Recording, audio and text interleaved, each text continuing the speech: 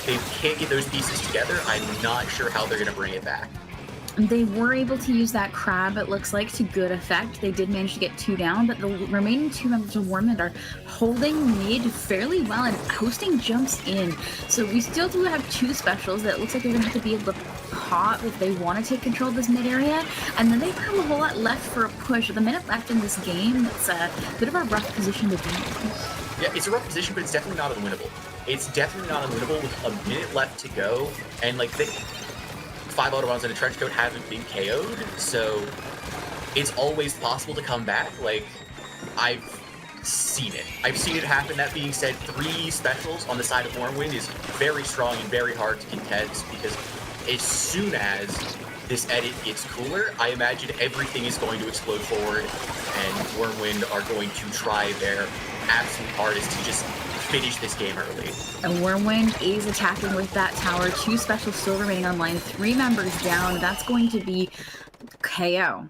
Quick and easy at the end of this game. I'm honestly very impressed with the amount of aggression and the onslaught coming out from Wyrmwind. I wasn't really expecting that this early in the day.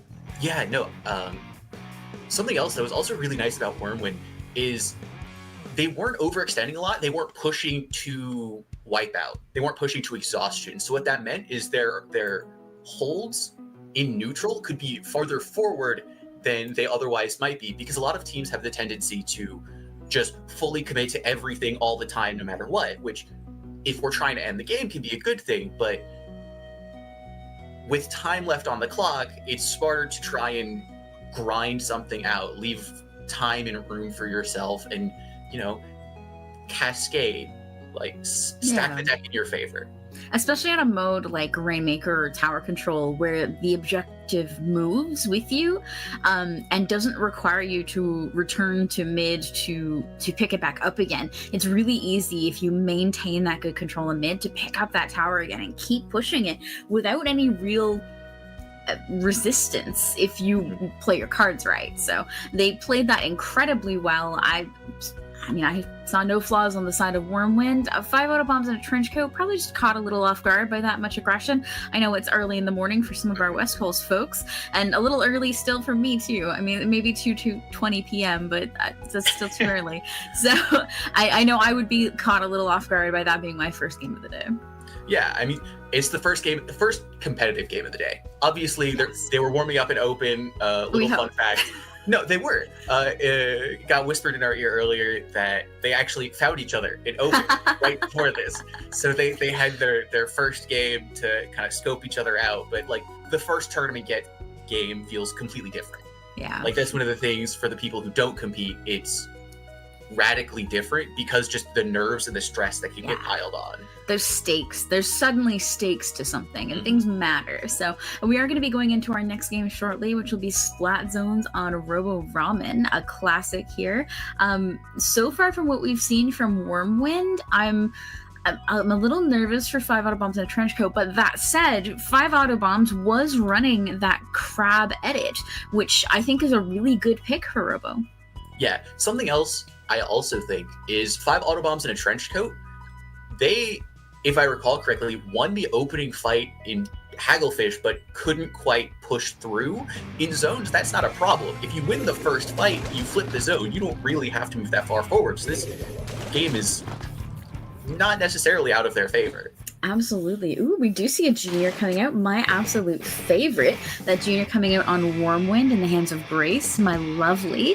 And on the other side, we do see some switch-ups as well. That crab edit is gone, replaced by a Nautilus. We see some yellow Belugas coming out, and the Jet, of all things. Yeah, so 5 Autobombs and a Trenchcoat switched to a lot more range because I imagine they're trying to play around the top of this map, but the aggression from Wyrmwind coming out, and 5 Autobombs and a Trenchcoat didn't have an answer because they weren't set up with their long-range weapons, so their opening fight was rather challenging. Yeah, I mean, that said, they are still having to make that adjustment. Wyrmwind is in full control of mid and of their the door area here. So good pressure coming from this bubble. A splashdown coming in is going to clear that door area out, and the Nautilus moving straight on up with it should hopefully give them a chance of getting to mid. They're running out of time on that clock. Yeah, Cooler's in. If I'm Autobombs in a Trenchcoat, I'm diving forward to try and flip this zone. Because if I don't flip this zone, the game ends right now, and we have to go to game 3, which is going to be set point for Wyrmwind. So Splashdown comes in for the flip. We do love the Splashdown. Yeah, they have more to say. They do get that lucky flip at the Splashdown. A Reef Slider coming out from Wyrmwind is going to help cap that in the other side, but what 5 Autobombs in a Trenchcoat did here truly was buy themselves a little bit more time to reestablish themselves. They probably have, I mean, 55 points on the clock isn't quite seconds, but it's near enough. Yeah, like, and that's all that 5 Autobombs in a Trenchcoat needed, is they just needed more time to try and do something. What I will say is I really liked that Luga dropping on the right side of our screen, because as we can see, 5 Autobombs in a Trenchcoat is just trying to stack up in this choke, and they're just running into a grinder that is this heavy edit and the stamper. So they're just bouncing off it like a dodgeball. Reese there with that edit playing very well. Another Splashdown coming in for that cap is going to help them out here. They do lose 2 members in the process and manage to take a couple out of their own, but they aren't able to hold on to that zone just yet. It does feel like they're using a lot of specials to get in, but they're not able to maintain the ground even moments after they've used those specials. Yeah, and I think the main reason for that is because the comp of Wyrmwind is very intimidating to push at. Like, you have splat bombs from Brace, you have the heavy edit from Reese, you have, like, and then there's the S-Blast, who's just going to direct you sometimes, like, which is incredible. Yeah, it feels like the sword, blaster, chip bombs, and then the edit combo, they all seem to really synergize very well, where it felt like the weapons and even the team play for 5 Autobombs felt a lot more individualistic. They were trying to take plays on their own without necessarily supporting each other in the same way. So that might just be a pickup versus an experienced team difference as well. No, yeah. I agree. Something else that I also think 5 Autobombs in a Trenchcoat can do to make this game to come back in this series, rather, is use the entire map. Because, again, something I pointed out in the last game is they were just running forward, which is why they had used all their specials on their push, just because they kept running into the heavy edit who was just happy and content to sit there and farm kills. So if they spread out, I think they'll be fine. If I look distracted, it's because I am. I have a cat offering me her belly to pet. And well, you can't say no to that. You can't mention the cat and then not show the stream the cat. I believe it's the law. I think it's required. All right. I'm going to keep it up, baby. Oh. There's a cat for everybody. This is Sophie. She's an old lady who's half blind and deaf. And she's very sweet. Amazing. Everyone say hi to Sophie. I can't see stream chat, but if it's not all hi Sophies, I'm pretty sure you'll just be banned. She's very sleepy right now. It's nap time. I just woke her up. Nap time. Go back in window. Oh, purring. She has a little window bed because she loves windows so much. So. Who doesn't like windows? That's where she is right now, offering me her belly again. Good. She's a good girl. Hang on, I have to check stream chat. Yeah, everyone's saying hi, Sophie. Thank you. Sophie loves you all. Amazing. We are going into our next game shortly. This is a best of 5. For anyone wondering, we'll be playing best of 5s all day. And our next match is going to be Clan Blitz on Scorch Gorge, which is another one of those maps where I'm kind of worried about 5 Autobombs, because it feels like the problem they've been having is they feel forced, like we have to go in now to stop this from getting worse. And Clan Blitz, especially in Scorch Gorge itself with that choke area, can feel like that a lot. On the other side, this map mode is more linear than Splat Zones in the way it plays, because a lot of teams try to run up the ramp to the pillow and then instantly put a clam in the basket. So I think the way that 5 Autobombs has been playing stylistically might see more success here. That being said, Wyrmwind's comp, as we've been talking about almost constantly, is really scary to walk into because they have a lot of things that will one-shot you, hit you with an instant kill combo, or just is a splatling. Is a splatling, yes. Like, especially the edit.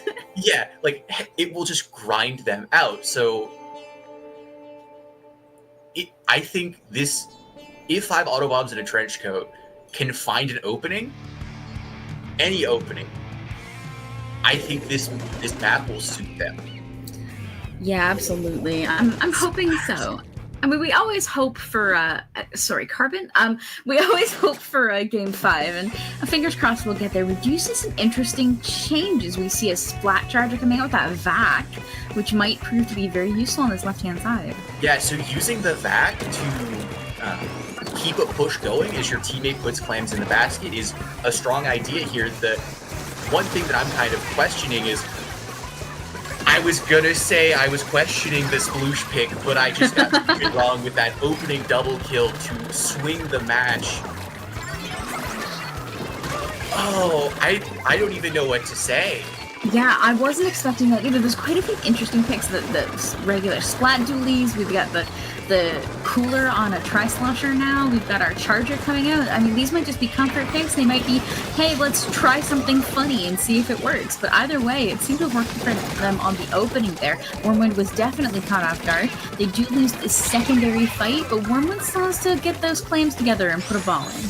Yeah, Wyrmwind's taking their time, making sure they can get the power together, and you know, their push probably ended because of it. The window of opportunity has come and gone. Sploosh ending the push with a hammer, and now we're back in neutral, back in trying to figure out who's doing what, where, when, why. I honestly do like the hammer pick a lot more than the splashdown pick. The splashdown definitely worked on zones, but I feel like hammer being a lot more mobile gives them a lot more options to work with, especially in a mode that's as mobile as Plant Blitz. Yeah, you know, I completely get that shot was fantastic. That shot was incredible. As a Charger, that's such a hard shot to hit. Now I just want to see the back come out to try and just fully put an end to this push. Of course, Ray's loving the Charger picks, but all of that said and done, we are having a little bit of a struggle here trying to get control of mid. Gillies, I believe is the name there, going a little wild on this Carbon Roller. Definitely not a pick I expected here either. Yeah, not a pick you expect, but a really good pick against 5 Autobombs in a Trenchcoat, because 5 Autobombs in a Trenchcoat, compositionally has trouble painting the map, which Carbon is in prime territory to do its shenanigans with. Yeah, I mean, absolutely, that makes sense. We do have 2 members down now. That Carbon coming in for a sneaky pick on the leftovers of a crab. He's going to lurk around on this right-hand side and try to find a few more. The danger of that Carbon really always is that trapdoor spider playstyle, scaring everybody into submission. Yeah, because if you walk forward, if you just get bopped, now you're a feeder, but if you don't walk forward, you're never going to win the game. So it's yeah, it just, what do you do against Carbon? Like, it asks a question that some teams aren't ready to answer, but what Wyrmwind is ready to do is get a push going, and a fantastic one at that, with power and clams to spare, and they're just going to keep going, keep rolling. Yeah, absolutely. Down to 40 on this push. Always a great place to look. And a few trades coming out here as the members of 5 Autobombs try to clear out this area. Not clear enough. They do manage to get that football in despite the vac. 3 players coming in to clear them out. Grace for coming with a couple more clams. They're only 3 clams away from ending this game, and they do have those, but they aren't able to get them to the basket. Wisely choosing just to step back and take control of this mid area once again. Like, yeah, they're making the decision that is arguably the correct one, just holding mid control so their Carbon can continue to exert pressure of the enemy team, not pushing to wipe out, not extending themselves too far. Just, you know, we got a bunch of points, we have a nice safe lead, let's just chill for a second. And and wait for the hammers. Wait for the hammers. Wyrmwind also finds them in a really good position. They don't really have to worry too much about this game. They are at match point, like I said, so they don't They aren't set point, yeah. So they aren't super concerned about how this game is going, because even if they flub this one with 40 seconds after the clock, it would take a pretty big flub. They're probably not too concerned. No. Yeah, like, that push was looking so good, but Wyrmwind managed to find someone behind the 5 Autobombs in a Trenchcoat, and they barely get the basket open. Now, with 20 seconds to go, they might have to keep this basket open for the entire rest of the game if they want to win. I mean, it's definitely looking rough. If they want an overtime, things are going to be not easy for them. I don't believe they have a pity clam any longer, so they're passing clams frantically trying to get another ball and aren't able quite to make it to trigger that overtime. Very unfortunate for 5 Autobombs and a Trenchcoat, who do win the award for one of the best games of this tournament. Yes. It's not even really close for me right now. Like, I'm sure we'll see some other good names, but 5 Autobombs and a Trenchcoat is chef's kiss. It's a good one. It's wholesome funny. And, sometimes pickup names are not wholesome funny. Right. Yeah, I mean, sometimes you just get, like, pickup, and you're like, okay, cool. You couldn't have been, like, slightly, like, even 5% more creative would have been really nice. Mm-hmm. Yeah, just a little bit more creative would be appreciated. Yeah. For anyone watching right now, hopefully my Riptide team is watching, so they can understand why I wanted the name Raise's Hot Wheels collection. Because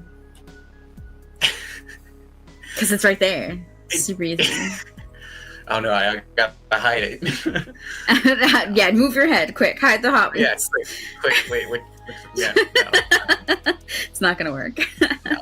But yeah, congratulations to Wyrmwind for a very strong showing. Hopefully we'll continue to see them playing incredibly well throughout the day, and maybe move on to a top tier bracket tomorrow. That would be fun to see. Yeah, it'd be fun to see to get them move on. They had a very strong showing in that first set, which talked about a lot. I mean, it's hard not to talk about them when they're playing that well. Yeah, no, it was really good. Yeah. And like, there were a lot of weapon picks that game. Yeah. That I really liked, but you might not see a ton. Like Charger, Blaster, Carbon are all very fun weapons to watch, because the amount of skill expression they have, they're just fun to watch, because when you watch a really good player play them, it's just captivating. Yes. And I mean, we could also just stop at, there were a lot of weapon picks that game. Like, oftentimes a team picks a loadout and sticks with it, and then you'll see the same 4 weapons through the whole set, no matter what. And so to see that much weapon diversity was also just really exciting. Yeah. It's seeing the counter picking is very interesting, because it allows you to kind of get a window into the team's mind.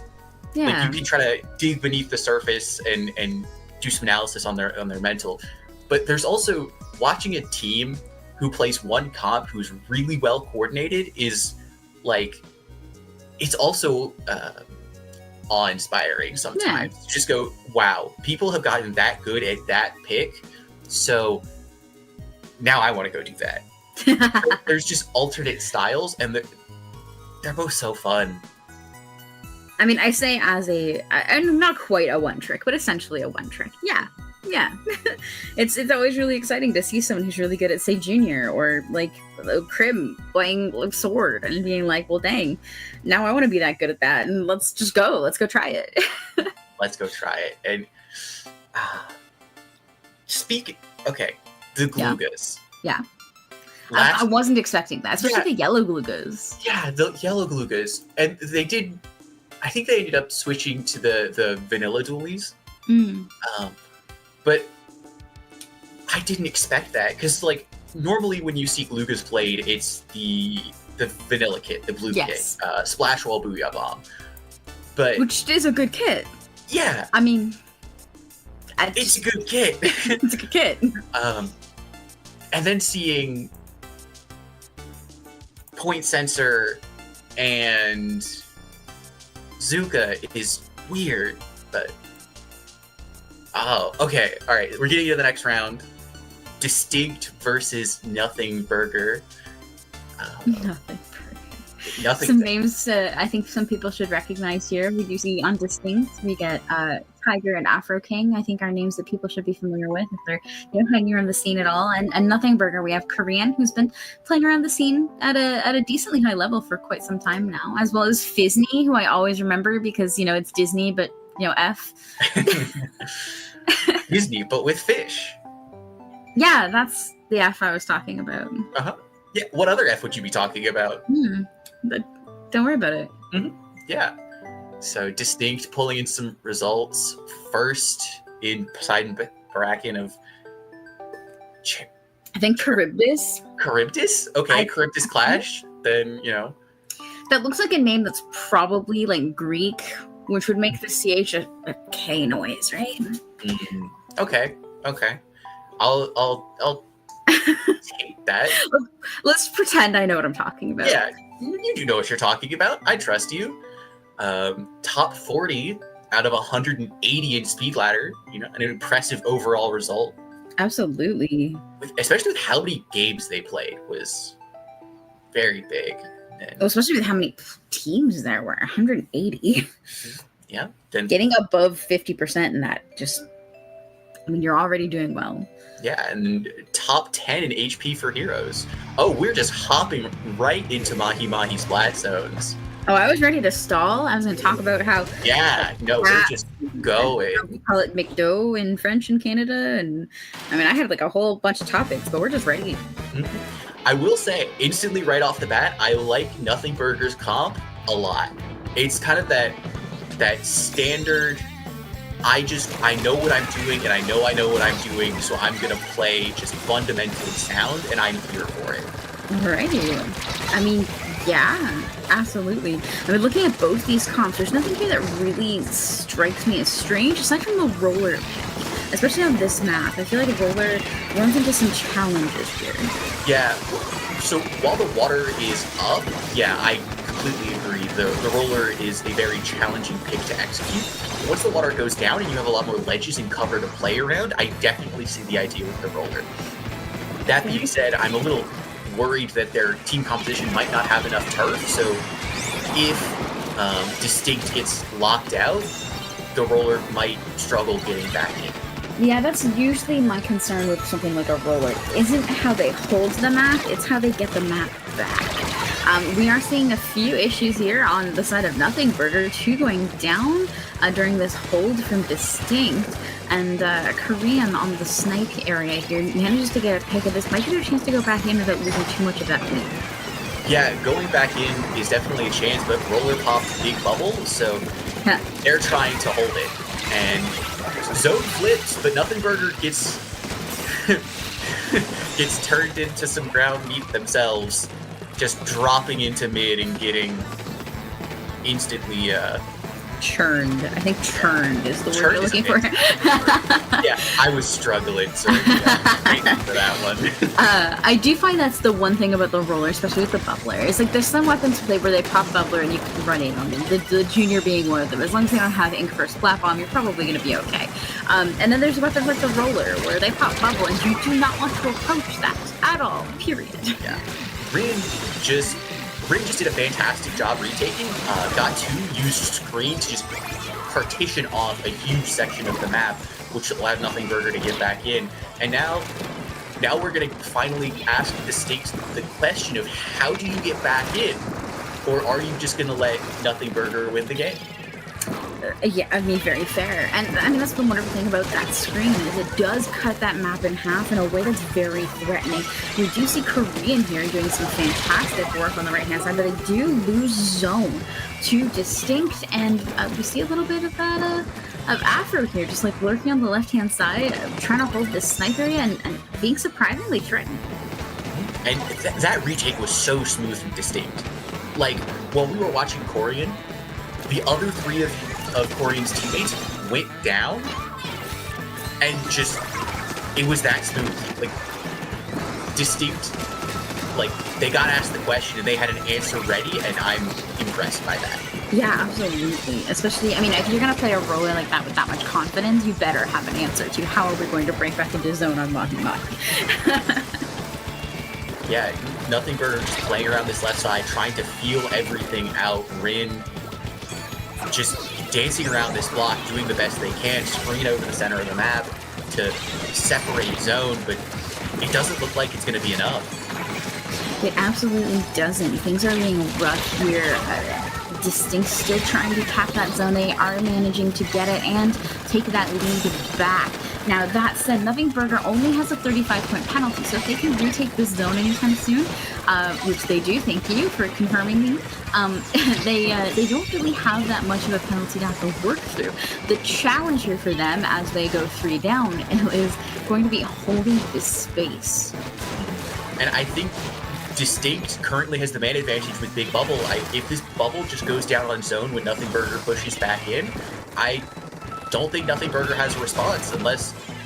actually, I rescind that because trip strikes from the Slosher come out and we just eat the Big Bubble in the center of it. Oh, that hurt my soul a little bit. Very unfortunate to put that bubble there in of all places. Tiger did manage to survive though and is going on a little bit of a spree around the zone, trying to catch the members of Nothing Burger off guard, and does manage to catch a couple. We have a 2v2 situation, 18 seconds-ish left on this clock, and a crab coming out is going to stall us even longer. I feel like this might be DistInkt's game. Yeah.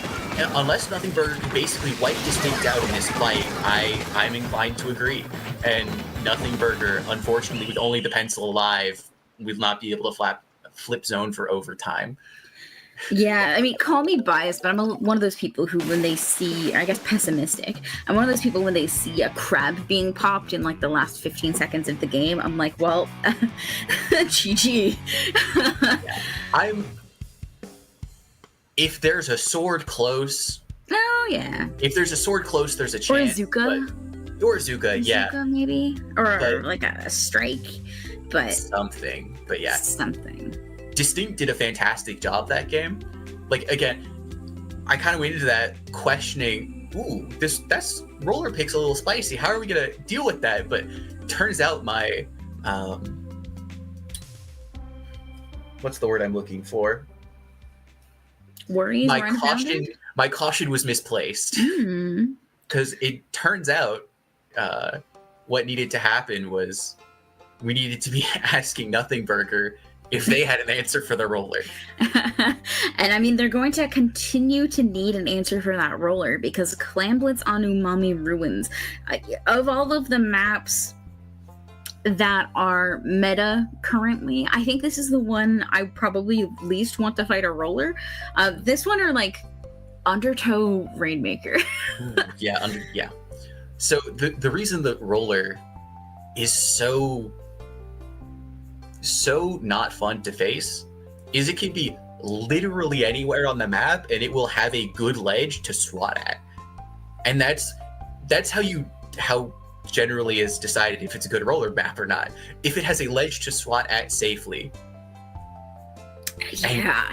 As soon as you said that, I just pictured fighting a roller on Mako zones, and I also don't want to do that. So, like, I feel like there's quite a few places I just don't want to interact with rollers on. Rollers are what I call a turf check. A turf, yeah. Because if your team doesn't have the ability or the patience to paint the ground, to turf the map, then a roller is going to be a very challenging pick for your team to play against. But if your team can, then roller teams are very easy to play against. Yeah, I can agree with that. And I find, especially in the current meta, we're running a lot of weapons that are very, very good at taking fights, but aren't necessarily the best painters. We're seeing a lot of sloshers, a lot of swords, a lot of gals, a lot of squeezers who, I mean, they can paint, and a lot of them put out decent paint, but I wouldn't necessarily call it roller counter paint. Yeah, that's true. Now we're hopping into Clam Blitz Umami. Let's see if the roller stays and what, if any, adaptation Nothing Burger is going to make to try and counter it. Well, it does look like that roller is sticking around, which I think is a great choice considering how much value they got out of it. On top of that, we're going to be seeing a decal, and this particular one has that wall and inkjet combo, as well as the crab edit, which I think are all very strong holding picks for this middle of the map. Yeah, no, absolutely. Nothing Burger, they added a shot and the 52 to try and, well, they didn't add the 52, but adding the shot to try and deal with the turf that the roller's swimming around in. So far, it's not working because the roller is still finding a lot of value in the center of the map.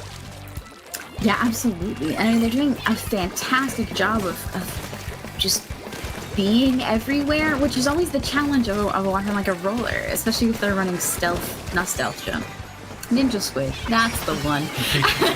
is they really just can be everywhere, so you have so many more corners to clear than you would otherwise against a different kind of weapon set.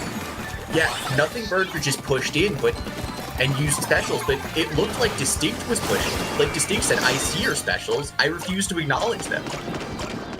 Yeah, absolutely. We're seeing Nothing Burger here getting their push going already down to the 53-point mark on their first push of the game, only a minute and a half in. So, I mean, dang. I wouldn't say they necessarily found an answer for the roller, I think, but they are more cautious about it now, which I think is playing to their benefit. I agree. The one thing I will say, the one thing I don't agree with is Nothing Burger jumping out of the map then.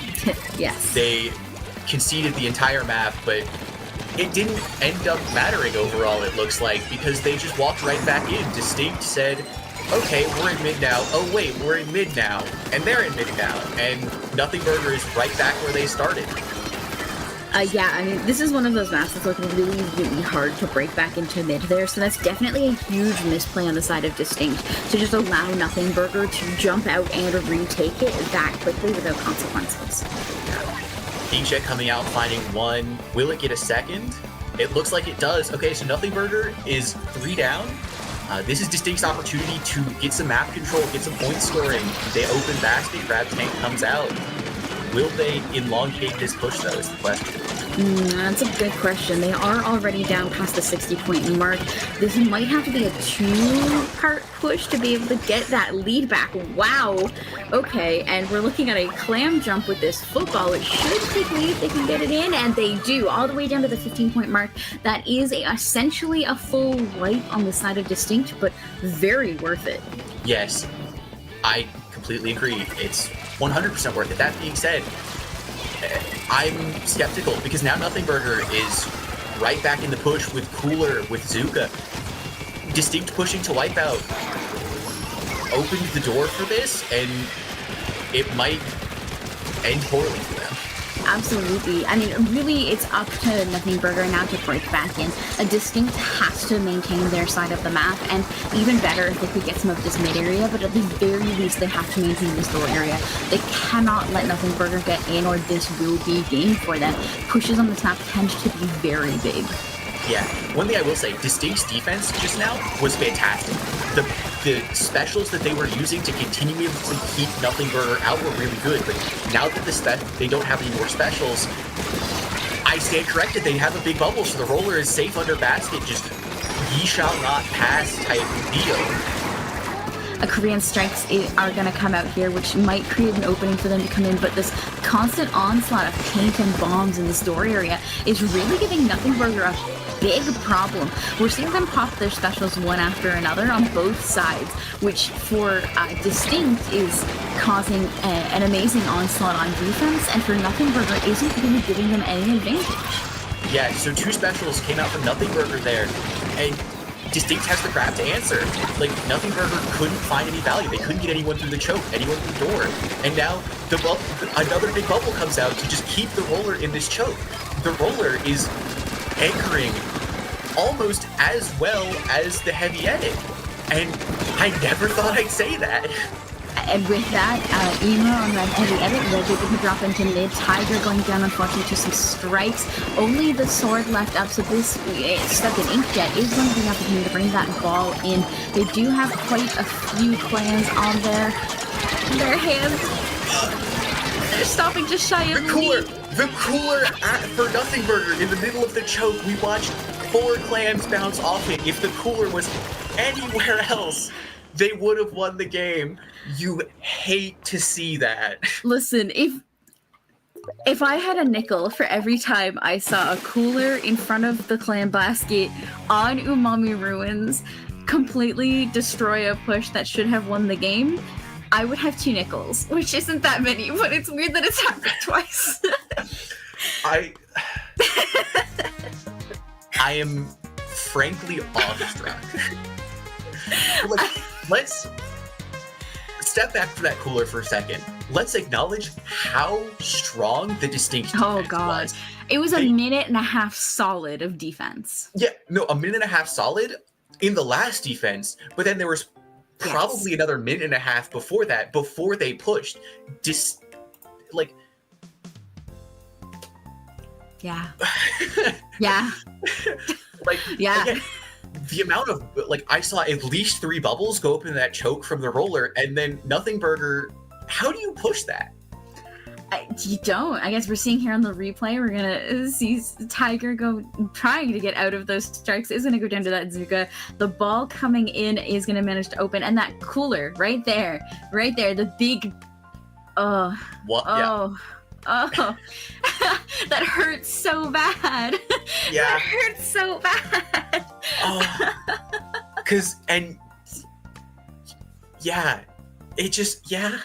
Because you know that cooler player also knows that. Oh, yeah. So the one thing I hope they don't ruminate on that going into this game 3. Because again, this set, the scoreline doesn't show it, but this set is not that far off. Nothing Burger can win these games. Easy. Yeah. But DistInkt finds the openings, and Nothing Burger, sometimes their defenses live up to their name. And I mean, honestly, what they really need to take away from that is it was a bad cooler placement. That's it. That game was very close. That game was theirs at the end. And they just need to take that into the next one and hopefully not get too salty about that loss, because truly it could have been theirs. Yes. So going into game 3, Rainmaker humpback pump track. The roller is still here to say, I've won these games so far. I'm not going to change, and I respect that. And Nothing Burger sticking their guns, saying, we think we can execute our comp better than you. I mean, I'm a big believer of bubble on this map mode. I think, especially this left-hand side on defense is incredibly hard to hold, especially if the other team has an onslaught of specials. And being able to just sit there and pop a bubble and say no to most of their specials, if not all of them, is very fun. Where are we going? Afro, okay. Afro seeing the opening on the left side and going, you know what? I do think I can get away with this, and then got away with it. A really early first checkpoint going into the favor of DistInkt. And another thing that I just realized, DistInkt doesn't have a cooler. They do not. Okay, yeah. So DistInkt has been winning these games coolerless against Nothing Burger, which is not an easy feat. Correct. Wow, okay, so Nothing Burger on this right-hand side with that Rainmaker is opting to back up a little bit, which is a strange play, but we'll take it. Probably due to that line threaten from Afro here. But it does look like with 3 down and Tiger on respawn, they are going to be able to get this checkpoint, which is a good start for them. That is, of course, the danger of going to that left checkpoint on Rainmaker. Mm-hmm. It'll get flipped right back on you, like we're playing Uno. If I'm Nothing Burger, I need to push through this choke before specials get online for DistInkt, so sitting here is making me very sad, because here come all the specials for DistInkt, and the Rainmaker goes down, so our window of opportunity is swiftly closing to extend our lead, or even get a lead for that matter. Yeah, I mean, honestly, this game isn't over. We're only 3 minutes into this game. Both teams have already broken their respective checkpoints, so this has maximum chaos potential. I feel like at this point is what I'm going to decide to call this.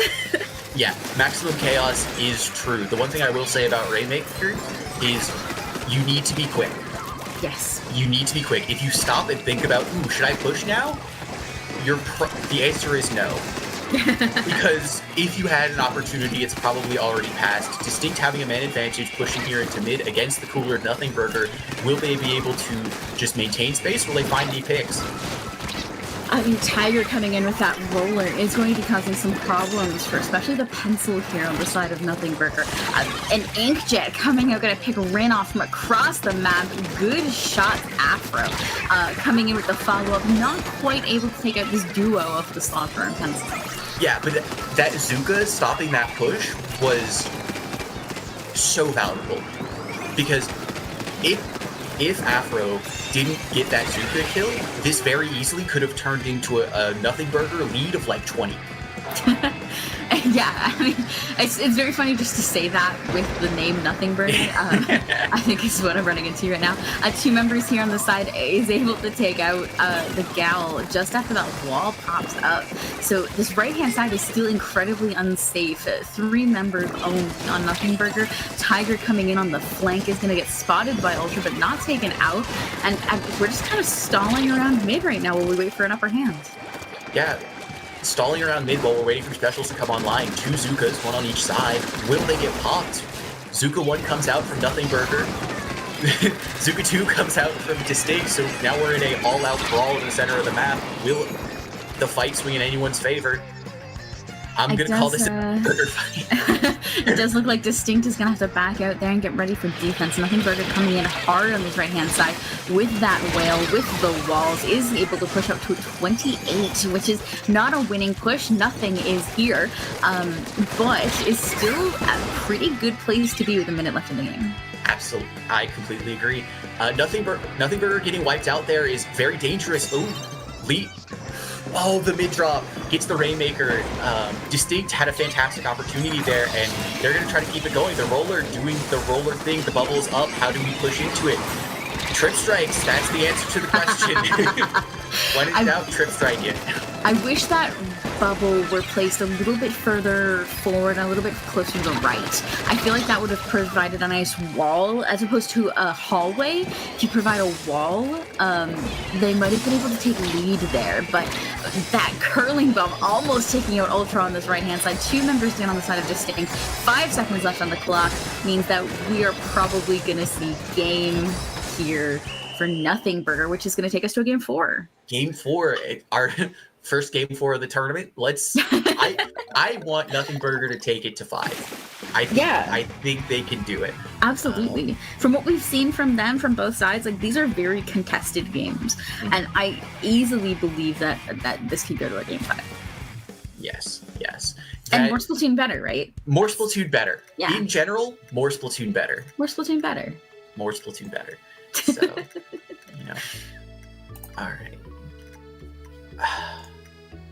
I'm thinking back. DistInkt had such a good opportunity, but the shot for Nothing Burger, dropping into mid and finding the Rainmaker kill before instantly exploding. Like, wow. Rainmaker is a game of risks, and that risk was timed perfectly. Yeah, perfectly rewarded too, which is like, man, I all I can think about is how much I love Clamblets, right?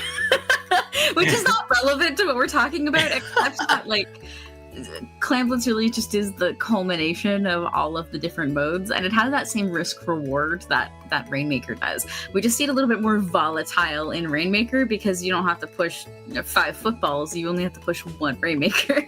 So it's just beautiful to watch. It was honestly a really well played Rainmaker game. Yeah, yes, but game 4 is this. I think the Splatoon 3 special. It's Popcorn's favorite. Yeah. Tower Control, Inkblot Art Academy. This match, I'm just, we've talked about it so much. I feel, but I can't.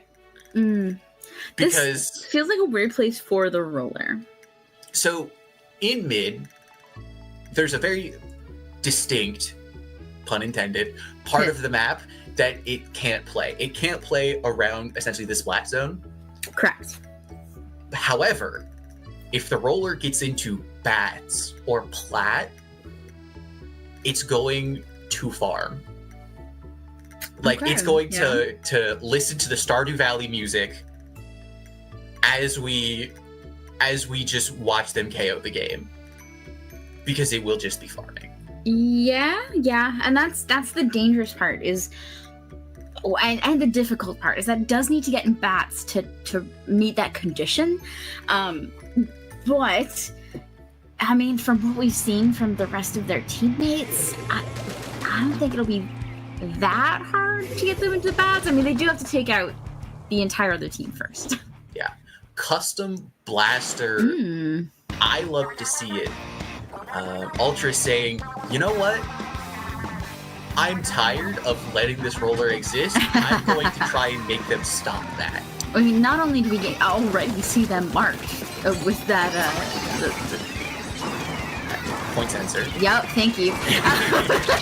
My brain turned offline for a sec there. No, not only were they already marked with a point sensor, we did, man, this bloodbath at the beginning of the game. They also have a blaster, period, which is just really nice for keeping ledges, especially against something that likes to check ledges, like a roller. Yeah, this custom blaster is just the hard counter, is a hard counter pick to the roller, and the roller is still somehow in bats. I just saw that on the overhead view. It was like, hang on, what are you doing up there? Yeah, granted, it was the wrong set of bats, so it got pulled into mid as Nothing Burger said, you know what, I'm gonna not interact with it, which was the correct play. Yeah. But the fact that it still got there is a little concerning to me. We are seeing the members of Nothing Burger here trying to mount a little bit of a defense. It did feel like they were on the upper hand there for a second, but gave up mid for a reason that I did not catch. We are getting back into things. They do have an entirely orange mid and 2 members down on the side of DistInkt, so this will be at least the first checkpoint following. Yeah, I think first checkpoint's definitely going down, but look at the blaster in bats, trading with the splashdown. I think it's very possible for second checkpoint to go down here if Nothing Burger plays their cards right. The blaster back in is managing to take out a couple, but 2 down the side of Nothing Burger. Gonna pause this push for now, at the very least. That slosher coming in on the left-hand side, Korean doing a fantastic job. Where are we going, Korean? I'm kind of loving this aggressive play, just all over the map. Nothing is safe from the slosher's gaze. Nothing is safe from the slosher's gaze. Nothing Burger is taking a much more aggressive stance on this game, excuse me. And I, for one, am a huge fan of it because they're just choking DistInkt out of the map. They're saying, if you want to play, you're going to have to fight us for it. And Nothing Burger is winning the fight. And we're confident in our fights, yeah. They're doing a fantastic job of it. I think so far it's feeling a little bit off-putting, and that splashdown is unfortunately going to go down without taking emo with them. And we're seeing a little bit of a blue swing here in mid. Yeah, there's a blue swing, but we talked, and we're commentators, so the curse always applies. Nothing Burger pushing forward, trip strikes going out, a 3-man into bats, no alternate angles of fire from DistInkt. I'm gonna call second checkpoint. Yeah, this is looking pretty strong for second check. At the very least, they're halfway through it. They are being pushed out of that area, but it looks like they're still managing to hold onto this mid. The crab and the roller are going to push them out of that left-hand side. A beautiful splashdown coming in to take out Tiger, and that crab just barely surviving that. Yeah, so I called second a little early, but the aggression from Nothing Burger, the fact that DistInkt is just bouncing off of their retakes, just finding no real space, is... There's only 90 seconds left, and I'm not sure how DistInkt is going to come out on top. I feel like right now we're seeing an offensive version of the defense we saw from DistInkt on Umami Clans, where Nothing Burger is just keeping up with this onslaught, not letting go, and the defense of DistInkt is not able to keep up with the pressure and the speed of it. Yeah, that's exactly correct. With Nothing Burger continuously pushing all of the time, DistInkt never feels safe enough to take a deep breath, gather all of their resources, and kind of move forward in a fluid motion. And so they're just continuing to... What is the blaster doing? That's a good question. Sorry, I just completely lost my train of thought. Oh, they're painting for a splashdown. That's gonna be a splashdown jump in just a moment. Yeah. What I am liking that I'm seeing too is that by maintaining constant control of that tower, it's worth remembering that whoever is in control of that tower gets his passive special charge. So they are maintaining and getting a lot of specials just by maintaining this mid area and making that push 2 down again on the side of DistInkt, just barely starting this push with 2 on tower and a bubble up to try to help. They could easily take this, but it's not. Oh, never mind. Never mind. Yeah. Okay. Nothing Burger wiping out DistInkt right at the beginning of overtime, taking us to game 5. After looking so strong in the first 2 games defensively, DistInkt couldn't quite pull out the defense for game 4. So, yeah. Opening the door for Nothing Burger to reverse sweep. Yeah. I mean, we called it. Game 5 was definitely possible with what we were seeing, and we're going there. It really does feel like the first 2 games are very close. These past couple games haven't been as close. No, I think Nothing Burger has finally dialed in. Like, they downloaded. They downloaded DistInkt. Like, and even thinking back to Clam Blitz Umami, Nothing Burger was in charge of that game. They just made one minor misplay at the end, so it probably only took them 1 game to download, actually. Yeah, but, and really just a flub at the end of that second game. Mm-hmm. So, however, you talked about it earlier, imagining a roller on Mako Mart, especially Splat Zones. It's game 5, and we're there. We're in Splat Zones Mako Mart. I would prefer to fight a roller on Zone's Mako than on Mako Tower. I feel like Mako Tower would just be worse. Potentially. I think personally I would rather not fight them on Zones. Because in Zones, I always have to go to them. True. But that's not necessarily the case in Tower, because if they're pushing into me, the Tower is moving towards the defending team, right? So the roller has to approach me, which I think will lead to more favorable situations. Correct. When facing the roller. However, that's not the case for Zones. Zones, I think, is the poster child for roller is really good here, because when it's winning, it's going to win really hard. Understandable. Yeah, I can see that. It really just comes down to whether or not they can get in, because like we mentioned on Mahi zones, the challenge really is going to be maintaining that mid area and making sure they can retake, because if they can't retake, they lose all that advantage with the roller. Yeah. Yes. So, hopping into the game. Okay, switching to a shot instead of a 52. But DistInkt just keep on. I mean, they certainly are doing that. So, all right. Not a whole lot changing here. It does feel like we are feeling that blaster, which we love to see. Nothing. I don't really see any changes in the comp. No, like again, the only real change is the 10 attack for Nothing Burger. Just for more trip strikes, I imagine, because more trips, that's how you counter the bubble. Fair. So they're Nothing Burgers are leaning into this, we want the roller to have no fun. And, you know, as someone who's played against good rollers, I understand. Yeah, I also wish all rollers were very no fun. That being said, the roller still found 2 in the center of the map. Tiger saying, you want me to have no fun? I will still have fun, somehow, some way. They do always seem to find a way. We do see, I mean, already down to 40 on the side of Nothing Burger with a 40-point penalty. It's, I mean, a decent penalty. They essentially have to redo what they did. But DistInkt, trying to find this upper hand, does manage to get that soda out, and a player on the right-hand side and a roller coming down underneath them is going to be causing a few issues for the retake. A few issues for the retake, but Nothing Burger doesn't really have any specials. They have Splashdown, but that's not going to help against Big Bubble, because as soon as this Big Bubble comes down, that should just snuff this push out. Trip Strikes come down, flip the zone. Splashdown does find one, ironically inside the bubble. I cursed it, that's my bad. How dare you? Now Nothing Burger is, taking some initiative on the flank. Mm-hmm. I think this is the part that less suits the playstyle that we have been seeing from Nothing Burger, is that they don't want to hold mid and wait for people to come into them and punish that, which is really what you should be doing on zones. They want to be in DistInkt spawn. Yeah. Well, and I also think that's part of the style. So as players, they want to do that, and their picks mirror that.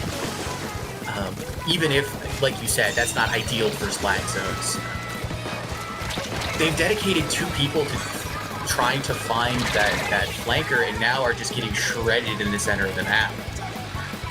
So DistInkt's about to eat through their penalty.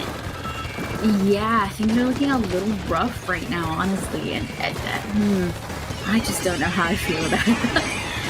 I mean, Crabcake's about to come online, Zuka's online, DistInkt's about to cash in all their specials. I think this hold is going. I think DistInkt might KO here.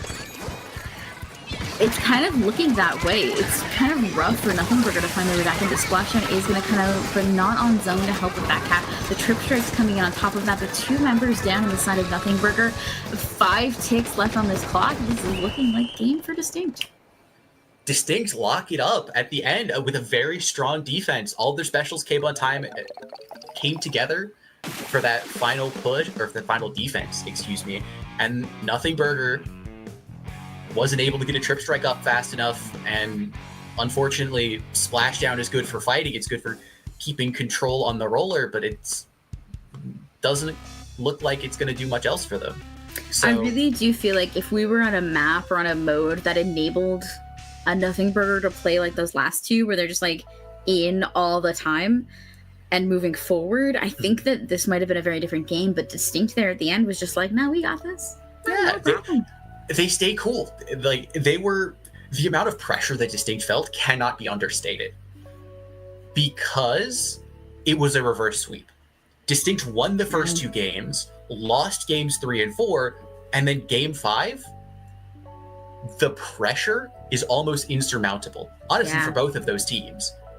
So the fact that it was so close is a shining example of their mental fortitude as players. Yeah, and I mean, can we also talk about how close these games are for, like, pools? Like, yeah. Not to throw shade at pools, but typically pools games aren't that close. Yeah. Well, and again, partly by design. Yeah, that's the point of pools.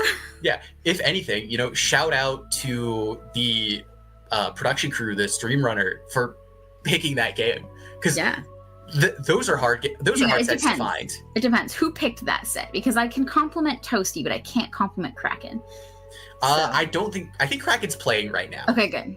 Then good job, Toasty, if that was you. Toasty might be in help desk. We could find out who it was, I'm sure. I mean, Toasty's the one who told us about the set, so I'm going to assume Toasty is the one who picked the set. Yeah, so shout out to Toasty.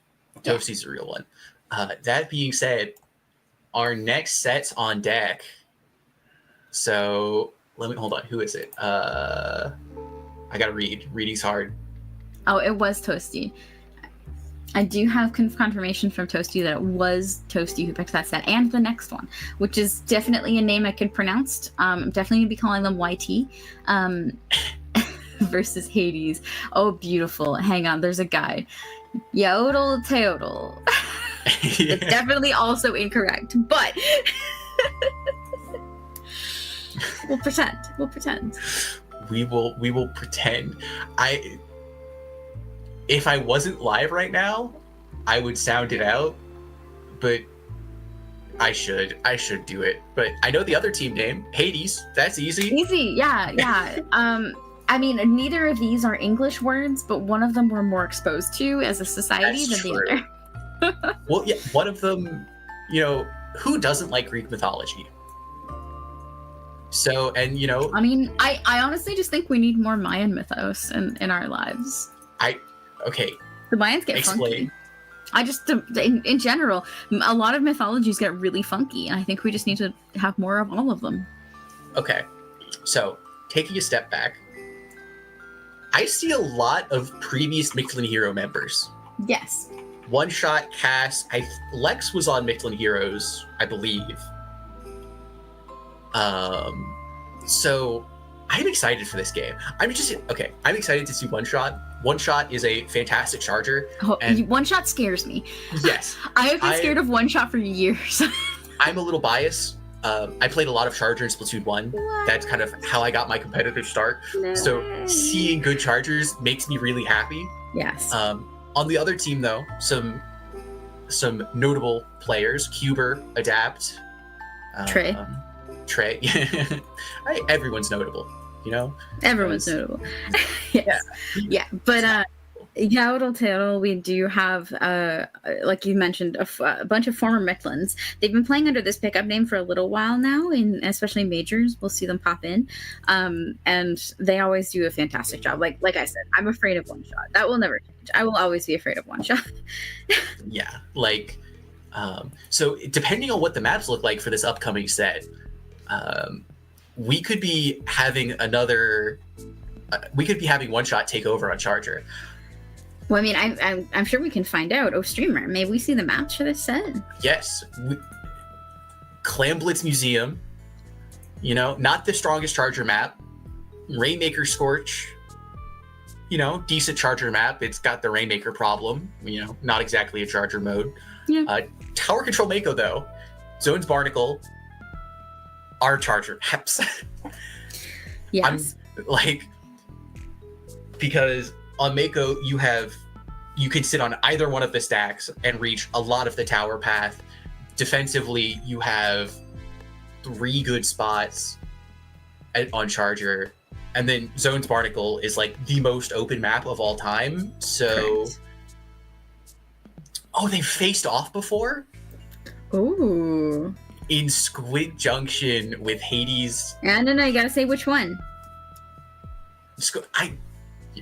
Squid Junction 69. Hey, yeah. With Hades taking that set 3-1. So there's a little rivalry here. Yeah. I'll say it. I mean, 1-3 for Hades is very interesting to me as well. So I'm definitely interested to see how this goes this time. Because, we spent a long time talking about how scared we are of One Shot, but it doesn't look like the members of Hades are that scared of One Shot. Yeah, and that's... Oh, look at these results. Okay, Squid Junction 69, 4th place. HP for Heroes, 7th place. Mode Cup, 9th place. In comparison to Hades... We've got a 1st, 4th, 5th, 4th, 5th. Hello. This is a match I would normally expect for day 2. Yeah, yeah. This is a treat. Seeing this day 1 is very interesting. Because, these are going to be 2 fantastic teams. Ooh, okay. All right. 2-0. Okay. 3-1 Squid Squad. That sends me back. Because I'm old. And there was a really old team called Squid Squad Spades. But that's a story for a different time. Getting into this Range Blaster, very fun. It is worth noting that we do not have One Shot playing today. We do have C on that blaster, which I think is going to make a big difference to their comps. Yeah. No, because Range Blaster here is going to be fantastic into Pencil. It's going to be one of the main avenues for making sure the Pencil doesn't get to do what it wants to do uncontested. That being said, I think Hades' comp is also well built to counter it because, Splash 52 is a lot of pain. And if Range Blaster can't get set up, then and can't paint the ground, its lack of mobility is going to make it a glass cannon. Absolutely. I do think that these 2 teams, it's really going to come down to wow. Whoa! I was going to say timing. Thank you. It's really going to come down to timing and individual picks, who acts first and acts well.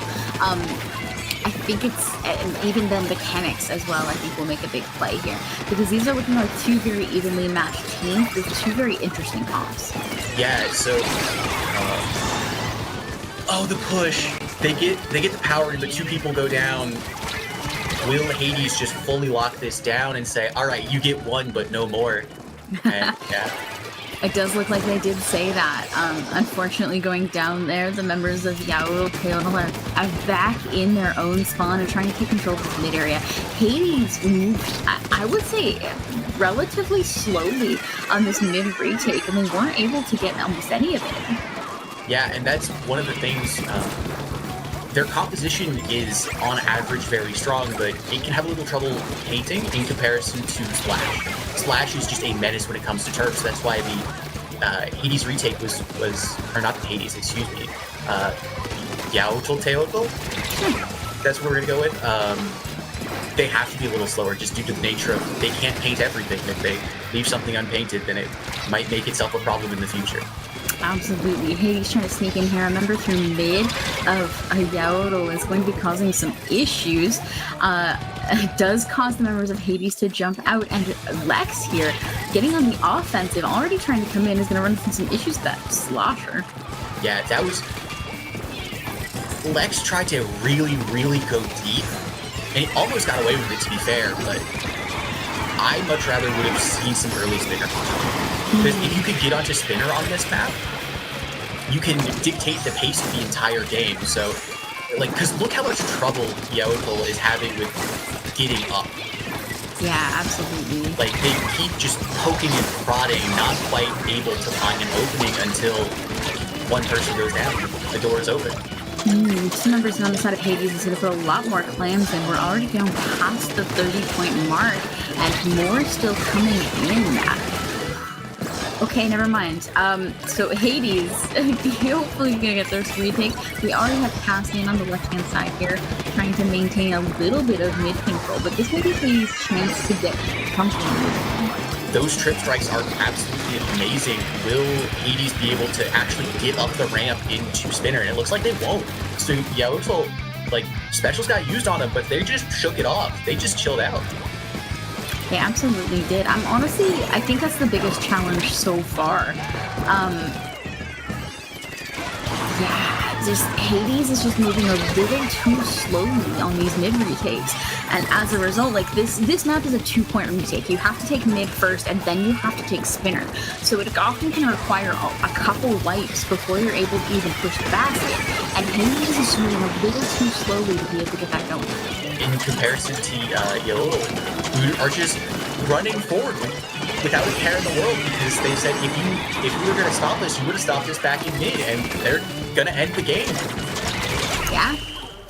Those clam respawns on the top of spinner, very important clams to come in right away, and oh boy, that was it. I honestly think Hades' speed was the issue there.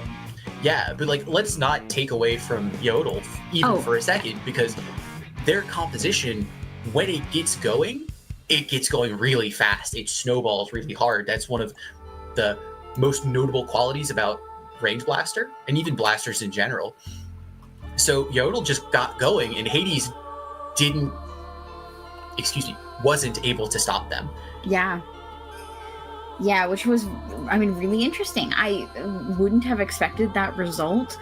From how we've seen these two teams play historically, I wonder if really it was just that blaster difference caught them off guard, and how we'll see the adaptations going forward. Maybe that's just a bad map for them. Maybe they're still warming up.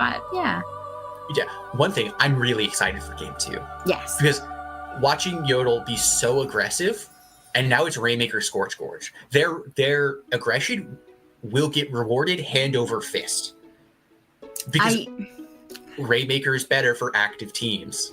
I do worry, though, that Hades, unless they change something, is going to run into the same problem. This is another map where it's a 2-point retake. You have to take mid, and then you have to take checkpoint.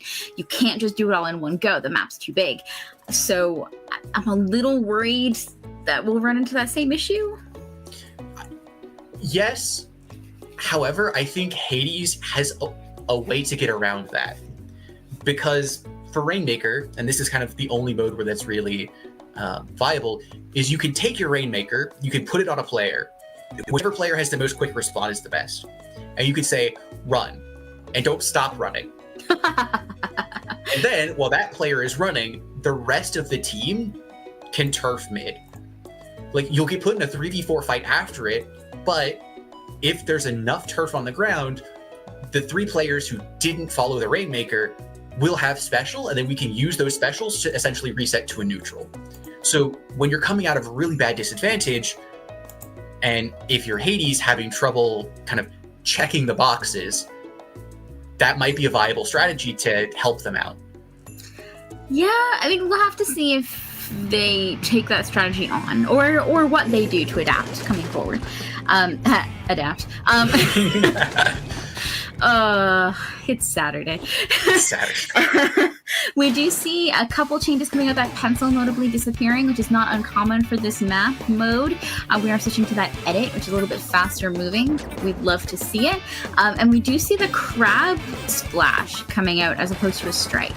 Yeah, so the Hades team is now a lot more streamlined. It's a lot smooth in terms of being aggressive. The pencil was probably one of the things that slowed them down, but now with the heavy edit, they said, all right, we see you, we're gonna wipe you out, because now we don't have the Goku training weights anymore. We can just go.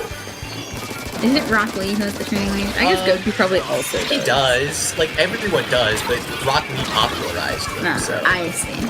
Yeah. Anyways, we already are pushed up to that 44-point mark. Hades definitely moving faster this time I thought Adapt was time. Yeah. We did manage to see them pop that checkpoint and push a little further, but 44 on this map is not a winning push. It's not a winning push, but if you're just going to let the splash get away out of a 2v1 with a kill, it might be. Yaotl is... They're definitely on the back foot now. What was going on there? That is a bit of lag. Who knows? I'm gonna blame it on Kraken. Yes, blame Kraken. Yaotl here in control of the Rainmaker is gonna wait out that screen out of concern for what might be behind it, and just not wanting to be blinded for a little bit, which can't really blame them. But in doing so, they did manage to give a lot of space to Hades to come in with those specials. 2 going down on the side of Yaotl, and Hades is 3 down now, and Hades in a really good position to make a counter push. Mm-hmm. That was a textbook screen.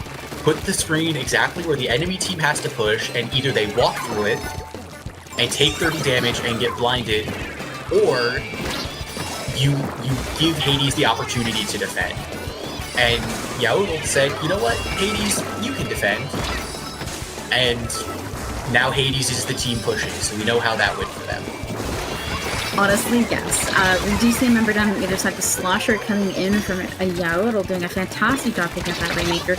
And we see a few players to the left trying to dance around this mid-area. Lex moving up incredibly quickly, as we have seen before, going down to a very fast Zuka from the side of Hades. And these defenses are kind of all over the place. I saw the first ledge correct, and I'm like, oh no, he fell. And then he ledge corrected, and then he actually fell. And there's just a copy in 2 pictures. That being said, Yaotl breaking the first checkpoint, getting a lot of space here on the low ground. Crab Tank coming out for Hades, though. Will it be enough to stop the push and keep the lead from swinging? No, it won't. Yaotl takes lead by 2 points. Honestly does, and with 2 minutes left on the clock, with how these teams have been playing, it's definitely possible to retake that. Again, 40 is not a winning push on this map, typically. But we've been seeing quite a bit of a bloodbath, so I think it really comes down to the defense from Yaotl at this point. They're going to have to pull a more aggressive defense, because it really won't take much walking to get that lead back. Yeah, I think also this start is a fantastic start for Yaotl, I think, because Hades is popping almost all of their specials here in mid, and the Rainmaker's not scoring points. So if Yaotl can just hold on to their specials or just kill the Rainmaker outright here, then this will be a really good way to keep the hold over the game. That said, Yaotl now finds themselves in a pretty hefty stagger. Only, 17 ticks left on that Rainmaker, so they are going to have to get forward fairly quickly here if they don't want to kill some teammates.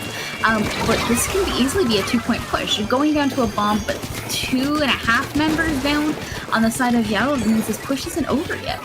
Yeah, the push isn't over, but screen comes out. This might cause the lead to switch, because Yaotl has to go through that screen. Behind the Rainmaker! That play is huge from Lex. Resetting the shield there.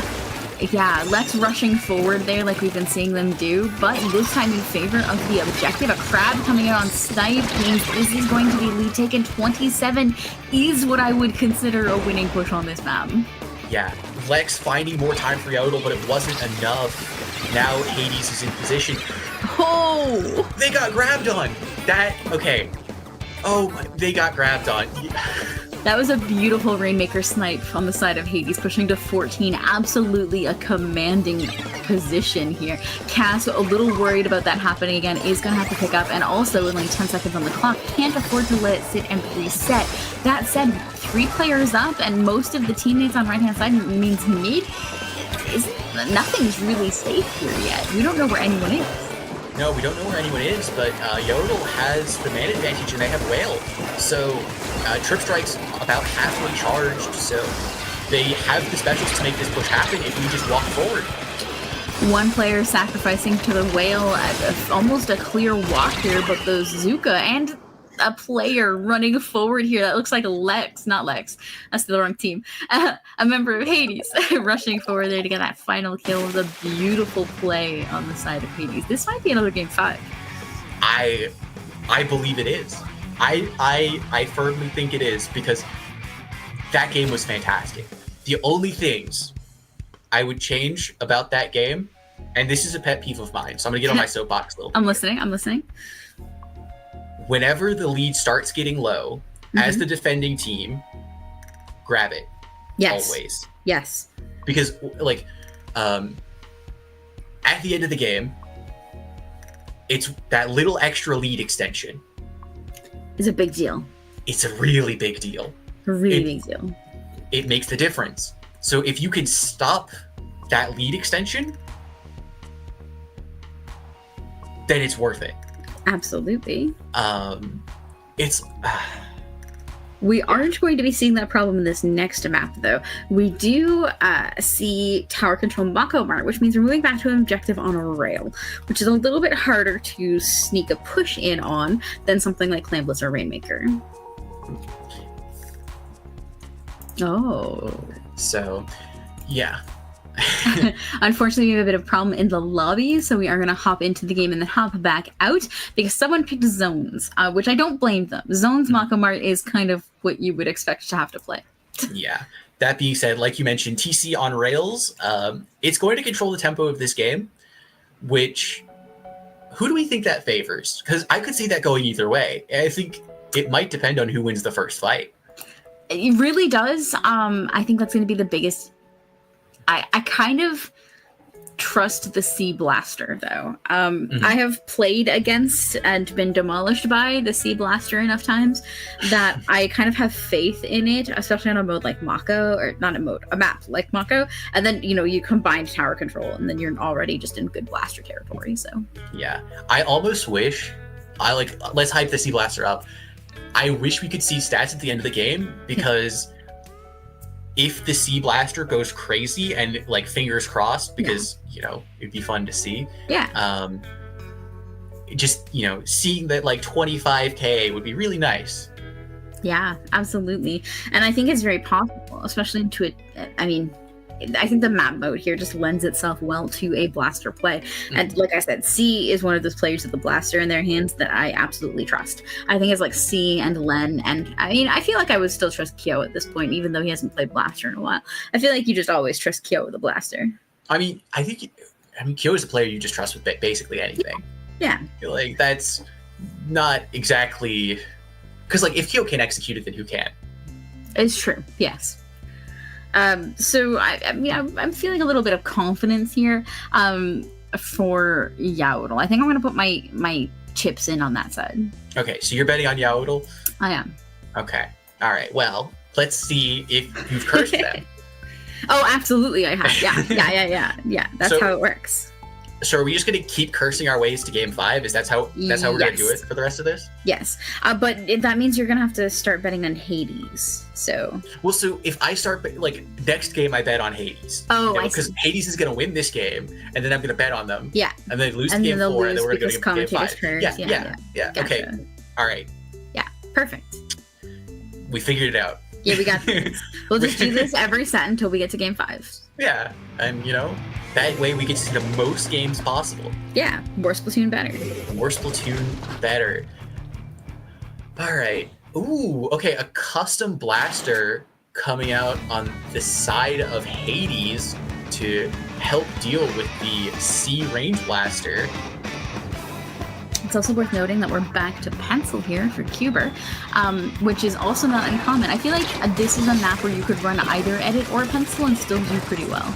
Yeah, pencil has so much wide open territory in this. It has a bunch of good sightlines. Like, as long as you're positioning well in terms of not in a position that the other team can easily run you down in, it's absolutely playable here, especially because, again, the objective being on rails here helps. That being said, one of the problems with it, as we just witnessed, that tower pole can be challenging to shoot around, which is how Cass got the first checkpoint. Absolutely. We are going to stall out a little bit here with the strikes coming in. Here, keeping an eye on this left-hand side, that whale just sweeping across, looking for a target. And we have already broken that first checkpoint. Now, I feel like that first checkpoint is one that you can almost kind of give up. The first one is, you kind of expect it to break. You always want to defend it because it's always pretty easy to defend, but you expect it to break. That second one is really the big issue. Yeah, the second one is much more challenging for the attackers in comparison to the first one. That being said, Yaotl can take initiative here. They have a man advantage, but I stand corrected because they don't have specials, and specials are the key to pushes. That is the name of the game. Sorry, the name of the game is Splatoon, but it's actually specials. We already approaching that first checkpoint. Some strikes coming out defensively up on that sniper area is going to help them clear that first check and push on up to the second. Some specials coming out, especially from C on that left-hand side. Going to cause some problems. C going down to a very sneaky Zen crossing onto that snipe area. And Trey helping out as well. Means we're going to almost take over that second checkpoint. We have a technical lead at this point. Yeah. Like, leads that aren't checkpoints are never really safe. They can flip at the tip of a hat. But that being said, Yaotl is going to give it their best to take this lead back because other specials are online, so they could probably make this happen. I mean, they do have strikes on their side. Cooler, unfortunately, going down before it can get popped. Some beautiful picks there from Hades is going to turn this around before it begins. Excuse me, Trey. Picking off Lex over a ledge like that. They are trying to get some early positioning on this right-hand side. C seeing that a little early and trying to help defend against it. Not really concerned about this right-hand side, except for C. I think that's their biggest challenge over here. Hades, though, we watched them send 3 people on tower to cross snipe and try to just, like, steamroll Yaotl, but Yaotl pushed it back and said, we're going to let you keep pushing tower, but you cannot have our spawn. And it appears as if Yaotl has finally repelled the push. Not fully, but enough. Definitely enough. So Yaotl having to get control back of this mid area. 1 minute and 40 is left in the game. Some specials being burned a little early to create some space, but they'll be able to have those back very soon. Now I say that, but they have 2 members down, so this actually might have to be a book it moment. Yaotl getting wiped out. Hades is been in control of this game for what feels like the past 2 minutes. Never quite able to solidify their control. Screen coming out on snipe, which is just gonna allow Trey to sit here and be a menace, and now Hades is gonna be able to find some picks. Absolutely. Okay. Trey's kind of on a bit of a hot streak. Yeah. Adapt as well, doing a fantastic job here with the blaster to counter C's. And I honestly wasn't expecting them to be playing this well, but it's Makamart tower control. You just pull out a blaster and see what happens. Hey now, blasters are hard to play, I swear. I mean, it's a good thing that they can adapt well. Okay, alright. That being said, getting in the middle of the map, Hades has 2 specials. I imagine they're going to pop one of them here shortly. Specials come out, and then Hades now taking the tower. Yaotl doesn't have anything to respond with. Absolutely. They are pushing that tower ahead, only 10 seconds left on the clock. That tower on the left-hand side is good. I feel like this is one of those maps where you want to push that tower ahead a little bit just to maintain control for specials and also maintain control of positioning. Yaotl doing a fantastic job here in mid, but isn't able to touch that tower in time. That splashdown coming out just on that game screen was to guarantee that nothing was going to touch that tower. All according to plan. All according to plan. Yeah. That they used their trip strikes at the perfect time in the last 10 seconds. They staggered them perfectly, just completely locked the game out for Yaotl, said, we're winning, we're going to make sure it stays that way, and let's go to game 4.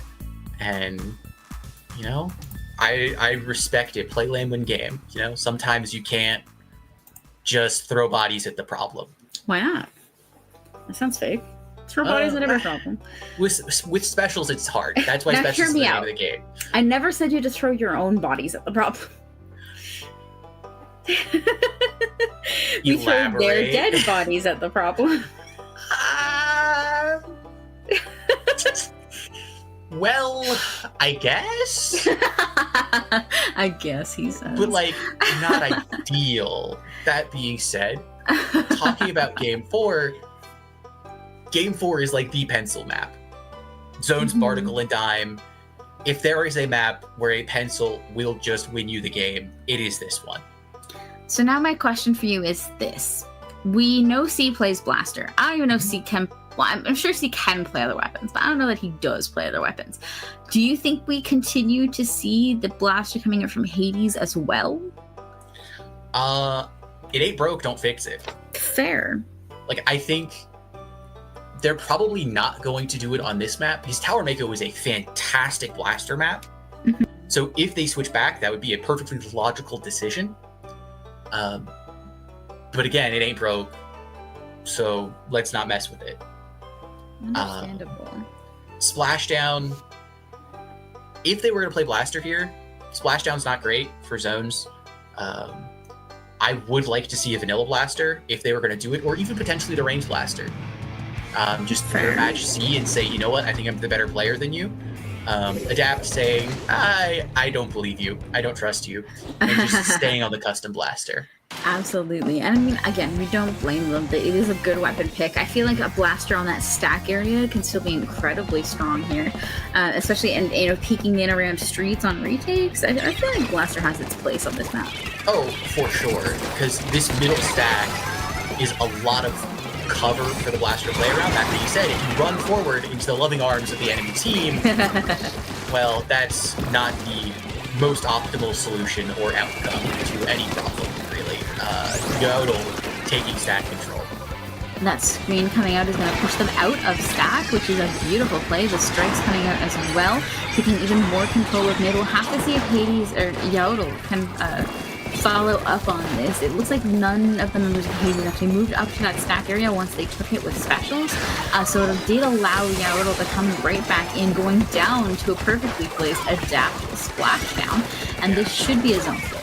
Yeah, so Adapt just participated in 3 of the 4 kills, one with splashdown, then the assist on the person who tried to escape to the right side, and then confirming the 3rd kill. So my hat off to Adapt for a fantastic engage and push. Hades now sitting with 2 specials is sitting pretty, because as soon as these specials come out, Yaotl is going to have to respect it. Very true. Adapt on this right-hand side is able to get a full trade, which not a bad play from a Blaster, but things looking mostly just like a bloodbath here. The whales are causing some issues for the members of Hades, causing them to back up, but they do back up into the loving arms of a cooler. So really, did they back up? No, I don't think they did. And Adapt just comes in with another splashdown, getting another kill, wreaking more havoc. And look at this pencil, too. This pencil with these sightlines in mid is making it so hard for Yaotl to push up, because half of your... Once the pencil hits a shot, the 52 will one-shot you and the Blaster. So, like, the benchmarks, they go crazy. And that is essentially a delayed wipe on the side of Yaotl, and they have barely any time left to get to the zone. This is going to be game for Hades. Yeah. which takes us not to a game 5. We didn't curse them in between like we were supposed to. Oh, we forgot. That's Yaotl. Sorry, that's our bad. That's our bad. We were That's supposed to our have a game bad. 5. I'm sorry. Yeah. That being said, Hades on the defense looked amazing. Like, Yeah. Adapt on the flank, finding one to just create a 3v3 in the center of the map when the rest of his team had specials was what needed to happen. Oh, Like, can we talk historically about how Yaotl lost 1-3 to Hades, and now they have once again lost 1-3 to Hades? Time is a circle. Time is a flat circle, yes. Time is a flat circle. Yeah. So time is a flat circle.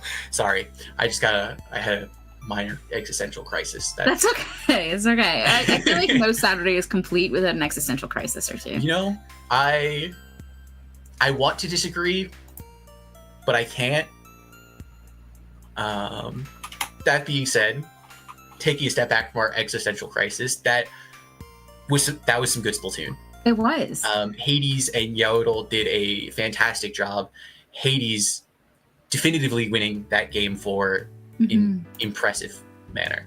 I feel like all 3 sets we saw today so far have all been pretty fantastic. Like that first set was just a dominating show from Wyrmwind, was that? Mm-hmm. Yes. And then we followed up by essentially a reverse sweep almost, going to game 5, and then followed up by another game 4 that was very highly contested with some teams and some names that we know very well. Yeah, I think they did a fantastic job. Yeah, and we just got notified of the next set. It's going to be Bet to Destroy X versus Duck Motif. Can we talk about how Bet to Destroy X is a reference to a team from early Splatoon 2 that a lot of people probably don't remember? It's a reference to an early Splatoon 2 team with Splatoon 1 players on it. Welcome to Throwback Thursday. It's not Thursday, but it is a throwback. I mean, and also Duck Motif, the name of which is also kind of a throwback name to a Splatoon 2. Yeah, that being said, looking at these rosters, Cleffa apparently twice. Oh yeah, there's 2 Cleffas. I mean, I don't know how that would work, but I hope it's not a clone. We have to ask the question, who's the real one? And who's the real Cleffa? That's more existential. So we're just gonna So yeah, yeah. I mean, if anyone here is familiar with Splatoon 2 or even Splatoon 1, we do have Mecha, Simo, Delta, and Clef, who are all very prominent members of the community in Splatoon 2 and have been hanging around a little bit in Splatoon 3 as well. I feel like Simo especially has kind of just been like chilling. Yeah, Simo has been on the outskirts, being a very, very strong tent player, but not really tying themselves down to a team. Just, they're going, I think, to Sunset Surge that's coming up. Yeah, Simo is a regular attendee of Sunset Surge. So. Oh, really? Okay, I didn't know that. Yeah, I do believe he lives over in that area, so he's able to attend frequently. So, yeah. But yeah, then on the other side, Duck Motif with some names: Red Shell, Ricky, Drifty, Kai. And Kira. Yeah. Some very familiar names for anybody who has been around and watched. Oh man, what was the team there? Tempest. Tempest. I'm good at this. Listen, sometimes it's hard to remember things. Yeah. Absolutely.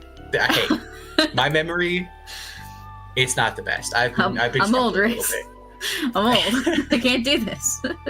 No, seeing Splatoon 1 players makes me feel old. Yeah, absolutely. All right, Duck Motif, first in Squid Junction 70, second in Squid Junction 67, and then fourth in HP for Heroes. So they are hitting hard in those upper brackets. So I imagine Duck Motif is probably gonna qualify for day 2 in the alpha bracket, the top 16, Sure. whatever the case may be. That, all right.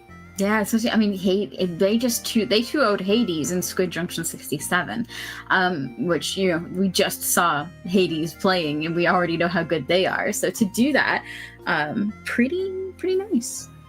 Yeah, definitely nice indeed. Duck Motif. I'm kind of excited to see the red shell brush. Yes, always. It just got buffed. Yeah, that too. So I'm excited to see it if red shell is just gonna come out of the gate swinging and just tear through the entire enemy team, or if red shell is maybe going to be a little more subtle and try to play it more maybe. Maybe.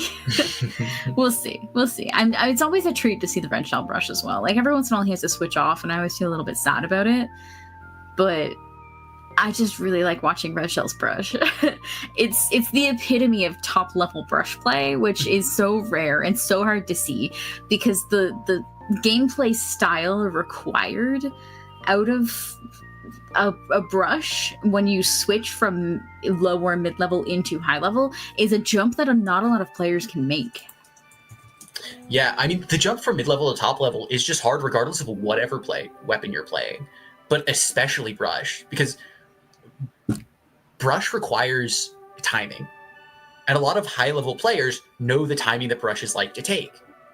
So you have to, as a brush player, constantly be adapting, be mixing things up, changing your style, sharking, and then mixing up with running at them. And like, there are so many things that you have to do, so many small decisions that go into it, and that leap is just incredibly challenging.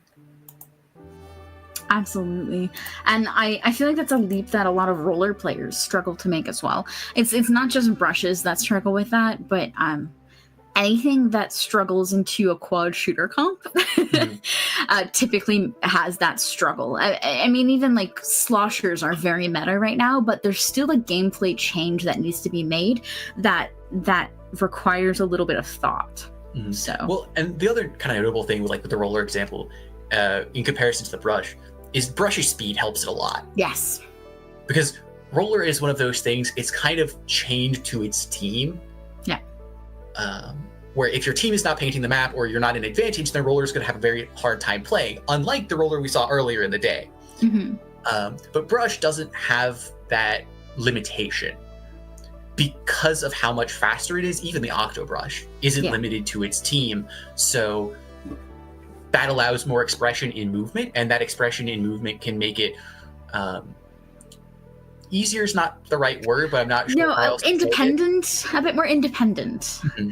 Which I think is really important, especially at higher level play. The ability to be independent makes it easier as a weapon to play. Yeah, because then you take that independence, you mix it into a team, and then everything, it just comes out the other side better. It's like taking 4 ingredients, putting them in a pot, and getting a good soup. Yeah. And then sometimes you have a funky ingredient, and you got to cater your soup a little more to it. Mm-hmm. Yeah, you have to change the spices you use. I think it's a little too hot for soup today, for me at least, so I think I might pass on the soup, but hopefully we will see some brushes. Mm-hmm. Some brushes would be good, but let's talk about these maps a little bit. Rainmaker Scorch map 1, Tower Control Ship Shape map 2, Zones Hagglefish Market map 3, and then Clamblitz Barnacle game 4, Rainmaker Museum game 5. Mm-hmm. So what do we think about this? Who do we think this favors, if anyone at all? I'm liking most of these maps for a brush. Definitely not all of them, but I'm liking the looks of some of them. So we'll have to see how that plays out. I think it really comes down to what the members of BtDx are actually playing now. Because while I'm familiar with the players and very familiar with their skill as individuals, I don't know what they play anymore. Mm-hmm. I believe the last time I saw BtDx, they were running like Shot and 52 and Blaster and like Pencil. Meta stuff. Yeah, pretty meta stuff. I don't remember them having any crazy pocket picks or anything like that. Mm. But it is BtDx, so things can change. Of course. Also, I feel like members who are that experienced can kind of play whatever they want. Yeah. Steamo is going to be on the tent, I'm pretty sure. Oh, I hope so. Especially with the recent Brella buff. Yeah, Fix? the Brella. Well, yes. I wouldn't call it a buff, I guess. It is a buff. It is objectively a buff, but it's one of those things. Brella didn't properly function because you could get shot through shield because the game is defender-sided. Now making that not the case, making shield more effective, has essentially reintroduced the Brella class. The only notable exception is Tent, which Simo has played a lot in the past. It's kind of their most notable pick. So honestly, Simo is kind of the person who's feeling the least amount of change after this buff. Yeah, fair, I guess. So, all right. That being said, hopping into game 1, Red Shell on Octobrush, Simo on Tent with Squeezer, Zap, and Shot by his side. On the other side, we do see that screen 52 coming out from Drifty, I guess the whole name not fitting in there, as well as a Pencil and a Squeezer on that side as well. So a Squeezer coming out in full force on both sides of the map. Yeah, and Squeezer's a fantastic weapon. It's really strong. Duck Motif, speaking of strong, coming out of the gate, swinging. I was going to say I'm a little concerned about their pencil, but they just said, lol. And are just absolutely rolling forward at a breakneck pace. It does look like the Rainmaker gets taken out there probably by a bomb or a stray shot, but the members of Duck Motif, of course, having that soda respawn means that everyone's right back in and holding this mid-right area. Yeah, and BtDx is 3 down again. Duck Motif is not letting up on the attack at all for a second. Red Shell managing to pick up that Rainmaker, Squid Roll for a little bit extra, and pushing to 30. This map, I would call 30 a fairly safe one. No, don't do it to him! And that, ladies and gentlemen, is why, as the defending team, you should always pick up the fish. Twice today we see that exact play, and it's disgusting. I love it. Thank you. BtDx getting back into mid, taking control of this area, full paint. The Rainmaker is sitting back on respawn, so you do have to wait for that to fully reset and then repop it. And it looks like in the meantime, 2 go down, and they've lost mid again to Duck Motif. Yeah, so they left the Rainmaker to reset, and then the Rainmaker reset, and they lost the fight instantly after, so they're more or less back in the same position they were before the Rainmaker reset. This is why I don't like Rainmaker resets. If you carry it to mid, it goes a lot faster. Yeah, that being said, Duck Motif stalling out a little bit. They're going to have to figure out an answer to Simo's tent. Simo's tent has just been firing straight down the narrow choke where they have to walk in, so their pushes have been stalling out around that 20-point mark. That being said, getting to the 20-point mark consistently in 2 minutes is, well, very impressive. Yes, disgusting is another impressive. Yeah, impressively disgusting. Red Shell playing around this side over here. Clef unfortunately going down to that pencil. Okay, and Simo back with that 10, trying to use some. I was gonna back probably out soon, but Duck Motif is doing such a good job of being relentless. Yeah, I would just like to see BtDx touch the Rainmaker right now. Yes. Like, just a single point is like a, hey, we still exist. Because they're just, BtDx can't find any footing. They're just constantly off balance. It's also just a really good reminder that, like, Rainmaker itself is a very strong weapon. I often, because I play junior, if I find myself struggling against a longer range comp or something, sometimes I just pick up Rainmaker. Even if I just trade somebody, that's something I probably couldn't have done with my own weapon. So touching that Rainmaker, I feel like is always better than not. In fact, you can't win the game without touching the Rainmaker. Okay, Red Shell getting a fantastic double there. BtDx finally picking up the Rainmaker, scoring their first points of the game with 90 seconds to go, trying to get through this checkpoint. Shield's going to come out. They don't have back, but if they can break this checkpoint without back, things are about to get really scary for Duck Motif because Simo's tent is great on defense, but it's even better on offense on this map. I do think they made the right choice pushing right up into this checkpoint and not allowing Simo to get upper hand here. So he does have to pop that back to be able to survive, but Duck Motif manages to snag the Rainmaker and drop it at the right-hand side, which is the best place to put it if you want to defend on this map. It's the furthest and the easiest to defend from your own spawn. Red Shell sneaking right up on Clef and doing a fantastic job in mid. Another Zip Caster coming out to distract and demolish the opponents. Yeah, Duck Motif is just looking like head and shoulders the better Rainmaker team on this map. Like, on that defense, things were getting scary, checkpoint got broken, but one of their players still had the awareness to pick it up and dump it out and not let it just sit there. Which we love to see. People being proactive with the Rainmaker instead of reactive with the Rainmaker is always something I love to see, especially at how to play. Yeah, it's Rainmaker is my guilty pleasure, so seeing it executed well is always amazing. Best of Destroy X gearing up for a push though. Will they be able to, with Vac going through, Vac's getting stuffed. Oh! Duck Motif wipes out at the last second. Can they pick up in time? They do manage to pick up in time. And that lead. Bet to Destroy X. They got 2 pushes. 1 push to break checkpoint, and 1 push to take lead. Simo leading the team in with the 10 umbrella and the Vac, showing off its incredible power. I feel like my brain stalled for a second there. I was like watching it. I'm like, yeah, okay, this is happening. Yeah, wait, this is happening. yeah, it's happening. And it's one of those things where, like, what? Simo, I think, is probably the MVP for that game. Oh, absolutely. They would not have been able to do that without Simo's umbrella, and that Vac there was so clutch at the end. Yeah, well, and not even just aggressively, but defensively. Duck Motif was knocking on Bet to Destroy X's door for the first 3 minutes of this game. But Simo's constant shields down choke, the Zukas, the Vacs, just halting Duck Motif's progress. Like, even right here in this clip, this wouldn't have been possible if Simo wasn't there, just constantly putting up a wall and just say, you cannot move past this point. I will not allow it.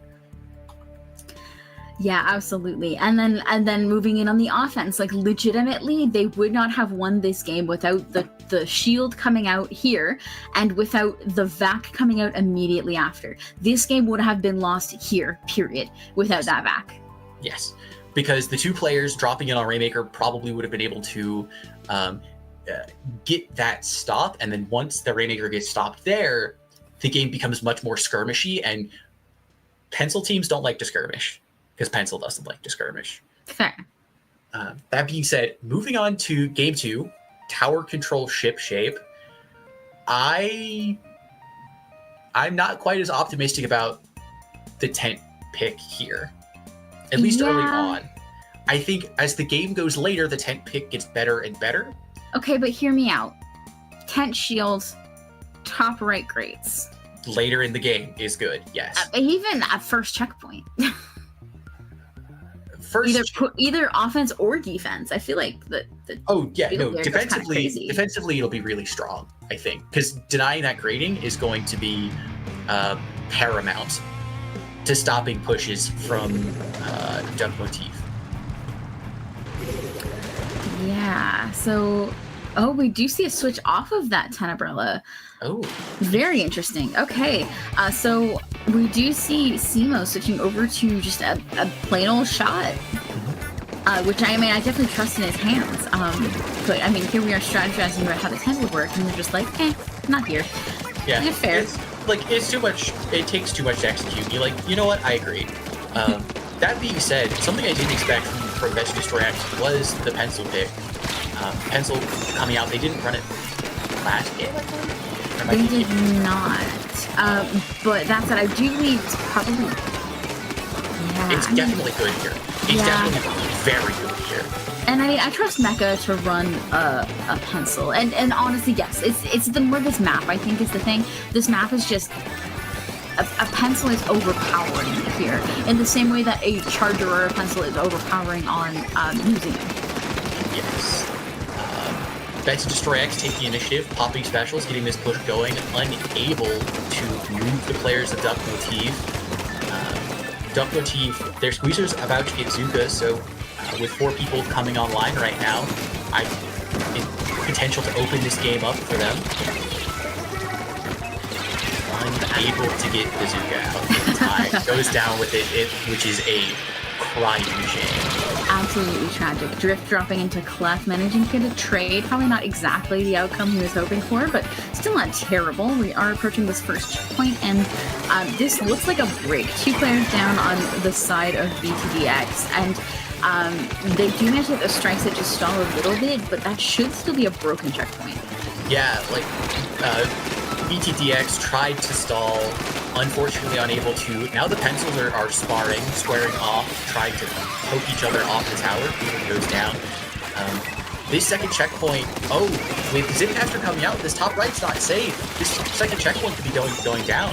Very possible. We do see a couple members trying to get up there, but Drifty holding a beautiful position with the wall and the gal, preventing that from happening, which means we are home clear. 3 players down. That should be game for Duck Motif. Okay.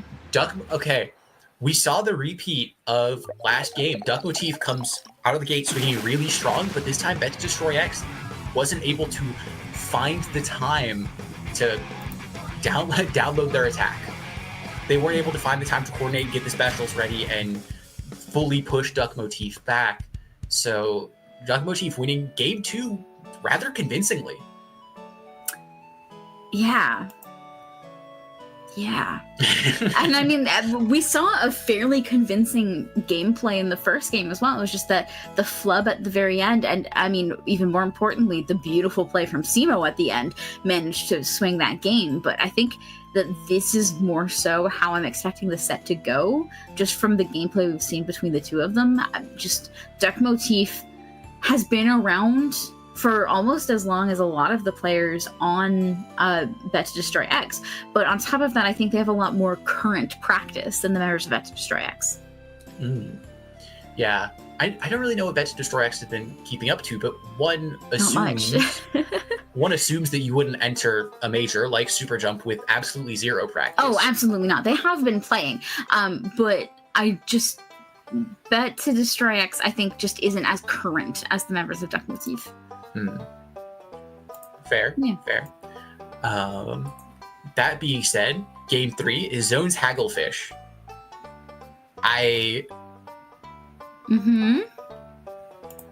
If Duck Motif is very strong in the opening. Correct. However, I'm gonna try to sell a case for BtDx. Okay, I'm listening. If BtDx can get it past the halfway point in this game without getting KO'd and without losing too many points, I think they'll be able to do it. Because Red Shell's brush was getting a lot of value in the past 2 games, being Rainmaker and Tower Control. Zones, it's harder for the brush to get value because the brush is working around a central point. And this map has 2 very easily monitorable flanks. So once the brush is out, they're going to have to rely on Zipcaster. And Zipcaster is maybe not easy to punish, but is easier to deal with than an Octobrush running around wherever it wants. Fair. I think it really depends on who wins this opening fight, though, because I feel like if Duck Motif does win the opening fight and does get an early control, they're going to be very hard to evict. Yes, because, again, then it flips the script. Then how do you deal with the brush who can go literally wherever they want? And it's very hard. Yeah, especially with that Zipcaster. I feel like this is going to be a big issue. We do see an early fight on the left-hand side between the brush and the slosher, which is going to be causing some problems for Red Shell's try to early flank. Backing up to that soda, and Red Shell is still kind of trapped here on this right-hand side. Yeah, like, Red Shell's trying to find value, getting in, but Ricky saying, okay, and laser someone with Squeezer. So if the brush can't do it, the Squeezer definitely can. And trying to flip zone now, but BtDx isn't giving it up. They're not letting it go. Some beautiful strikes from Simo there, backing the members of Death Motif up.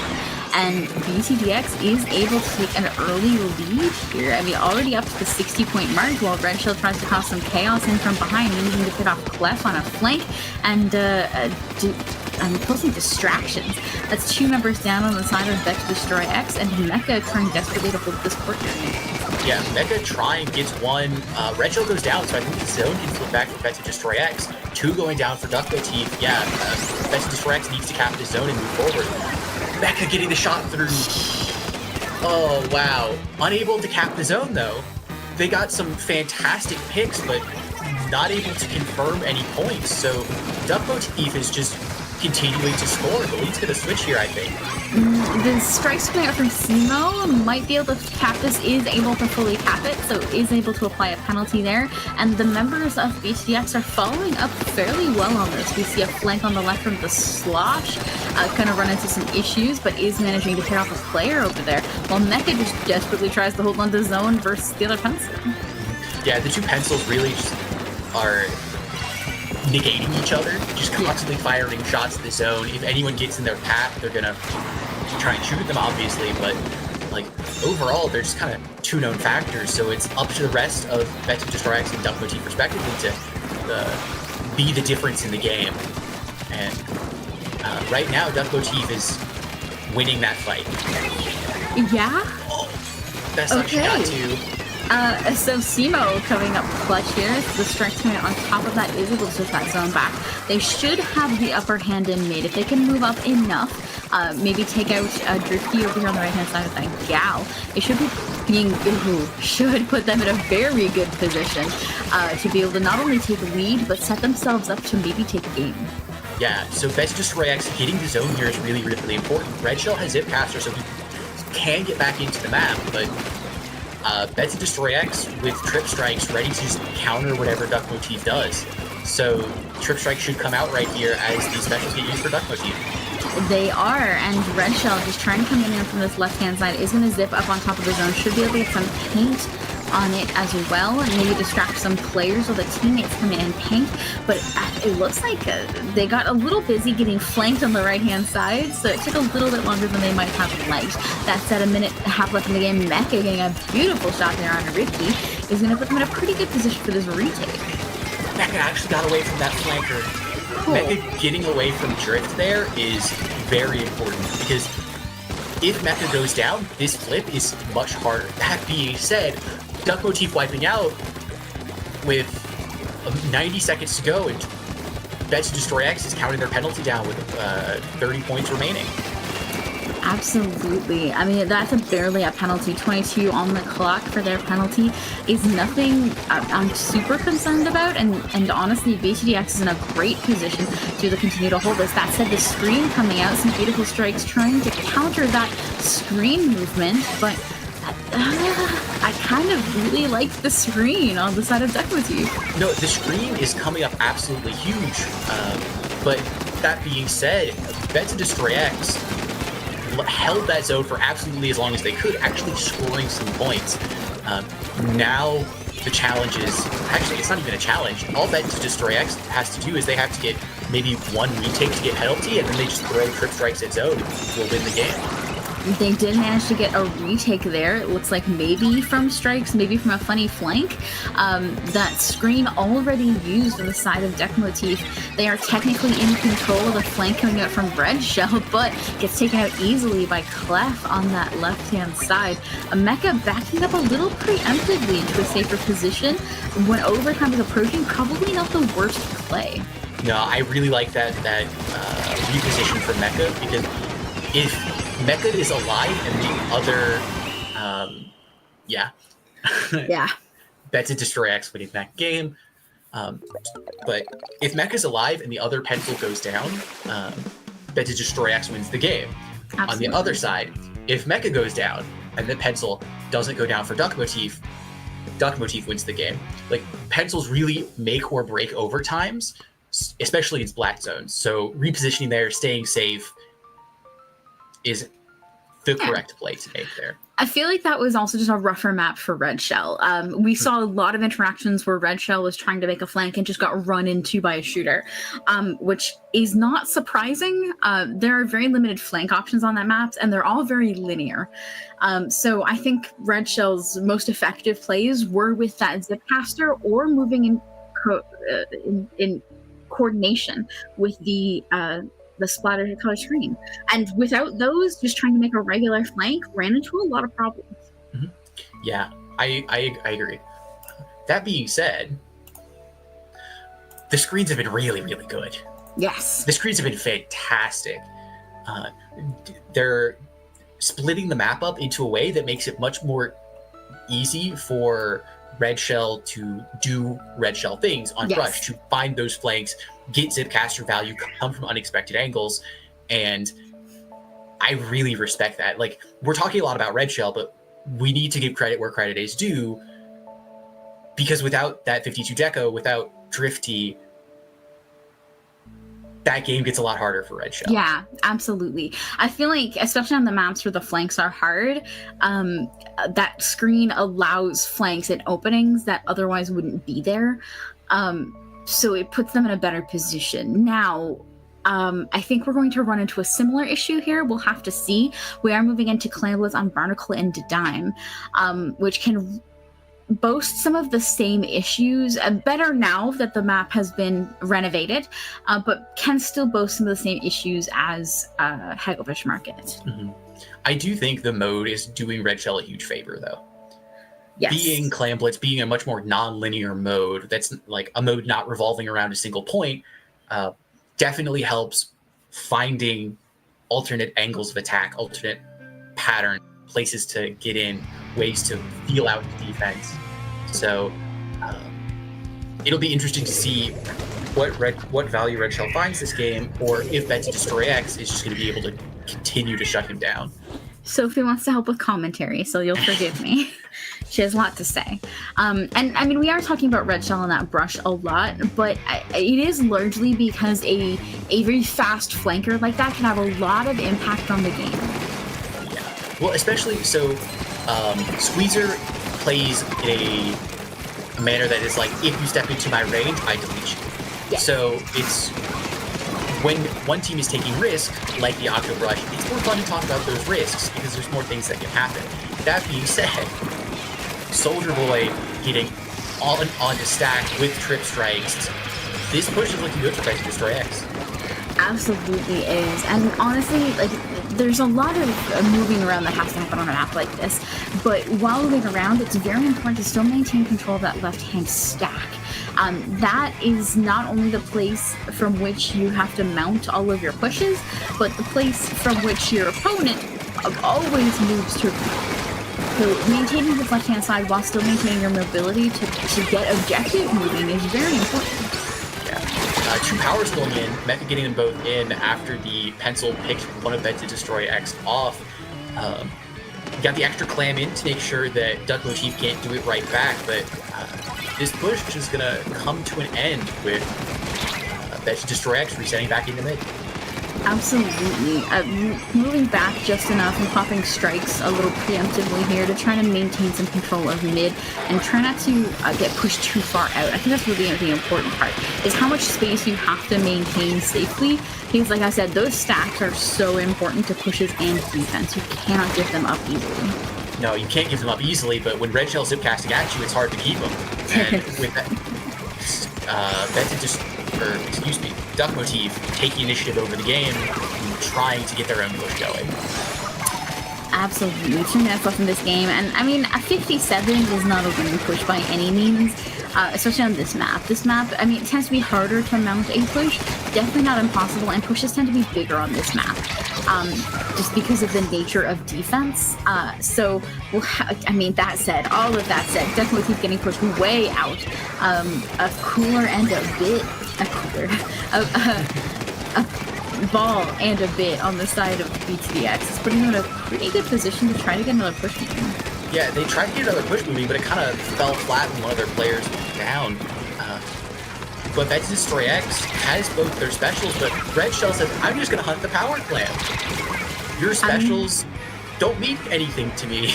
Yeah, a little bit of Red Rover there, calling the brush over to get that power clamp, and members of Deck Motif taking mid here. I think, honestly, most of what I'm not liking from BtDx so far is I finally give up control of important positions a little too quickly. That being said, BtDx is currently winning. Correct. Yeah.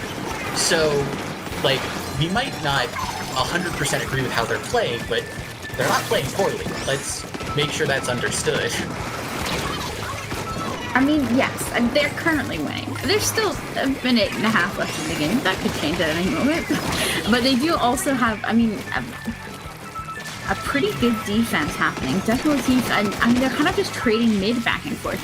Neither team really seems to get a clear upper hand, but really, Motif just needs one push. Yeah, like, they're just continuing to play footsies around the stacks. Like, one team will go to the other team's stack, and then the other team will push back, and then no one's fully committing, because as soon as full commitments happen, things like this, specials get popped, people go down, and the game gets scrappy. And pencils don't like scrappy games, so they're trying to stabilize as hard as they can. Absolutely. We do have two, we had two down on the side of BtDx, the rest of the members coming in, and we still have a Pocket Zuka getting popped now to try to stop this bleeding. A Red Shell going in, getting 2-3 down now on the side of BtDx. This should be lead for Duck Motif. They just need a couple more clams in. Yeah, their positioning is really good. They're able to hold the basket. Kai getting these clams in to switch lead with 30 seconds to go. So now the question... So now, will BtDx be able to keep this lead from extending, or are they just going to get KO'd here? I don't think this will be a KO. I think things are collapsing a little bit under the weight of the push. This is, however, a good moment for Duck Motif to back into mid and maintain hold here, because this is a very large map they have to play overtime on. They do have overtime. There is a pity clam in the hands of Mecha now, but only 5 seconds left on the clock to try to get mid and move forward. When you have a player like Red Shell working, it's going to be a very difficult ask. Yeah, it's going to be a tall order, but Sibo is delivering on pick number 1. Red Shell goes down on the flank. Cooler comes out. Specials are getting popped. This is Duck Motif. Yeah. Oh, not too late. A beautiful clam being formed there at the very end. The clam does go in, but there's not. There's so many clams in the hands of BtDx. They have to get in. They have to get close, and that's a full wipe. That's the end of the game. Duck Motif winning game 4, taking us to an incredible game 5 series. Good job, Toasty. Toasty picking out straight bangers. Straight bangers. What? Is that too Gen Z of me? A little bit. Okay. My bad, guys. My bad. It won't happen again. So straight bang. Listen, I try to do only gay bangers if I can help it. I imagine those would land a little better. Splatoon. Hear me out. True. I just feel like it's really important. Like, I try not to do anything straight if I can help it. It's just, you know. I mean, there's some things that you can't help, like Brella Shield. Can't really do anything about that one. I have a sleepy baby again. Oh. Does Sophie have anything else to say about the game? No, she had quite a bit, though. The start of that one. What do you think? Anything else to say? No? No more to say. No more to say. Well. Oh, she says I want to go back in the window now. Back to the window. All right, and we're going back to museum. Oh, we got highlights. Thank you for joining us on stream, Sophie. You've been very good. That triple, or that Zipcaster from Red Shell to just create havoc on the back line of BtDx was so crucial. But something else that's also really important to talk about is the player who actually went in, not knowing if Red Shell was going to come help, but just going. Because sometimes players don't want to go in without knowing they have help, and that's a blind leap of faith is sometimes a necessity. So You know how audio processing is weird sometimes? Mm-hmm. My brain does two things. Sometimes it hears a word and replaces it with a different word, and sometimes it tries to complete a sentence before the sentence is complete and comes up with a brand new sentence that the other person never intended to say. Okay. Anyways, what you said was a blind leap of faith, and what my brain heard was a blind buffet, and I was like... So, have you not gotten lunch yet? I have actually had lunch, yeah. Oh, okay. Yeah, so I'm not even hungry, and I'm just... My brain's just there today. Well, speaking of buffet, it's time for fish mode. What? It's time for Rainmaker. Oh, fish mode. Museum, Alfonsino. I tried. I was like, fish mode, Kraken? No. We are going back on that Rainmaker. We're going back to Simo's Tenebrella with the VAC. So maybe he just really likes playing Tenebrella with a Rainmaker now. It is very good. Rainmaker is a very good tent mode because, again, if the other team is trying to grind you out, the team with the tent will always have more grinding power. They will have more resources to put into a push than a team without it. I mean, yes, absolutely true. And especially, I mean, I wish I... the tent wiggle in the... Okay. Wait, that's so cool, though. Right? You just get an instant wall. It's fun. Anyways, Dark Motif trying to make a push, not able to get there because of those Zukas coming in, but they still have 3 players here ready to make this pop and try again. The VAC gonna stall things out a little bit from Simo, and they do manage to get that checkpoint, but, ooh, boy, there's a lot of yellow on that map. Yep, there's a lot of yellow, but checkpoint goes down, and that's honestly the most important thing on this map. So now, if Duck Motif can just get onto plat, get a single player in, everything can come crumbling down in the blink of an eye, as is typical with Rainmaker. So, watching all of these skirmishes and these trades and seeing how they're going to go is going to be very exciting. Absolutely. Duck Motif already up and in a drift. He trying to climb up to the highest point of this map. Does get a funny pick on Simo and gets picked off in the process. An onslaught of ink going to take out that Rainmaker before it gets too far. But that said, I mean, Duck Motif is still all pretty much here. Yeah, Duck Motif has been doing a really, really good job of putting, like having a player go forward, getting one, and then the rest of the team doing something after that. But oh, that Zuka was so good. Okay, so the wall's coming out to destroy Simo's tent shield, and then the Zuka to just decimate the rest of BtDx. Duck Motif putting on a clinic how to play against tent and win the game definitively.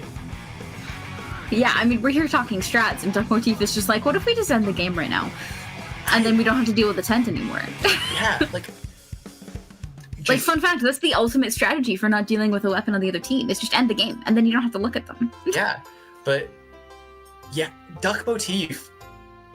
Again, their first Rainmaker looked so strong, but the combination of factors from BtDx were able to grind the push out. Duck Motif didn't let that happen. They learned, and they said, okay, guys, now let's do this. And just steamrolled. Like, the walls to counter the tent, and then the Zuka. Woof. Yeah. Yeah. I mean, yeah. All I have to say to that is, yeah, good job, Duck Motif. We've been seeing on the other side of bracket, there's been some interesting things going on, including Triggerfish's Zone Supremacy, working all their way through losers bracket here for day 1 pools, and waiting in semifinals to fight either Bad Piggies or the. Yeah. Very interesting to see how that goes, and then we'll fight BtDx, so we might have a rematch of BtDx and Duck Motif on stream later, but for now, that is it for us. Is there anything else you wanted to say before we go to break and hand things off to another set of commentators? I think we have some ad reads to do. I mean, we could. Production? Click the message. Okay, I'm clicking the message. Sorry. Oh, Riptide! Oh, no. See, okay, I'm No? not going to read the text. I don't want to. What I'm going to tell you is that Riptide has consistently been one of the best lands in Splatoon and Splatoon 3 since it has started just post-COVID. It is going to be amazing. It is already capped 300 players, so it's the largest in Riptide history, and it will only get bigger from here because it's not till September 6th and 8th in Sandusky, Ohio. So you should go. I'm going to be there. Raze is running it. Go to Riptide. Yeah, go to Riptide. It'll be great. It's going to be a fantastic time. We got so much exciting stuff planned. And if you've never been to a LAN before, do it. Go. The vibes are always immaculate. And we're gonna have 2 streams again this year at Riptide. It's gonna be fantastic. Provided nothing changes in the 6 weeks, but it won't. Yeah, it's fine. it won't. But yeah, I'm not gonna read the funny text here that Kraken put in. I'm not doing that because we have one of the TOs right here, and because I'm going. So screw it. Come to Riptide or else. Yeah. Oh, also, there's gonna be collegiate. Ooh. If you're there's gonna be collegiate Splatoon. Can I pretend to be a college student? Oh, no, well. because you have to sign up with your university. So if there are any collegiate players watching the stream right now, go sign up for collegiate. If you want more details on that, reach out to me or Kraken or just go to the Splatland server. Yeah. Head over to Splatland on Twitter. Is that what the Twitter account is? I think so. Yeah, I think it's Splatlands. Hang on, I'm gonna bring it up right now. Give me 2 seconds. If not, you can go to my Twitter, and I retweet basically everything that Splatlands posts about Riptide, and you can find it that way. Yeah, or Riptide SSB is the main account for all of the land itself. And then just go to Splatlands. Go to Splatlands, go to Riptide, or else. Yeah, go to locals. Be there, support your locals. Support Sunset Surge. Sea Battle, I believe, is happening today. So go support that. So open as many streams as you can. Yeah. And have a good time. Yeah. And we'll see you there. For now, though, Raze, when can the people find you? You can find me on Twitter at Raze_Splat. Like I said, I retweet basically everything Riptide related. So if you have any Riptide questions, I'm just a proxy for that, basically. Perfect. Where can the people find you, Lily? I'm easy. I'm Splatoon Lily. 1 L on either side of my I and Y. Pretty easy. Very easy. I'm that on Twitter. I'm that on Blue Sky. I'm that on Twitch. I'm that on YouTube. I'm that everywhere. Just so Splatoon Lily. That's it. Find me that on Discord even. I'm that everywhere. But for now, what we're going to do is go to a very quick break. When we switch commentators, we have Kyon and Anox coming up right after this quick break, and we'll see you soon. Yeah, see you soon, everybody.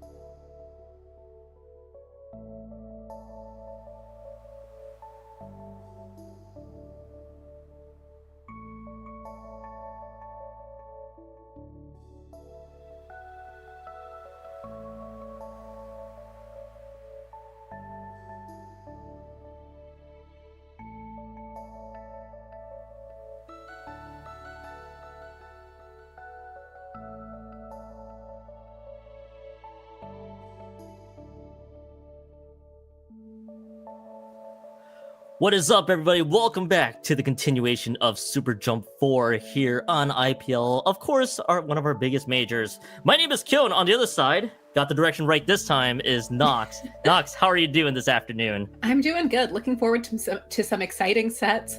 I believe we're going into redemption bracket here, right? We are actually going to be, we're entering losers semifinals, but it's ultimately determining the scene of redemption. So I guess it may as well be the same, I suppose. Technically, yes. Technically, no, as well. We got our matchup here in losers semifinals as well. Luigi Cap versus BlankZ is on cue. I think we talked about it before we went live. Luigi Cap, we got people that we're both familiar with. Yeah, Surskit's somebody I've played with a good bit. I know a lot about Toes. I have friends that talk to Toes a lot. Daybreak's been around for forever. And Keto and Snivo I don't know quite as well, but I've seen them around quite a bit. To be fair, with any Surskit pickup, you cannot predict what the weapons will be. They're going to play weapons, and that's great. Factually correct. They will pick weapons and then they will play it on a map. I guess it's gonna be coming up here. We got BlankZ. We actually got results here for BlankZ as well. As we do see Squid Junction 64 9th out of 28 as well. Also first and also second as well for some of the Hail season results there as well. So some strong placements overall here that we see from BlankZ. Feeling roster that features Fox, Golday, Puro, and Devil. I'm gonna be curious to see what they're gonna be dishing out against. Of course, one of many Surskit's pickups from what it sounds like. Yeah, Surskit is very much a person who I expect to see in a lot of different pickups. Sometimes they'll do pickups for entire Ludi seasons, but it's not typically a team that is expected to last super long. But it's always a lot of fun, and I know that the vibes in there are probably really good. Yeah. Yeah, and whoops, sorry, jumping on that one, but yeah, we got some results that we saw flying through a few 0-2. I love one of the names from Squid Children, just adapt TBH as well. 2 zeros later on, as we are seeing here. So I mean we're dealing with two teams here. That, of course, we got Surskit's pickup and BlankZ as well. And for those who are tuning in, we're here in loser semifinals. Ultimately, it's going to dictate. It's ultimately going to dictate seeding, I believe, for Redemption's third and fourth, respectively, here as well. So they will be entering Redemption, whether they will make Alpha or Beta or not. So that's what's at stake, really, for this loser semifinals matchup.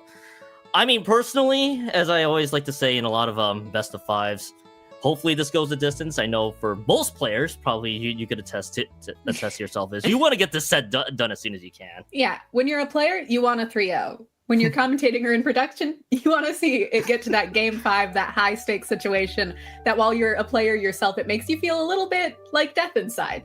You're panicking, you're scared, and that's how it goes. But that's what makes for a fun commentary block.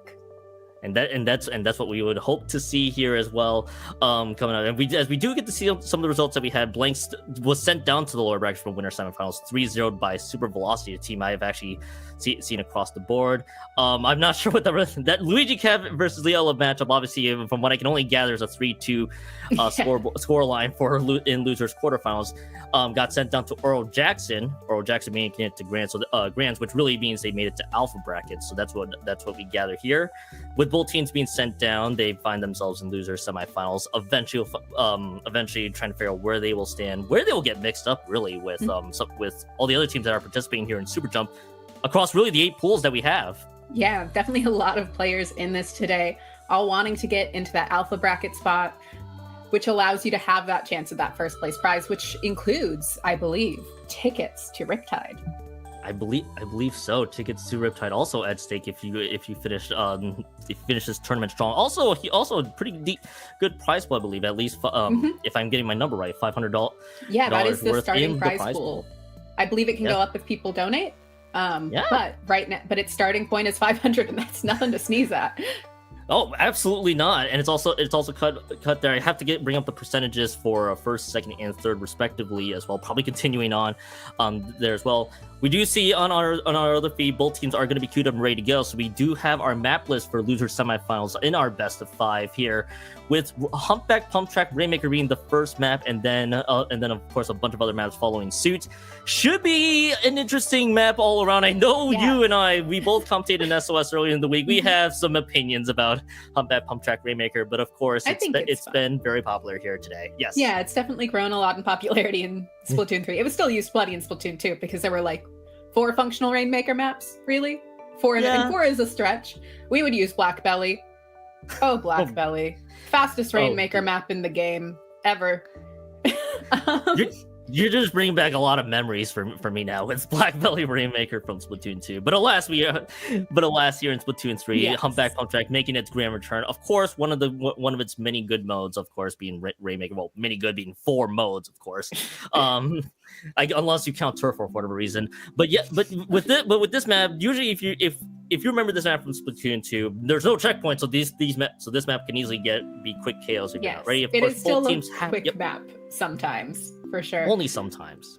Yeah. But this one only artificially made longer thanks to the checkpoints on both sides of the map. Of course, more often than not, teams will just route to the right checkpoints. Probably the easiest one to get anyway, than running it through the choke point. So, gonna be curious to see what both teams have. I know you mentioned already with Luigi Cap, they're gonna play weapons. Factually still correct. So usually I'm some actually good AoEs in there. But we are going to be getting into it here. The key to Humpback Rainmaker is to really lock down that elbow to prevent your enemies from moving in through it.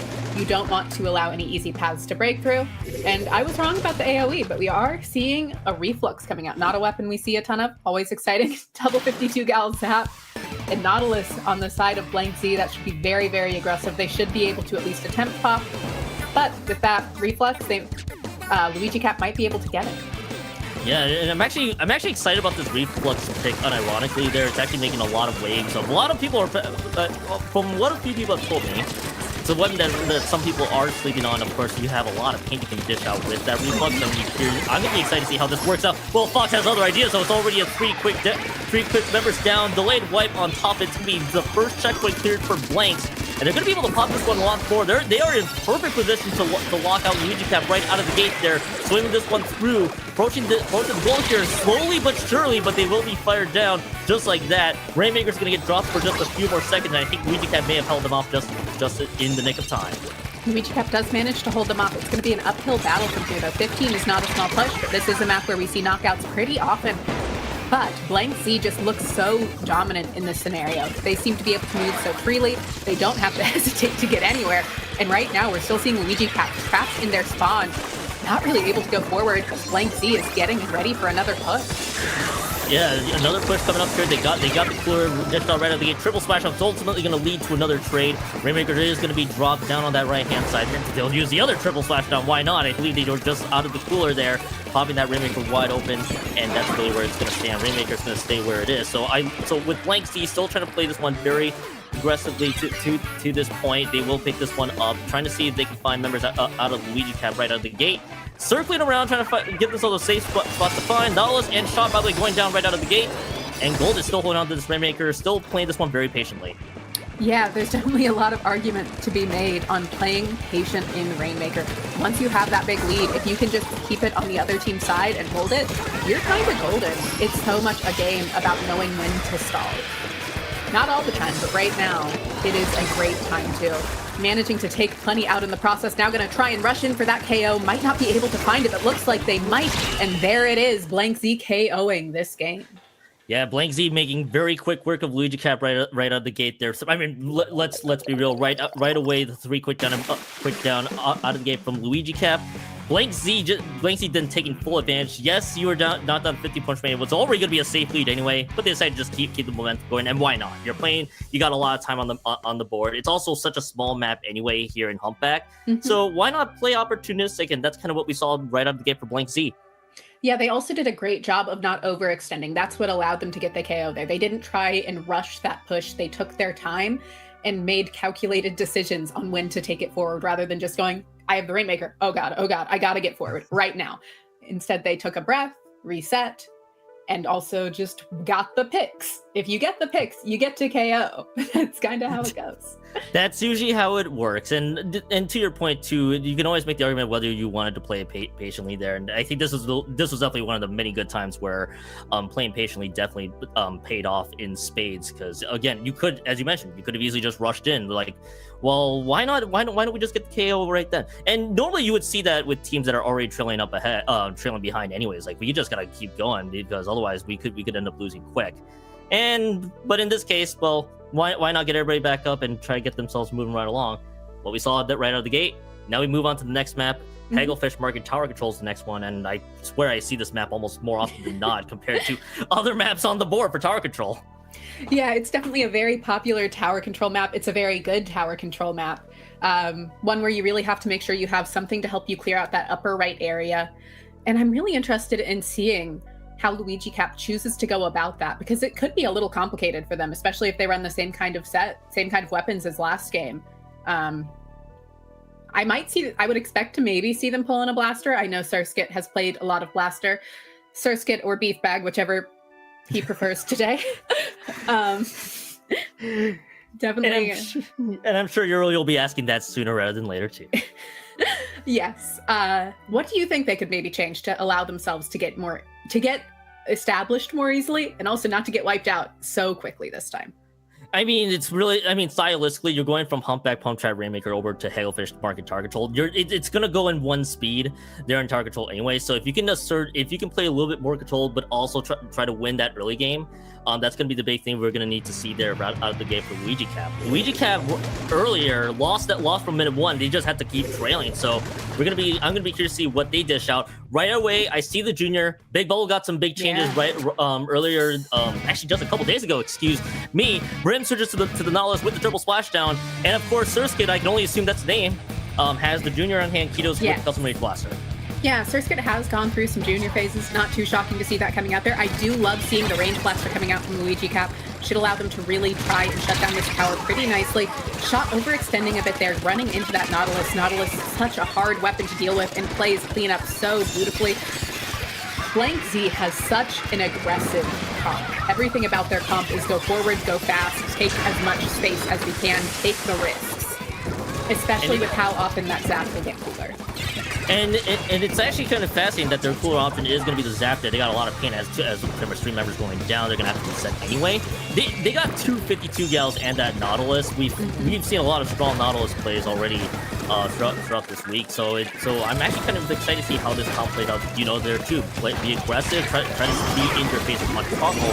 So now I'd be wondering, can you land some of those directs? Can you get a lot of control around the map as much as you can with the specials that you have? This is looking to be a very strong response right away, though, for Luigi Cap. 3 down right away. First checkpoint should be cleared.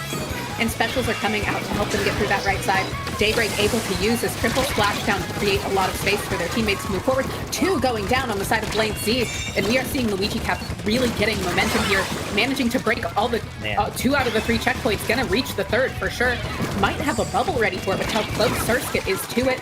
And that's another 2 players down. Here comes the bubble. They might be able to clear this checkpoint. Might be able to. All they gotta do is just clear out everybody else that was right around their spawn. That should be the KO, and it will be. And also, as you know, there too, great bubble spawn, right? Or being able to farm that bubble just at the right time when you're winning out that fight. Why not just play the bubble in the tower? It's pretty much GG, well played. Tie game 1-1 coming into losers semifinals. Yeah, both of these teams have had very dominant individual games, and this almost could lead to a scenario where we see. So I like to liken tower control and zones to each other because they are both objectives that happen at a set pace, whereas Rainmaker and Clan Blitz you control the pace of. So we could be seeing a situation here where we see Luigi Cap really thriving on those zones and tower control maps, and we could see BlankZ thriving on Rainmaker and Clan Blitz, which is always a fun combination of teams just going back and forth in these rounds. And I think you pretty much made, and it's a really strong point there too. We saw BlankZ right away from minute 1 in map 1, taking full control of that Rainmaker map from and never looking back. We kind of saw, yes, you did lose that initial push, but then quick reset, recognizing, all right, they're gonna try, all right, we are having to deal with 252 gals and that Nautilus. We gotta win out some of these fights, and not only were they able to win the fights in spades, but they were able to take it from minute one and just run that on all the way home. I don't think they even lost control of the tower at all during that push either. So that was a really strong change there from Luigi Cap. On to the third map. Now, we put up the storyline here. Luigi Cap could play well in those tower control maps here. Splat Zones is going to be the one coming up, and it's Mako Mart. Of course it is. It always is. Yeah, we know how this map works. Everyone knows how this map works. But just as a quick summary, you want to hold the stacks, you want to make sure you have the zone, you want to be watching left drop, and you want to be watching for flanks from right. That's a basic summary of it. Blasters are really strong here. Buckets are really strong here. Pencil is strong here. I don't expect to see either team bring it out. This will be a harder map for BlankZ's comp because they don't have any AoE. They don't have any bucket or blaster. They could choose to bring it out here. But from what they have been running, they'd have to rely a lot on their sub-weapons, and 2 of them do have a wall, which is a great sub-weapon for fighting, but not so much for forcing space. Whereas Luigi Cap has been running comps that naturally work super well in this scenario. And that's when we're curious to see if they're really often making any changes. By the way, appreciate the TLDR on Mako Mart zones. We see this a lot as well there. So as you know, their Blaster is going to be the big change. I think that might just be a Nautilus back, the vanilla Nautilus just kind of flexing it back. Yes, that will be the change. Same comp, by the way, from BlankZ. Going to try to run it back with the 252 gals and that Nautilus Splash up here will be holding. And so keeping that cool option being on the Zap. I mean, Zap is a great cooler option, but this is a map where that range blaster is going to pick you off so efficiently. As we're seeing right now, they are 3 down, just 1 left, trying to dance around. Devil trying to find an escape. Getting painted over, though. Should be able to get out of there. 52 Gal has enough maneuverability to be able to get out of a lot of situations, but not if you run into the Nautilus. Nope, if you run into that Nautilus, may as well just go back to spawn and just call it a day there. By the way, these are quick downs, by the way. They're all staggered from BlankZ's side, so Luigi Cap has a lot of control, as you know, there too, from the right stack. There is that wall that at least helps block some of it, but you know there too, in the last map, we saw that Luigi Cap got good control of the tower. Now they have firm control of zones. Yes, you do lose the zone there on the side of BlankZ, excuse me. BlankZ will take total control of it at this stage. And hey, you're down to 44 punch range. Yes, you have to do it with penalty points, so that's a good initial push. Yeah, it is a really good initial push. Definitely not unbeatable, but they just need to play the recap game now, and they have pretty good comp for it, and they already have. They have another bubble at the ready, which does pay out of BlankZ very well. Looking to move forward now. BlankZ getting a lot of paint on the map. Specials coming out. Zuka getting fended off by the wall for a second. Just Devil dancing around, trying to neutral the zone. That is a flip. They don't have much penalty to work through. They just want to find a solid way to hold, which is going to be the 2 gals getting far forward, the Nautilus being behind them to get crossfire, and the Zap painting the zone. They found a 2-down situation on the side of Luigi Cap, and this should allow them to get a good hold going. One of the 52 guys that we just saw there in front of them, we're able to get 2, and that should help open up a little bit of space there. Not a cost to that to help fend off the rest of Luigi Cap's push. We do see that wall being dished out. There should be a lead change coming up here shortly, unless Azuka for some reason is able to play it over the zone, which it will not. Lead change now in favor of Blank. There's a Zuka shot, lands on the 1, and both 52 gals, by the way, going down. Kraken has the top there from Vito for sure, and it will be the zones, but they will have to chew through some of these penalty points here soon. They do lose the Kraken right out of the game, but that shouldn't be too much of an issue whatsoever. The big thing now is again, continuing to control a good chunk of that right stack and see how you can fight towards it. Messy fight across the board. 2 down on both sides of the fence. At the end of the day, Luigi Cap gets out of the penalty points. Yeah, Luigi Cap managing to get this going. Washed Toes, which is just Toes. Toes is getting hold of these stacks, doing a great job playing around their Blaster and Nautilus. The big difference between these 2 comps is the number of skirmishers each team have, which the key there is BlankZ has 2 and Luigi Cap has none, but Luigi Cap has so much more stability in their holds because of that, which is great for zones and tower control. It's less explosive, but as we can see, those holds are just so solid that they get another KO. Another KO on the board now for Luigi Cap, and it's almost a similar story. Just change the script. Let's just get the cap first. You have a lot of room to maneuver through with 44 points remaining. Yes, BlankZ with the retake, they did lose lead, but no panic whatsoever pretty much from Luigi Cap. Just kind of, they realize, all right, it's the same comp. We just got to pick all the other members off one by one.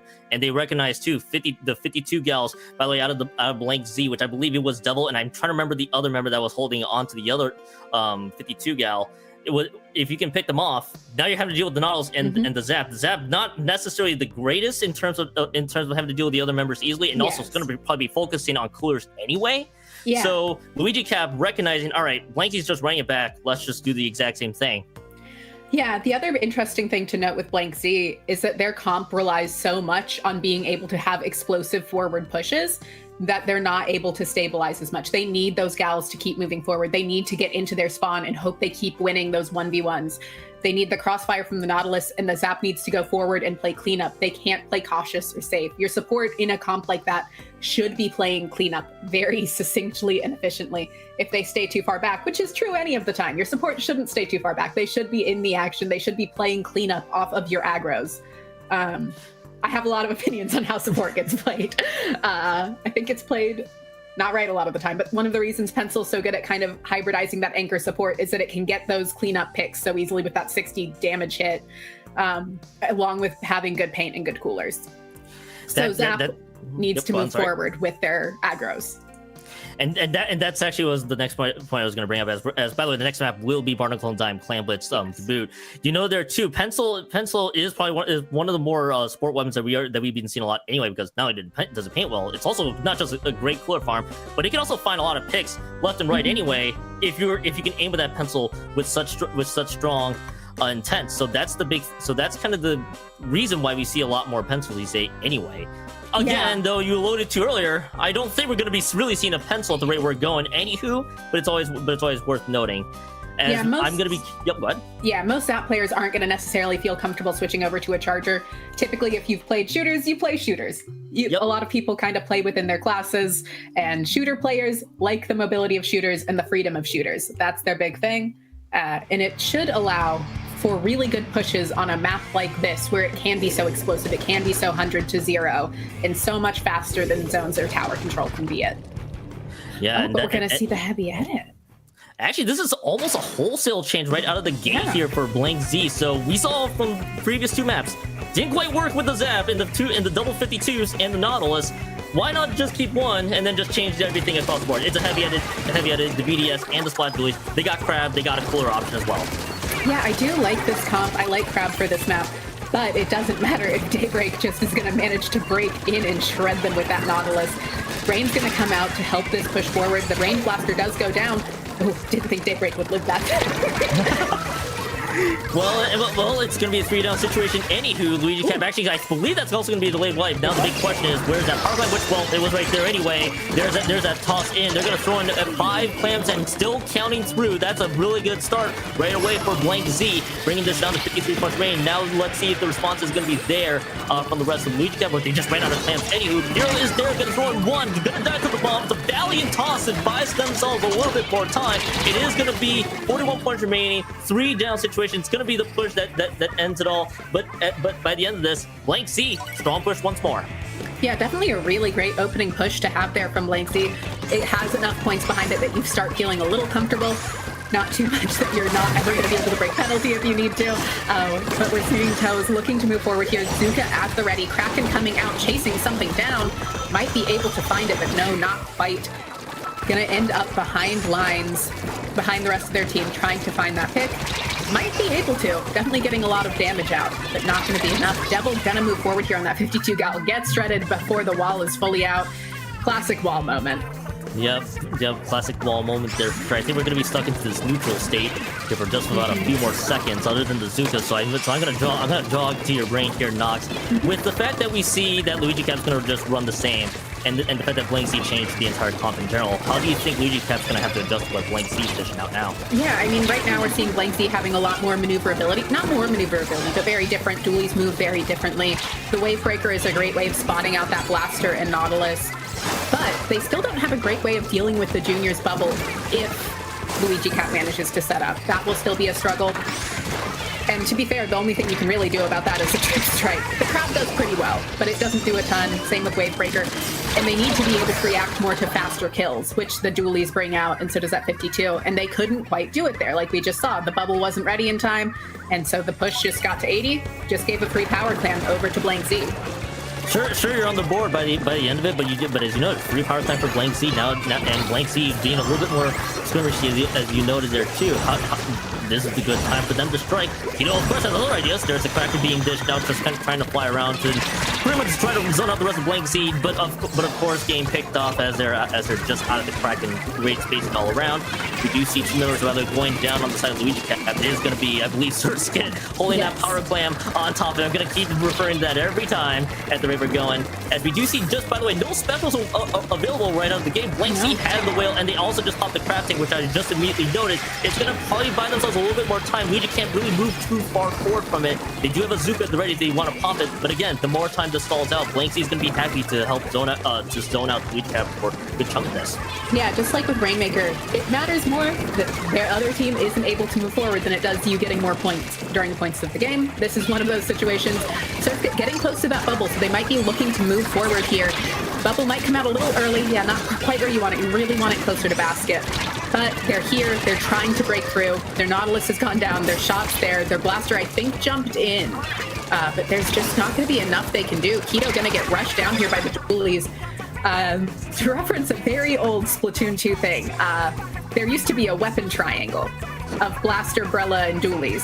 And out of memory, I could be very wrong here. It's been a long time. I believe dualies beat Blaster because they don't deal with the AoE very well. But Blasters beat Brella, and Brella beats dualies, in theory. That's the theory, though. We don't have a Brella to help confirm the triangle and we might not for a little bit longer. Maybe people start picking it up soon. We'll see, especially with the new patch that has dropped. So we are 35 seconds in. They only have 2 specials, by the way, and they did, I believe, lose 1, but they did win out the fight in the grand scheme of things. But their members just went out left and right. There's a well-timed crab there, by the way, from Gold that's just going to try to zone out the rest of Luigi Cap. Now BlankZ, I'd imagine, just going to play defensively for a good chunk of this game because with that time ticking down, they're doing a good job. 2 down on both sides. That's going to be okay for BlankZ. They're going to be content with this. Toes is just trying to lurk large, going down as well. Delayed 3 down on top, and with the power plan that is available, both teams have one, so it is going to be overtime for sure. Anywho, now the next question is, does Luigi Cap have enough firepower to deal with it? But losing Keto at a rough time will slow this one down for just a bit. Now we got to see if the picks are going to be there. Zuga at the ready. Zuga at the ready if they want to pop it like right at this juncture. Halfway through overtime, it is finally popped. They do lose the BtDx. Nautilus is going to go down. It's going to be too much time burned here to get the push in anyway. And that is, I believe, BlankZ winning. Game 5 is going to be coming up. Game 5 is coming up. And like we talked about earlier, we're seeing that difference between the 2 teams' playstyles, where Luigi Cap is so good on those hold maps, on those hold game modes, whereas BlankZ wants to be able to power forward to get their one really strong push, and then just send their skirmishy-esque weapons in constantly and kind of force people to stay away. They also did a really good job managing their specials that game Got you. to enable themselves to defend super well. Every time Luigi Cap went to go push, they had a special ready to be able to shut it down. Those crab tanks did a great job of it. That Wavebreaker slowed them down a lot, and they were constantly able to get one of the dualies in on that blaster to shut the range blaster down. If I had to guess, that was the main thing giving them trouble in the other games.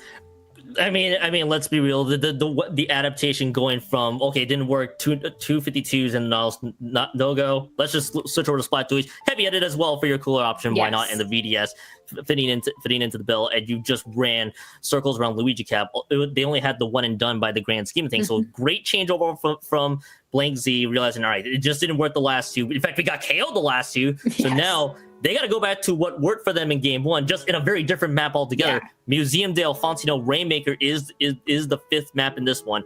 Noted there too. BlankZ won the first map there in Humpback Pump Track Rainmaker. I'm going to be curious to see what changes are going to come up next. Yeah, Rainmaker, it does seem like these are the modes that we see Luigi Cap struggle more on.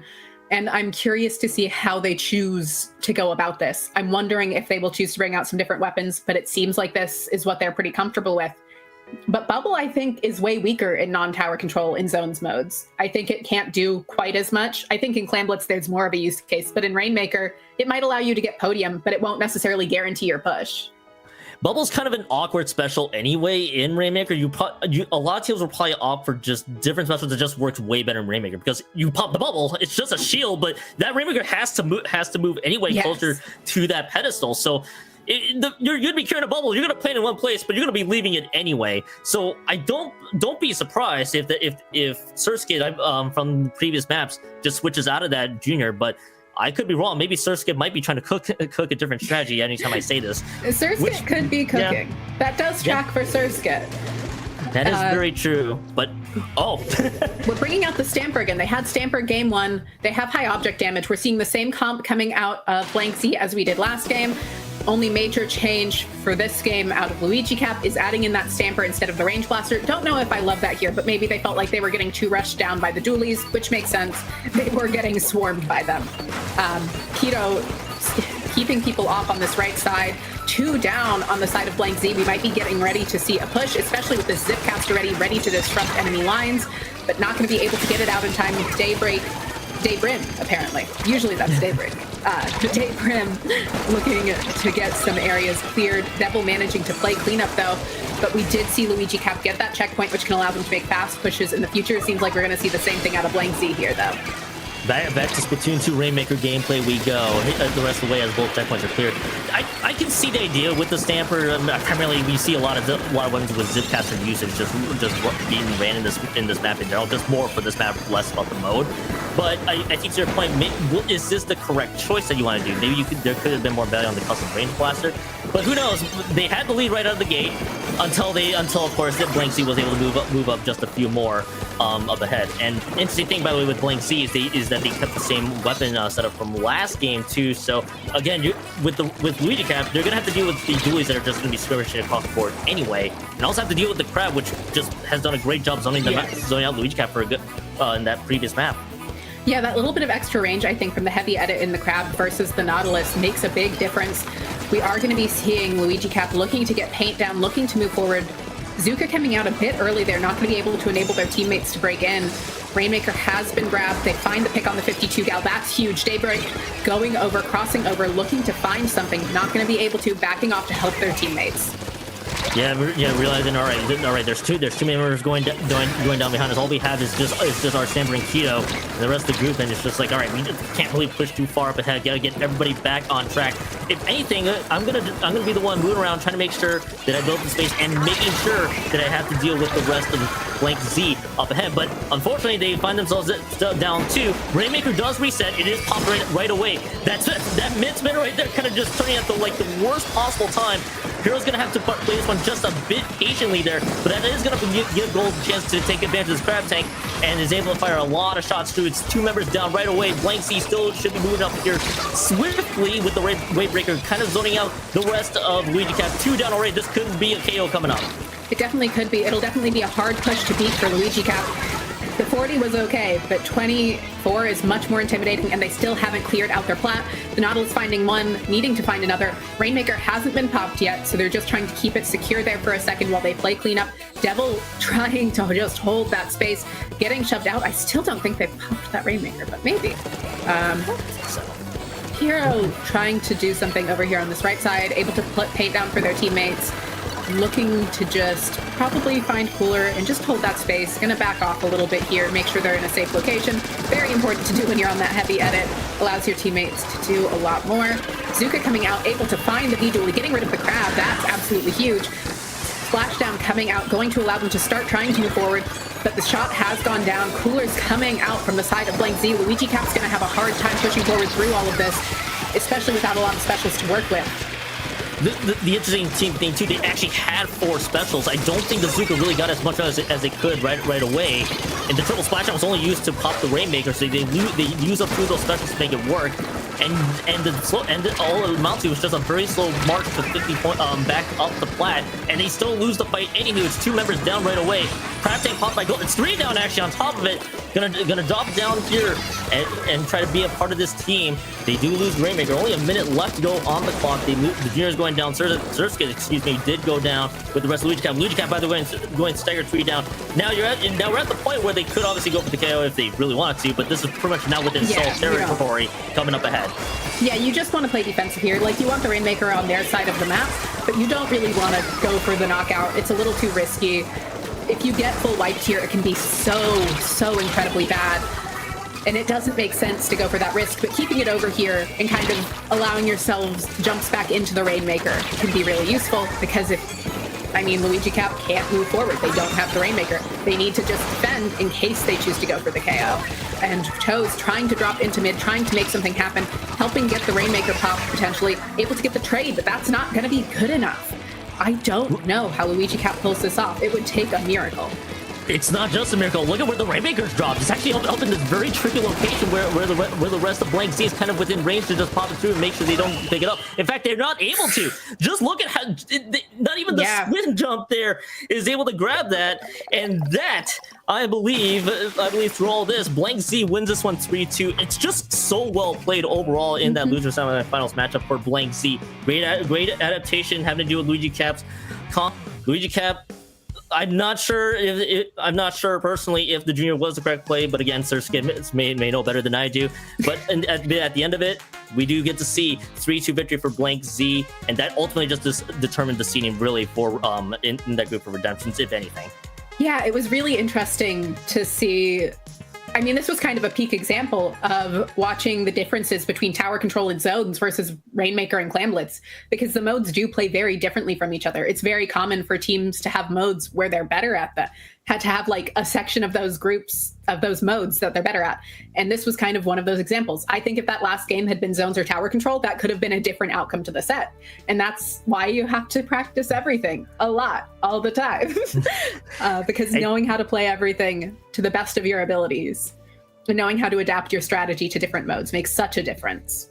That that is the key thing too, because I think, if I'm not mistaken with how that entire set goes, because again, still trying to get myself recalibrated here, BlankZ won both Rainmaker and tower control map, and obviously in a not best of scenario anyway, you're gonna get it favored Rainmaker here in this one. So Luigi Cap had to figure out, how do you deal with, if you ever get to that game 5, how do we deal with this team that already took that Rainmaker game 1 away from us?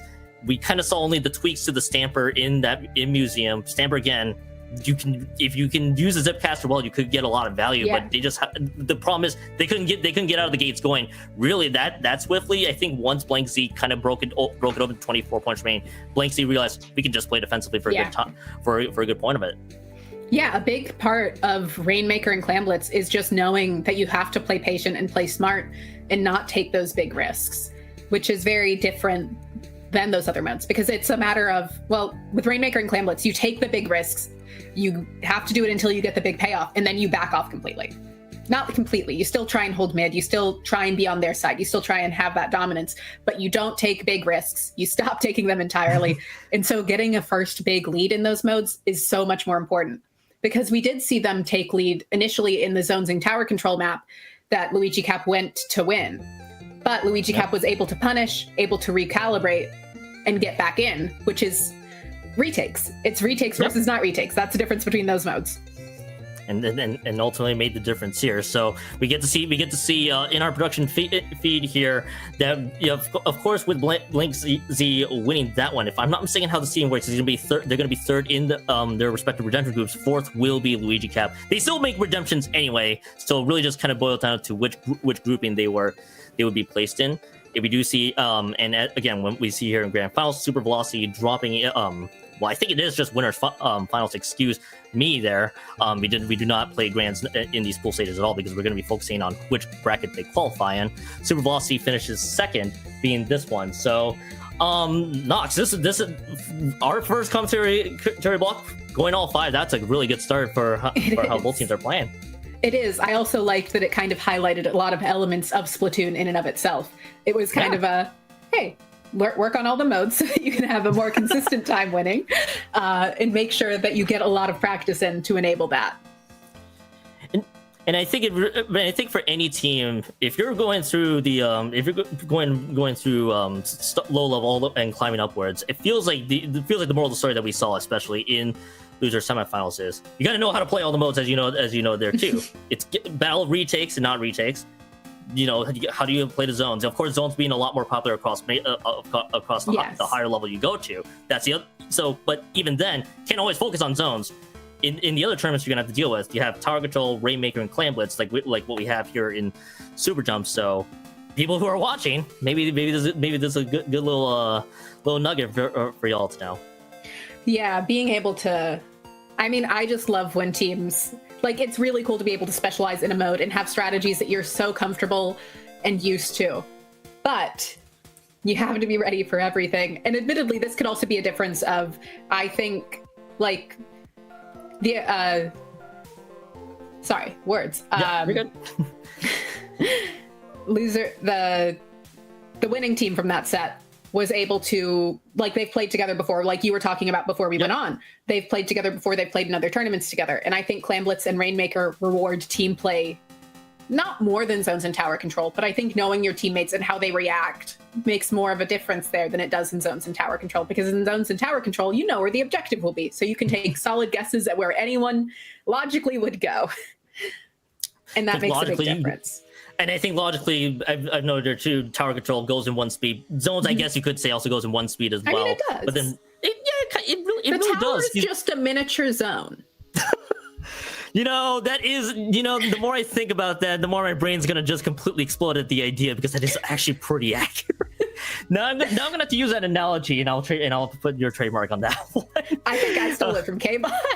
You stole it from K. Okay, that makes way more. Okay, that makes way more sense. Shout out to you, by the way, K-Bot, if you're listening. I've stolen it from a lot of different people, though. I hear a good phrase, and I go, "Yeah, I'll take that. That's mine now. I'll use that." Especially if it's a great way of summarizing a key element of the game, like how Tower Control flows. It flows in the same way Zones does, of those constant retakes and the penalty points being so much more difficult to deal with than in Clan Blitz or Rainmaker. Rainmaker doesn't even have penalty. Oh yeah, that is very true, because with Rainmaker, it's pretty much which speed are you gonna go and how close you can get to the Rainmaker anyway. It's almost a game of optimization at that point. But yeah, I think you kind of alluded to with the other team-based modes there too, like I think a lot of people, the more popular opinion across the Splatoon verse, I'm going to call it, is Clan Blitz is a lot more team oriented. Yes. Anyway, but even so, you still have to work as a team across the other three modes. Anywho, and it really just boils down to strategy. It's just how do you adapt with Zones, Tower Control, and Rainmaker? Because you can look at the modes up front, and you're like, oh, I should be able to carry this thing. Just let the two of us do it. But you still gotta have everybody else be on the same page, especially in comp Splatoon. Yeah, Rainmaker and Clan Blitz, you need to be able to capitalize on any opportunity faster. There is less room for that kind of, oh, we made a mistake, how do we regroup? There is, okay, this is how we regroup, and you need to have some fundamental knowledge of that. Not like a strict plan, but knowing how your teammates play makes such a difference there. Whereas Zones and Tower Control, you kind of usually have a little bit of extra time to work with. You don't need to be, if you make a mistake, if one player goes down too early, you can kind of go, okay, we can get special, we can just regroup, we can kind of brute force. Whereas Rainmaker and Clan Blitz, there's not as much of a brute force option. There's no special that can just flip the zone for you, or grab the tower, or just get everyone off the tower for a second until everybody respawns. It's, how do we get the Rainmaker to stop right now? How do we stop the clams from going in right now? And if you don't have an answer to that, and you don't know how your teammates will do that, it is absolutely brutal to recover from. And the fun, interesting too, because I'm gonna say that Rainmaker side. I know from the previous that we had BlankZ with the 3-2 victory over Luigi Cap. Mm-hmm. One of the things I was about to note that I'm taking about 2 minutes later to bring this up with you is you saw how that Rainmaker was placed within the last 10 seconds. Yes. It's such a very tricky location there too. A lot of teams I've been picking up on it and realizing, all right, this is actually a really difficult place for our opponents. If they ever need to come back, we're gonna try to solve it out here. And if I do go down, I better hope that Rainmaker's plays in a position where they can't grab it. And we kind of saw it's almost like Luigi Cap's like, oh shoot, that Rainmaker's is kind of just hanging there around that ledge, and we're like, can I get there with Squid Surge or just a Squid Jump, and by that time just ran down. It's such a difficult place to get that Rainmaker too, if they want to mount a comeback. Yeah, it reminds me a lot of Inkblot Rainmaker in that way, where if you take it down to whereby the trees are on your side of the map, it's kind of like, yeah, what are you going to do about it? I put it here. What are you going to do? It's still in the bubble. We'll repop it. We can just have one player go in, grab it again, die, make the bubble again, and just continuously hold that for as long as possible. I love Rainmaker cheesy strategies. I know they're not everyone's favorite, but I loved, like in Splatoon 2, and to some degree in Splatoon 3, I love quick pop on Manta to just go right. What are they going to do about it? And the answer is, if it's high level, they'll do something about it. They'll have somebody ready. But when teams haven't seen that before, it is a very fun situation of, oh no, oh, we weren't ready, oh dear. And then the Rainmaker's just at 0. I think Rainmaker is a very funny mode that has a lot of potential to be optimized and also a lot of potential to be very goofy and silly. And I'm gonna just have to relive a lot of the nightmares with all my Rainmaker games in a certain distant past. Yeah, that's fair. You mentioned Manta Rainmaker too, and I think it's like, yeah, it's one of those it's one of those map combinations where quick tails can just run rampant there too. Yeah, and that's fun. That's just how it goes. Yeah. Quick KOs are fun. When you are the team doing them, there is nothing that feels more rewarding than going, oh, we had a silly idea, and now our silly idea worked. And it brings up team morale so much. It is so fun and exciting. And I'm anytime I think of Manta Maria now, especially with Rainmaker, because it's the most common I've seen this in, is just players just trying to jump like around on the right hand side, where street's located, and just trying to do something that's like, is this a strategy, or are they just trying to be very sneaky more often than not? I think it's just going to continue to live rent free in my head, excuse me, whenever I see Manta Maria. And that's part of the joy. That is part of the joy, though, too. And now it's like, okay, now that mode's just gonna get goofy. What's up? I always happen to love whenever teams have thought of an interesting strategy for a specific mode. I used to play with a lot of people that would be very into theory crafting. So I love theory crafting. I'm not that great at it myself, but I love it. So I love seeing people be like, what can we do to create a scenario in which this team cannot move forward, or to create a scenario in which we can guarantee move forward? Because like we saw in that Rainmaker game, with Rainmaker especially, it's a matter of getting that one huge push. You just need one good push in Rainmaker and you're done. You're good. But then you need defense. What do you do if you don't KO after that one big push? Well, what if you throw mist and bombs at them? What if you throw a torp and another bomb at them and just stall out the area of the map they need to push through? And that can be done pretty easily on a lot of maps of just going, just don't move forward. And it's not a very fun way to play the game, but it is effective and it does work. And it worked even better in Splatoon 2, thanks to missiles. It's always missiles. I think the less we can talk about that endgame of meta meta for Splatoon 2, maybe the better there as well. And I think it's definitely worth a few things to know. I'm actually, by the way, keep an eye out because we noted earlier too. Loser semifinals wrapped up. Now it's just trying to get all the redemption stuff figured out. We do have the next match. They would be ready to queued up, but we do have an update with that match. That match is still going on. So Nox, I think if we both don't mind, we'll actually go ahead and take a quick break just to give ourselves some time to relax and rest up a little bit. Only for one quick moment. So don't go anywhere, guys. We'll be right back for more Super Jump 4, and we'll get your next matchup ready to go for you.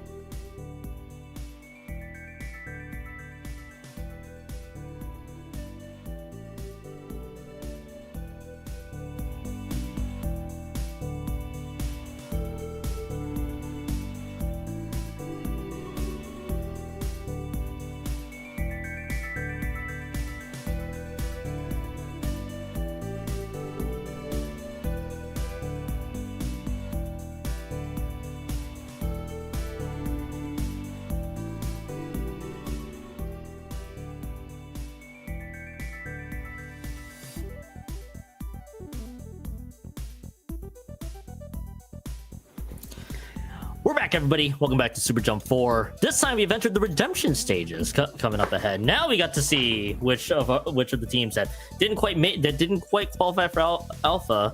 We can have a second chance to go back at it.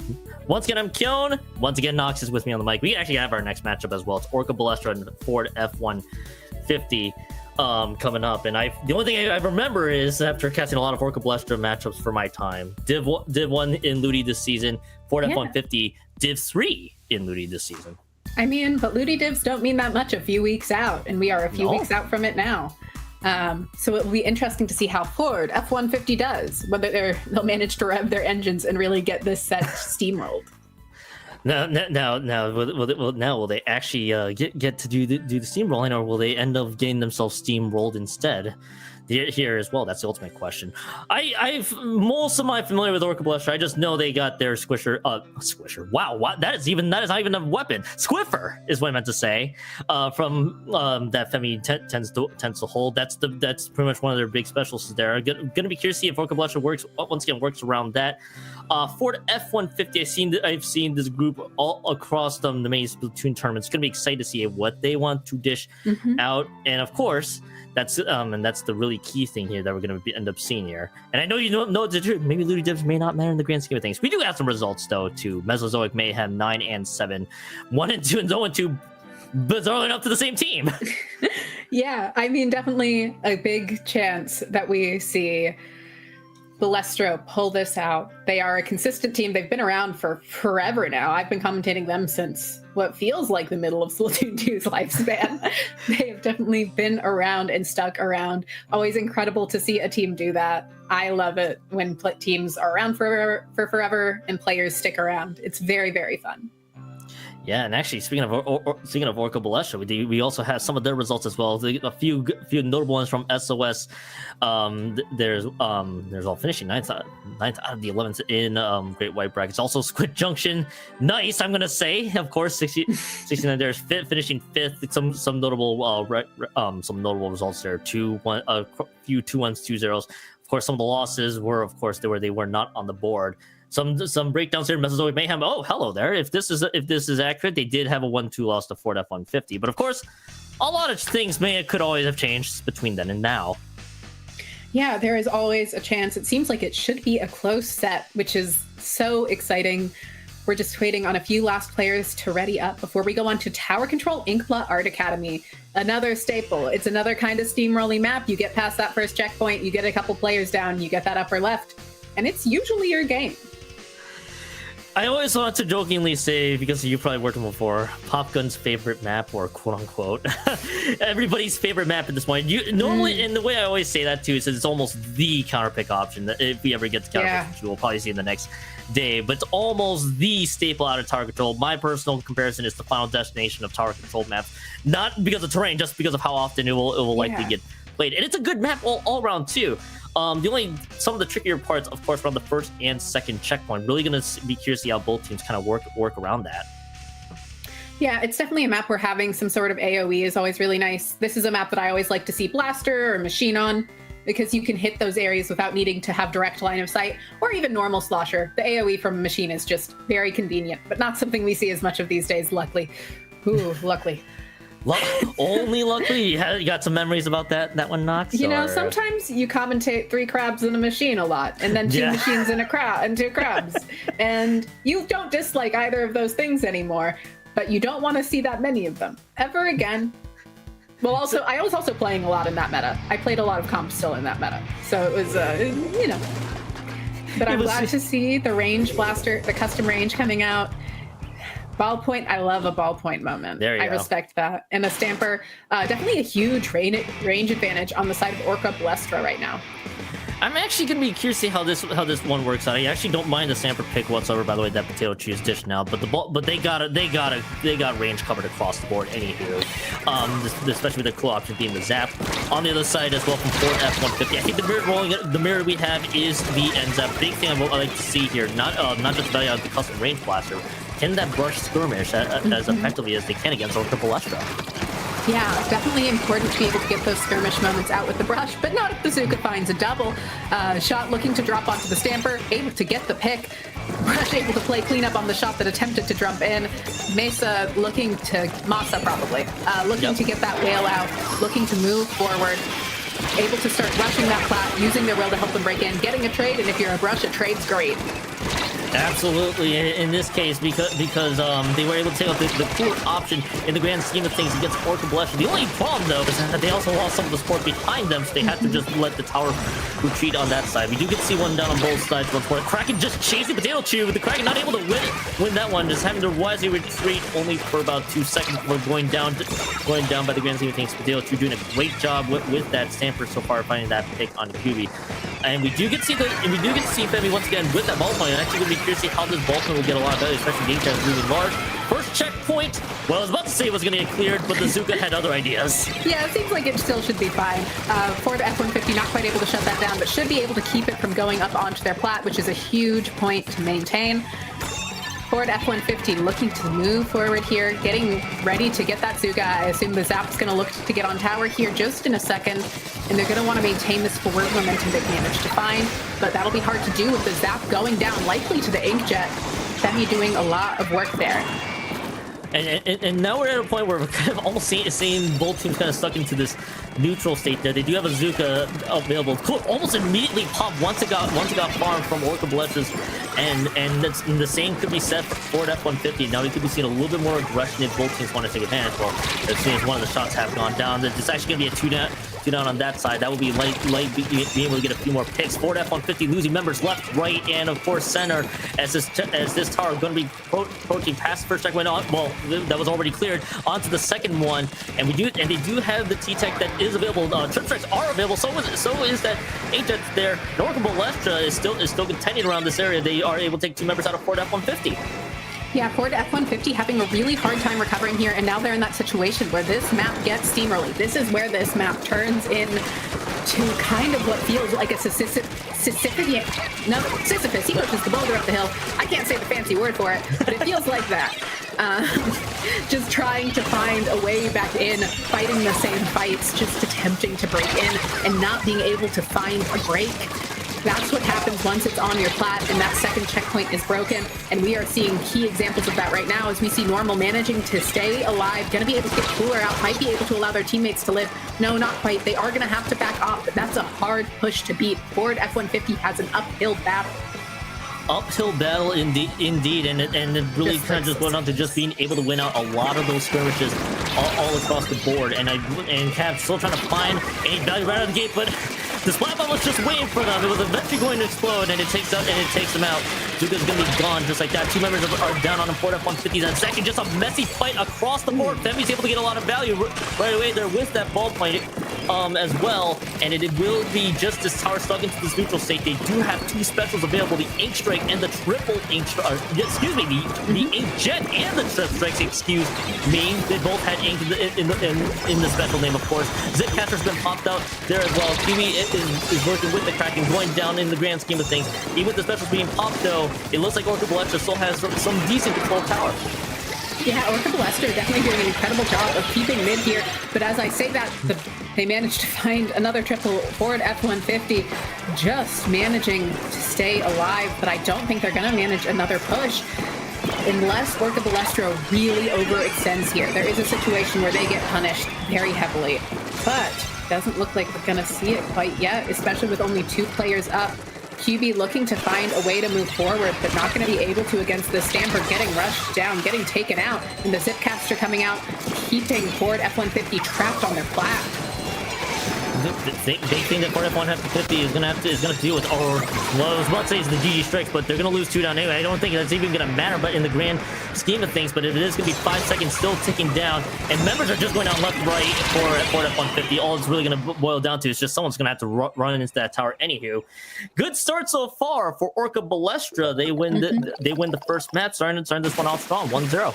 Yeah, they definitely seemed very comfortable there. They had such a big range advantage thanks to that ball point. The Stamper able to equal out the longest range weapon on the other team, so they were just able to hold them off and hold them at bay. The ball point able to give them crossfire everywhere on the map with how small Inkblot is, to just make it so they can sprint around, kind of freely. Lots of paint also helps with a comp like that.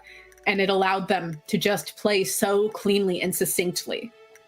I still think back to that push where they broke through the second checkpoint. Yes, down to 20 points remaining. I think it felt like in a good chunk of that push, Femi was just running crazy all over Ford F-150 there with that ballpoint and the inkjet. Of course, the team also stepping up there as well to help that push keep going. But Orca Ballestra just had a great game plan all around. And now Ford F-150. Now some adjustments need to be made. Both teams are kind of just hurrying over to the second map with no time to waste. So Hagelfish Market Zones.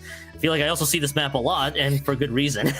Yeah, I like this map a lot. It is a very consistent map. It is a map that is very, very retake heavy, even for zones. And we see, this is a map that we usually see a lot of range come out on, which we did not see Ford F-150 having a ton of. They need something that can tame the ballpoint. The ballpoint was a big issue for them last game already, much less on a map with super open sight lines that favors long range. So they need to be able to get either their range in to help shut them down, shut the ballpoint down, or they need to pull out something like a charger, because the moment you pull out a charger, Splatlings kind of go, oh, no more fun. No more fun for me. No, there's that no fun allowed sign going to be planted here. Genuinely, here soon. as somebody who went through a phase, not phase, I've played a lot of Splatlings. Yeah. The moment you see a pencil or any other kind of charger, you go, oh, okay. Oh, I get it. I know how this works. I don't like it though. I don't want to deal with it. Well, speaking of, well, there's a pencil from Ford F-150. Now they're going to have to just bring up the big guns. Well, that'll that answers that question. There's the range we needed. Cooler coming out, obviously, with that hammer brush, which is always fun to see. Definitely good on zones. I can understand the switch. Pencil looking for Cooler. It's always fun to see them instantly painting for it on the map. Gab managing to find a good opening pick there, putting them in a good starting spot. And another that is 2 down on the side of Orca Ballestra. And it looks like we might see Ford F-150 manage to get a cap in here, but they haven't quite found it yet, surprisingly. A little surprising that this cap can't be not able to be found right away. In fact, Orca Ballestra able to wrestle that one through. The inkjet from Femi as well. It was just pressuring so much out of Ford F-150 to allow that to happen. Kraken's been popped by Kubi here, trying to deal with one of the members and realize there's nothing at the same course.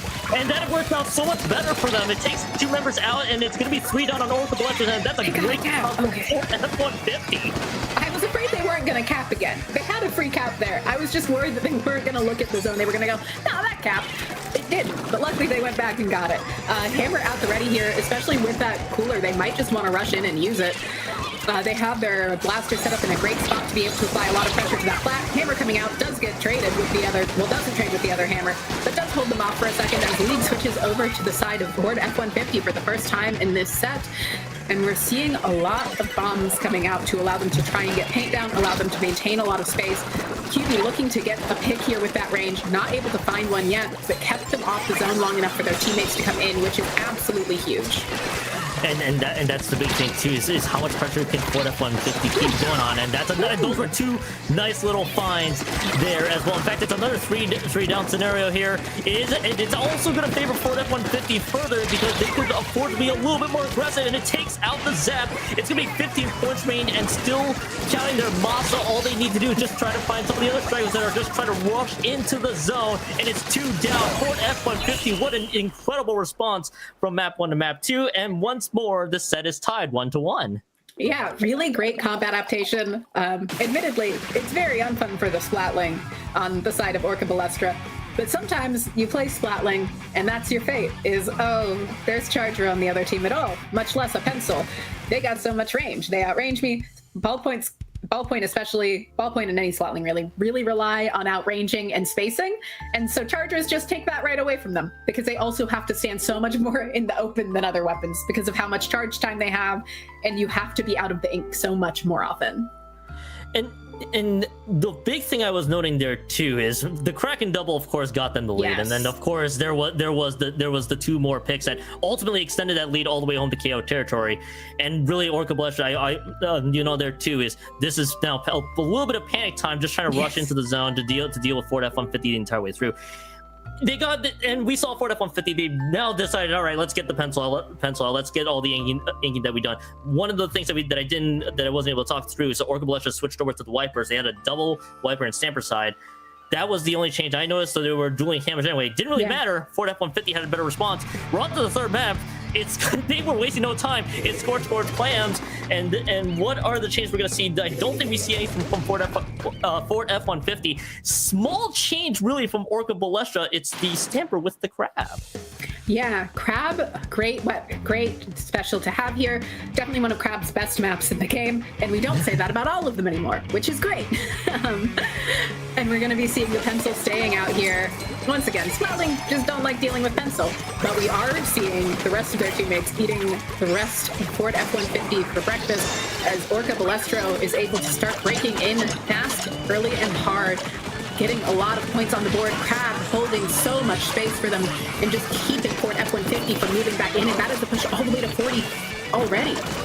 Yeah, already down to 38 points rate. And that crab could have not been placed at an even better spot to make sure that Ford F-150 can't move up ahead. This basket is still open. It's going to be one of those blink and you miss. This could be a KO with less than a minute spent on this map, and it will be 50 seconds have only been burned. And Orca Ballestra with a nice little statement map win. It's 2-1 in favor of Orca Ballestra. I don't even know what else to say from there, Nox. Yeah, I mean, that's just brutal for Ford F-150. That's a hard thing to mentally come back from. They made really good adaptations for Haggle zones, but Clam Blitzen zones are different. They don't do the same things like we were talking about earlier, and just so rough to try and break in through that. And I don't know how they fix it for Rainmaker if we're thinking about what comes next.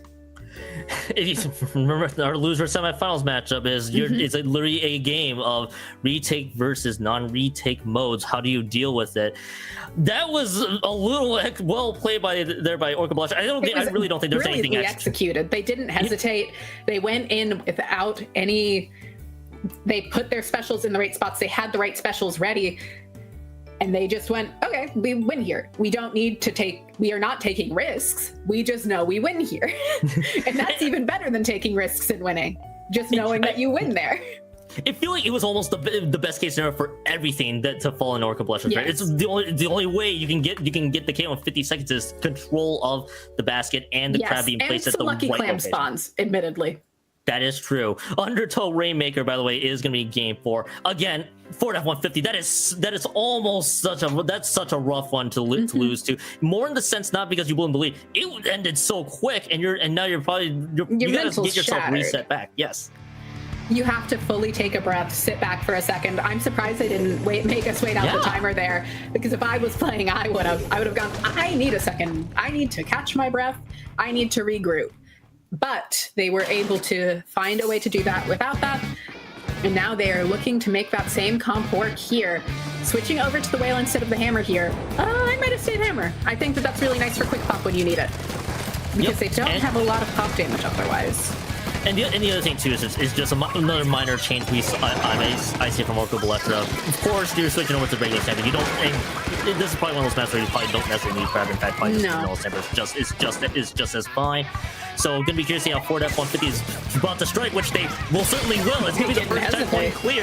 Yeah, they don't. Yeah, I don't think they were phased too hard. They probably just realized, all right, it's the next map. They pretty much got that one through. They did lose 3, but the first checkpoint's cleared. That's a good start. It is a good start, but now we're gonna be able to see Orca Ballestra going for a counter push here, looking to move forward quickly. Luckily, all of Ford F-150 has managed to respawn, looking to move forward, might be able to keep them from getting there. Seems like they might with how long this map is. Kraken shoving the Rainmaker away for just a bit longer, looking to try and find the pick. Not going to be able to, but they stall that out really well, keeping the checkpoint from falling. And Cooler came out on the side of Ford F-150, allowing them to take risks to keep it from moving towards that checkpoint. And that Cooler could have not come at a better time too if you can afford to play aggressive, because you know you're going to be getting those quick respawns there soon. They might still be looking to respect them just a bit more.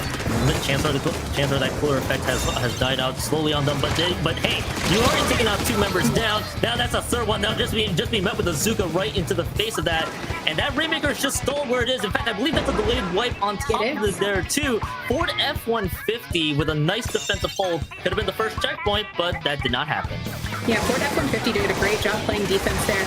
Now they're looking to move forward with the Rainmaker, going on an interesting path, but the Inkjet, of course, managing to hit their shot, cleaning that right up, as Inkjet wants to do.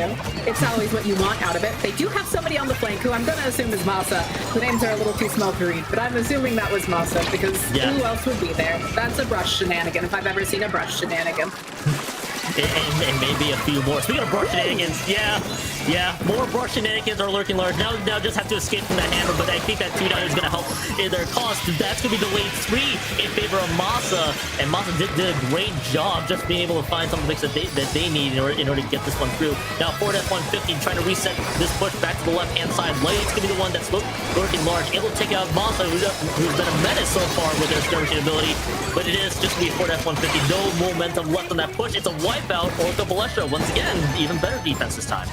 Yeah, they will need to keep that defense up. Range Blaster dropping down into mid here, looking to get some chip damage on everyone. Probably going to be able to, at least holding off the Wiper on that other side, keeping them from doing the job they want to do of skirmishing in front of the Rainmaker.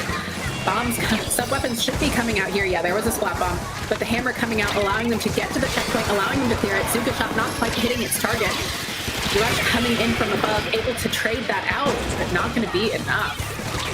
Yeah, but all you gotta do is just take one step forward for Orca Ballestra if they want to get the lead, and they are able to do so. There's an opening, and even more so, that entire fight ends with Ford F-150 going 3 down. They're gonna have to use the whale. They're gonna have to find this pick here soon. They're able to get the stop there, but it's 5 points range. But that is just not. That's gonna be rough, more or less, for Ford F-150. Yeah, that needed to be made inkable so bad. That was so nice of Nintendo to make that inkable. That needed to be inkable so badly. It wasn't like the best Rainmaker map in the game before. It's fine. It gets very close to KOs a lot these days, and that's okay. We are going to see Ford F-150 have a very uphill battle to climb from here. I don't know how they do it. This might be the set in Orca Ballestra taking game here. Yeah, but that you're gonna have to figure out how to deal with the rest of Orca Ballestra. Really, just the ballpoint that Femi is wielding out, but the rest of the group is gonna have to follow suit. You're gonna have to look around those specials there. They have a hammer that is available, or the ultra stamp for that matter, and of course wait for that zap to build the deploy. Which, well, you take out the zap, that is step 1, but we do get to see Light throwing that ultra stamp to no success. Rainmaker, by the way, picked up right out the gate for an F-150, but there's 3 down, and they're just gonna have to retreat with this Rainmaker. It is gonna stall a little bit more time here. Nox, you know there are 2 Ford F-150 with the much more uphill climb, and Orca Ballestra is just trying to collapse down on them right now. Yeah, Orca Ballestra just needs to play smart and play defense. There is not a single risk they need. 5 is essentially a knockout. It's almost the same. It's not actually the same, but when the other team's only managed to get to 60 and you're all still in mid and there's 10 seconds left, you don't want to risk overextending. You don't want to take chances. You want to hold that hammer and just be ready to defend as their barrage of specials comes out. 3 seconds left on the clock, and this should be game going to Orca Ballestra, and that is the set. That is the set for Orca Ballestra, 3-1. I will touch base on your love, quote unquote, for making that totally inkable there from Undertow. But to go back to Ford F-150, they had a pretty strong recovery there. They did. And then I'll give them credit to that too, because you're losing a 50-second clam blitz sucks. Let's be real here. But moving forward, they move forward without any hesitation. Obviously, there are maybe a few more seconds just to collect themselves, but they got the first checkpoint. The problem is the next step. How do you turn that checkpoint into something bigger? I don't think from the memory that has already failed me from 2 seconds ago, they weren't able to get past the first checkpoint at all. No, they never got past where the first checkpoint fell. 60 is that score. They never got past 60, which is always brutal. That's just so hard. I mean, it is a hard area to break through. They just also weren't holding specials to try and force that area because they were having to use them to get out of spawn because Orca Ballestra was doing such a great job of controlling the map. And that's the key thing too, with Orca Ballestra just having a lot of control over that map, and of course being able to paint over what was formerly the uninkable area, able to run that home to 5 points remaining. I'll touch base upon with that one because that's going to be a fun little thing for us to talk about. But but at the end of the day, I think that was almost effectively game-winning range at that point. That's so hard to really get to the other pedestal in time. You need to win like one good fight, and it was a 3-down situation at that point for F-150. So Orca Ballestra did such a good job that time, and it's 3-1 for them. Yeah, I just don't know why they chose to make that inkable. It's a decision I will never understand. I don't see why it was necessary. It was already a map KOs happened on somewhat often. It wasn't impossible to KO on by any means. And it helped slow down and give the team on defense a chance to recover. But I guess they don't want you to recover on defense in Rainmaker. I guess that's a silly idea for silly people. You know what's funny about that too is they also is that the right path. There is the checkpoint on the right on that right hand side if you want to go for the quick checkpoint, if anything, which as we saw nobody did. But sometimes then they still made that ramp not inkable though either. Yeah. So it's very clear which path you necessarily want to go at that point. Then yeah, I mean, there's definitely scenarios where like it is a map that can get super stally, especially in mid. It is a map that I have seen decided by who broke the checkpoint or who broke it first. It's not super common, but it definitely happens. So in those scenarios, if you're in the final 30 seconds and nobody's broken a checkpoint and they're not looking at that one on the right side, it can be worth just diving for it and going, yeah, okay, this is fine. This is fine. This is what fine feels like. As you get barraged by a million shots of just trying to dunk it on that checkpoint pedestal. What's even funnier too is not just the fact that it can lead to just a quick checkpoint. You can even swing lead the other direction if you're in a situation where both teams are pretty much tied right at that checkpoint stage. I've actually seen one game. It's a very small sample size of one game where a team actually pushed up that uninkable ramp on that right hand side. They actually got them the lead and actually the game for that one. It's rare. It doesn't happen often. It is very quick points, and it's so situational that I would never be like, you should do that. It's under a million specific circumstances, there is a right time to do that. And it requires the enemy team having completely dropped the ball on the right side. And typically already having a checkpoint down or having a full wipeout as you get to the checkpoint. I'm still not just that too. I'm still thinking to ourselves is like, what did we deserve to have an uninkable path? Also, if I'm not mistaken, too, they also made that wider too. I believe that was formerly so. uninkable, which is interesting. Why did they make it easier to get your last push in? I don't get it. It was already doable. It didn't need to be easier. It was already so doable. Look, maybe we just want to get more KOs in Undertow. We just gotta add that to the stat. I don't want more KOs in Undertow. I want more games where teams fight tooth and nail and get covered in each other's blood to achieve victory. Look, we just want the huge back and forth action that we of course all of us who are sitting there watching the Splatoon game happen is like, look, we all want that back and forth. Is it better for the players emotionally? Maybe. No. But also, it feels bad that they can just get the checkpoint, you go 2 down, and then they just hold forward and win, essentially. Like, it feels good when you're on the winning side. But if you're behind at all, it feels brutal and unachievable to make the same push. Maybe that will put us big old. Your mileage may vary if you truly want to. if you truly want that back and forth action, maybe you just really want to practice. You should want it. It's the right answer to want it. Actually, there is a right answer. That is true. If your answer could always be, well, maybe we should practice. I guess it could lead to practicing for close game scenarios anyway. But at the same time, it's like, do you really want to put yourself in a situation where it's already close? Yeah. I guess that's my initial thought. Get your adrenaline up. Said. Yeah, get your adrenaline up. That's part of the joy of get the adrenaline run. Yeah. Look, winning's fun. Winning after a close game, more fun. To me. More of an adrenaline high. You know what? That is actually reasonable. You build up all that adrenaline, and then you're like, okay, we can actually win this close game, and then all of a sudden everything just let loose. I guess it's more exciting than gain a quick 100-0 KO, or I guess something. Yeah, I mean, unless it's a team that you view as drastically lower level than you, then it feels very bad. Then it just feels like, why was that close? We're all mad at each other now. That shouldn't have been a close game. But when you're fighting a team around your skill level or higher, it just feels so good to have that close game. And you also can learn more out of VOD reviewing a close game and go, here's what we can learn from that, because everything should be a learning experience when you're playing comp. You can learn from literally everything. That is true, actually, because I guess if you're losing closer games to people equivalent to your skill level and to a comp that you probably have either seen or not seen before, one of the two, you get a little bit more practice in, I guess, Nox, right? Is that usually how that works? Yeah, I think getting more practice in is always good. I think whatever you can get to VOD review is always really important. I think if you can find top players' VODs to watch, not even of your weapon, just in general, I think there's a lot to learn just watching recorded sets. I tend to prefer watching from team or player perspectives, but you can learn just as much from watching tournament streams and very enjoyable to watch. And you also get commentary insight, which is, your mileage may vary from what we say. We hope to be funny. We hope to be funny and engaging for you all, and I guess that's of course the most important thing there too. Yes. But if you look at if you always look at the players playing, especially if you're at home trying to learn more of how can I do this better, or how do I get up to the next step. I guess maybe looking at how the other players do it, especially top level and players I think above your it's standing important. too. Like Kyo recently uploaded a tournament set to YouTube, and I love when they do that. I love when anyone uploads a tournament set to YouTube, because I find it way easier to pause and break down what's happening on YouTube. The way I started learning to understand what I was watching in comp when I first started wanting to get into comp was watching Brian the drummer play Charger on Ghost Gaming versus Kraken Paradise.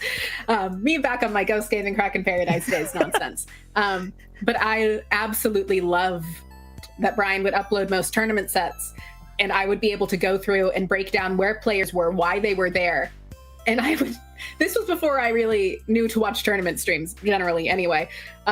So I was always watching from the Chargers perspective, or whatever had the most ranges perspective, so that I could see where everyone was more often and track where they were, to be able to really pick apart and learn why people move where they do, what gets them punished for it, and how did they recover.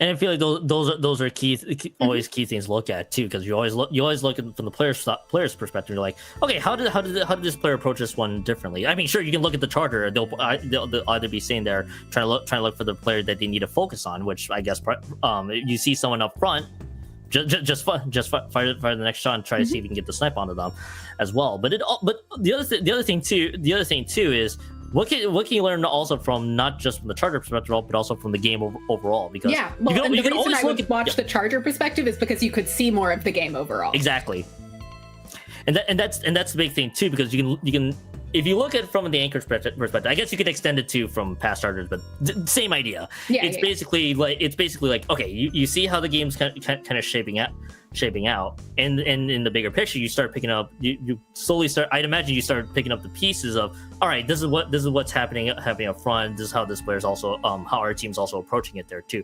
I like to always view things not just from a player perspective, also from a macro perspective, from a bigger game sense, because it gives you an idea on how a team more or less watch your team plays the thoughts game, from map perspectives. Sometimes you can learn a lot about where people are going and why they might be there, and also why it might have been the worst imaginable choice. Map perspective will make you realize, oh, we do that. Oh, ooh, that's how we played off of each other there. Or, oh, we played off of each other ridiculously well there, and we're able to capitalize so much on one player mildly overextending. And that's the big thing too, is because you'll get to hear me a lot too, because you're like, all right, you're able to take one or two. Now how do you take full advantage? What do you do after that? What's the next step? Because you could think about it too. It's like with Rainmaker and everything else is, well, we made it past the checkpoint. Now what the heck do we do next? We got the first push in Clan Blitz. Let's say, what the heck do we do next? How do we caught the zone? How do we get even more points on the board? And it's always the bigger picture. I love the bigger picture. Yes. Just for full opinionated perspective. You can look at the players all you want, and you can see all the highlights too, which we will always be excited about to see if there's very highlight worthy plays. But really the big, in the grand scheme of things, is you need to know how, from a macro, how do you capitalize off of getting that 2-down situation? If you get 2 down, you can get a meaningless 3-down situation. You can get a 3-down situation that you can't do anything with because you are too far back. If your teammates are all too far back and you get a random triple a million miles ahead of everyone, they can't capitalize in time. You get a triple while your team's down, but you need to be on the pushing side, doesn't matter. Doesn't matter. All your teammates went down. The objective isn't being taken care of. Like, good job. You got a triple. Great. What about the objective, though? It's kind of like throwing an accidental bomb or even a famous special, the Trizuka. You just fire a few shots and you just get a lucky double, but then everybody's like, wait, I just got a double off the Zuka. We weren't even ready for it. And I feel like that happens a lot more often than not too with how it happens less as you get higher in level because you learn how to take any opportunity you get more often. But it takes time to develop those skills and practice to develop those skills to be able to just make your way in and go, okay, we can't hesitate. We got the double. How do we move? How do we paint? Go now. And just going, players will just know what they need to do there. Versus in low level, it's kind of like, what's our plan? What's our plan as a team? Which is a useful skill also. And it leads into the future skills. So, and it's always a matter of well you have to start somewhere too. It's like you're starting at low level. You have to start it starts by picking up the fundamentals too, not just like the weapons and the stuff you are comfortable with, but how do you mesh together as a team if you're trying to make the climb. And again, there too.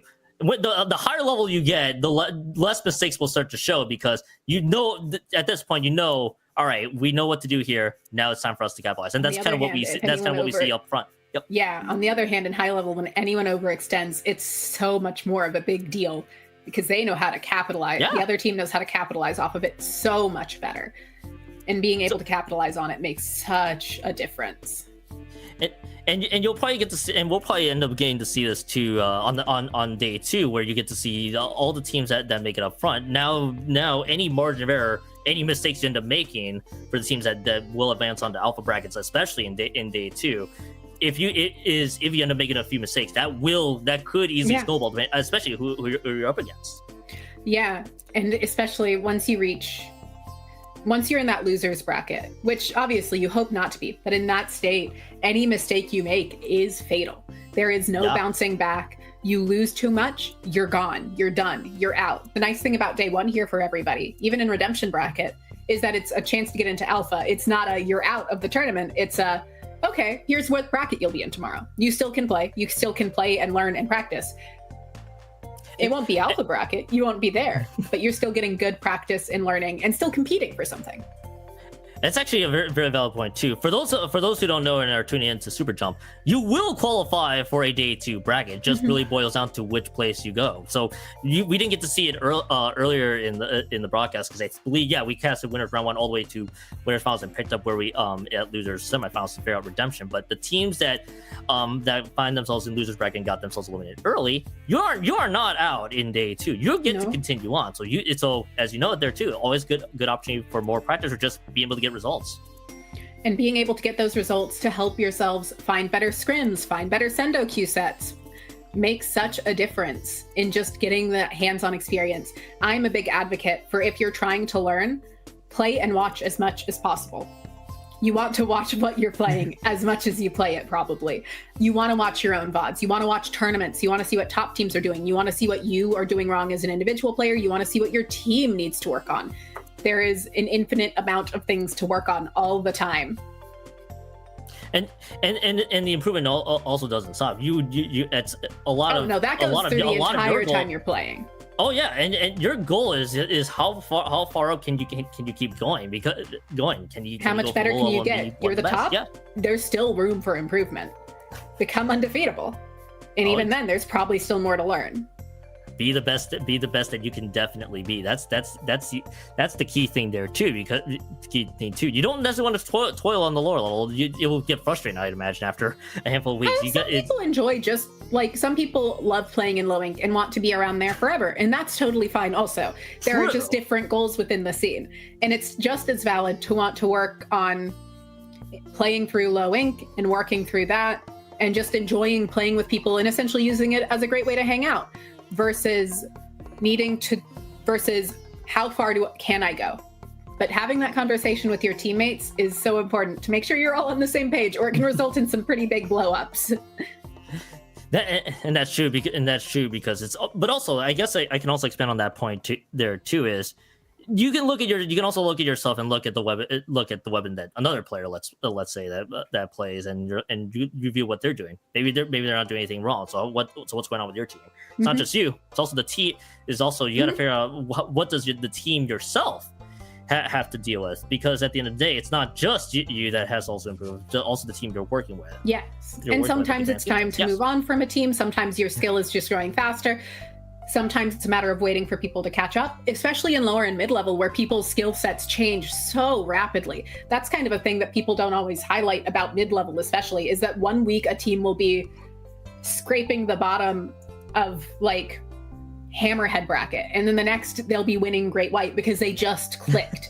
Mid-level is the level where things can just click, your team can click together, and everything can fall into place to start breaking further forward. Essence is a team that happened to. It's happened to a good few of them. They don't necessarily make it into the top level, but they make a big difference and become top of mid-level. And it's usually like a 1 or 2 week quick switch flip. And what's even interesting too, because maybe with my crew, we either I'm going at a different pace, or it's time. Okay, it isn't working. We gotta do something else.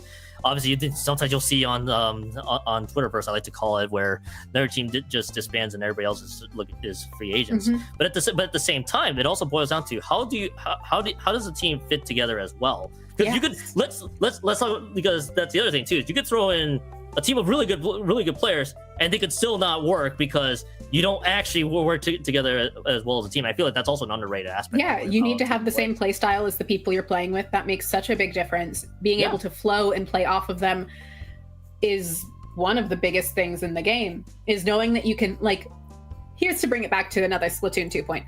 FT-Win worked the way it did for so long. Like, FT-Win is still an amazing team. Glad they're back. But they are never going to be there. They can still be the best. They are not going to be the same way of being the best they were in Splatoon 2 because of how Shaq and Kyo played together. Obviously, the other members did a lot too, but Shaq was the best support player for Kyo specifically. Not for every team, but to have Kyo as your main aggro, Shaq was the perfect support player. Shaq played cleanup really, really well, was able to flex between weapons to make different comps work, and was able to play really fast, which FT-Win, I don't know, if you ever go back and watch FT-Win VODs from Splatoon 2, they nailed the formula. Splatoon 2 was a game you could play with a formula, and in most metas, they figured it out. And that was really impressive to watch and get to see. And you know, there too is like, how do you mesh well with the other teammates? Like what FT-Win did back in Splatoon 2. It continues to emphasize as well with your team is, if I don't work well with these guys, even though they're let's say they're the best, for lack of a better example, then there's no way that we're going to be able to succeed. You'll probably end up toiling around like the results you definitely don't want. And it's always a classic case, because I see this not just in Splatoon but also in other games I watched here as well, where you get teams that are building like super team style rosters, and you're like, this doesn't actually work because we just don't work together. Yeah. So that's kind of my finishing point with that. Yeah. Which, by the way, we have another match. We do. We have ASC Tenshi versus Kiki Fanclub. ASC Tenshi been around for what feels like forever. Definitely been around for a while now. And Kiki Fanclub, if it's the Kiki, I think it is, we could see a bamboo. But it could also be a different Kiki. There's a lot of Kikis. Yeah, that's true. I've seen ASC Tenshi. Okay, I did pronounce that right a lot. And then this could be the Kiki that you're thinking of there too. So keep an eye out for this one. By the way, both teams are not wasting any time. So we do have some results there for Mo Cup and 20XX as well, along with just this previous SuperJump there as well. A lot of strong results from ASC Tenshi. They've also made top cut of a few of the Nintendo tournaments. But we're going to be starting off on Zones Robo Roman, which will be interesting. Good crab map, good most things map. It's a very well-balanced, well-rounded map. And I have actually started to warm up to this map more than the other popular ones, because I think to me it strikes the right balance for how you can play overall with the way this map is shaped. So that's what I'm going to be curious to see. Which, by the way, this is one of the Scream weapons that I'm believing we get to see. It's a 52 gal deco. Right? It is a 52 gal deco. Kabi, I used to play with. Always nice to see the squeezer coming out, range blaster coming out. Going to be relying a lot on that pencil and 52 for paint with the squeezer and range out there. One down on each side, and we are seeing just a bloodbath in mid right now as both teams are looking to find a way in. Also, of note, double strike coming out from ASC Tenshi here. Yeah, ASC Tenshi is gonna be dishing out that double clip strike. Also a weapon that has been seeing a lot of surge in popularity is the Theo Splash. Now whether that's true or whether that truly will be sustainable is a different story altogether. But I love the amount of pain and the amount of pressure to taking this shot. So it's going to be up to the Kiki fan club with doing Trenchcoat as well what they want to do. Right now we can see that this zone is still on ASC Tenshi's favor. The Kraken, if it's able to zone out members of that, this could be a zone split, but that doesn't seem to be the case. In fact, no value right out of the game from Poli's end, and this is still points being ticked down. Yeah, points still going down here on the side of ASC Tenshi, doing a lot of damage. Pencil managing to find one, but not more. Scream coming out should keep the Pencil off track. Everyone forced to back off for a second, allowing zone flip. That's what you need right now if you're Kiki fan club. Just looking to hold on to mid by any means necessary, but just getting those penalty points out keeps you in the game for now. Yeah, but you're giving yourself another chance. That's the big thing there too. Still trying to fight back and see if you can get that zone back, which they are able to. So more penalty points on the board for ASC Tenshi to fight through. And there's also a 2-down situation right away, so you can now be a little bit more aggressive if you can. Well, unless the 52 Galdeco on that side going down, it's going to slow this one just for a tiny bit more. We do get to see, but the zone just being traded back and forth here. Nice. Zones is a retake game. Things are constantly changing and going all over the place. Also, love that sprinkler placement for Kiki. Able to really keep a lot of paint and pressure down. Kiki looking to find something to mess with here. Trying to find something to poke at. Finding something on that left side, but not able to do much with it. Kabi dropping, helping get the pinch on them. Kabi looking to move forward here. Kabi, a very good squeezer player. Very consistent at hitting their shots. I used to play with them quite a bit. They are a great squeezer player. So for them being on that makes a lot of sense. Cooler coming out, allowing them to try to push again. And now this literally is going to be the game of retakes here. It feels like it's been the story so far. Is who's going to get the zone last? I feel like this is actually going to be the game where who gets the zone last. Yeah. Again, scheme of things there. Kabi's probably going to go down on top of it too. So really, ultimately the question is, how long can you sustain that push? You do get to see a very paint-heavy comp there. You do get to see Tenshi, one of the members potentially lucky, I believe, taking out Kiki there. It's going to be 2 down on that side, but how long can you keep that push going? You're having to deal with a lot of paint. You got a custom range blast for the foil squeezer in the 52. Go ahead. Yeah. I mean, there's definitely so much paint coming out of ASC Tenshi here. It is hard for Kiki's fan club to make something work. This might be a situation where there's just so much paint out of ASC Tenshi and the splash is staying up enough at the time that there is not much they can do. But they are putting up a value fight. They are getting consistent picks. They are putting on a lot of pressure. But at the cost of the zone, they can't manage to keep it painted. They do manage to here, though. They definitely managed to do here, and I feel like this is a case where you're having to deal with a lot of paint, so I feel picks are even more important than ever. But every member down is going to start mattering a lot if you're a Kiki fan club, because ASC Tenshi can just quickly paint the zones back and be a little bit more aggressive. Because look at how fast this could be contested. Yes, it is still in favor of Kiki fan club in the grand scheme of things. Well, taking out Owl is going to help a lot, but the trip tracks are being dished out, and already you see that zone split. It's almost looking inevitable each time. So for Kiki fan club, these member down situations for ASC from ASC Tenshi's end that they're going to deal with is going to be more important than ever. 1 minute left to go on the clock here, Knox. 1 minute left, and it's just so hard for them to paint over those strikes. They don't have the right weapons to do it. It's not that ASC Tenshi is necessarily, like, they're not doing the strike 10 that allows you to insta-cap zones. Like, they're close to it, but they're not quite doing it. That could be painted over in theory, but Kiki fan club's comp can't quite manage that. So to manage to hold the zone for long enough, which now they can't even get to the zone. That's brutal. This is probably going to be a quick KO here, actually. Not quick, but a KO nonetheless. I feel like the classic case of a slow march to the KO up here. It's almost a last-ditch effort from Pony. It's really not going to be a whole lot there as all the ink is being dished down. ASC Tenshi is going to be on the board 1-0, and again, we mentioned before, what do you do against a team that just points so much over the zone? They needed to be able to, what they needed to do was find the picks while they had the zone. They needed the range blaster, the squeezer, and the 52 to be able to rush in, get those picks, and take out the splash or slosher before they could get strikes. But with the splash especially, that's far easier said than done. That is not a natural thing to be able to do. Splash gets special so ridiculously quickly and so ridiculously easily that it makes that very brutal. But less of an issue outside of zones. Like, in other modes, yeah, the strikes will stall you. They won't stop you, though. They'll slow you down. but they're not going to stop you from getting the zone, getting the objective. I mean, tower, I guess, but not for nearly as long as zone. I feel like what we saw from ASC Tenshi, by the way, Nox, I have a feeling that could be a zone-specific comp there. That could definitely be a zone. That's what I'm wondering about, that's why I'm going to keep my eyes open for this one, because it's not a zones-only tournament for record. No. It's going to be Clan Blitz, Umami, Ruins for Game 2. And this is going to be a classic case of Kiki may not be facing the same comp that they were having to deal with in zone. No. So I feel like they had the right idea. They're just getting outpainted so quickly. Yeah, so like they had good pushes. They had good holds. They just didn't have the paint to take the zone for long enough. And that happens against a double trip strike comp. I think they just kind of go, GG, we didn't win zone. We win the next 3. They do need the next 3 though, or they're going to be on zones again in that rough position. That's what I like to call step 2 of the equation is, all right, we have to give up step 1, which is giving up the zone to that, but now can we answer back? And now we get to see some changes here. Yeah, no surprise. That was a very zone specific comp there that Tenshi's dished out. They got the 52 from Alwo, and Tiflo has the what I call the rapid RBP deco, excuse me, being the changes on that side. Yeah, that's smart to abbreviate Rapid Blaster Pro deco. One of the longest titles in the game, but that is 3 down on the side of ASC Tenshi. Great picks coming out quickly from Kiki's fan club. They don't quite have the clams to capitalize on it, but that allows them to get such great control of mid, work on getting their specials ready. They have 2 power clams now, so they just need to find a way to break back in.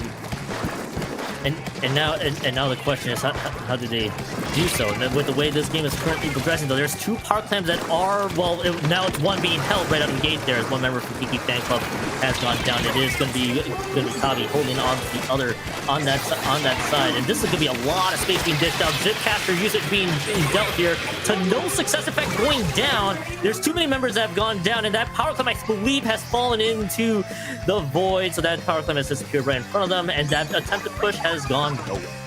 Yeah, I mean, that can definitely happen in clams. If you don't have that power clam ready when you get the triple, it's just a situation of, oh, oops, our push. Oh no, what do we do? Oh.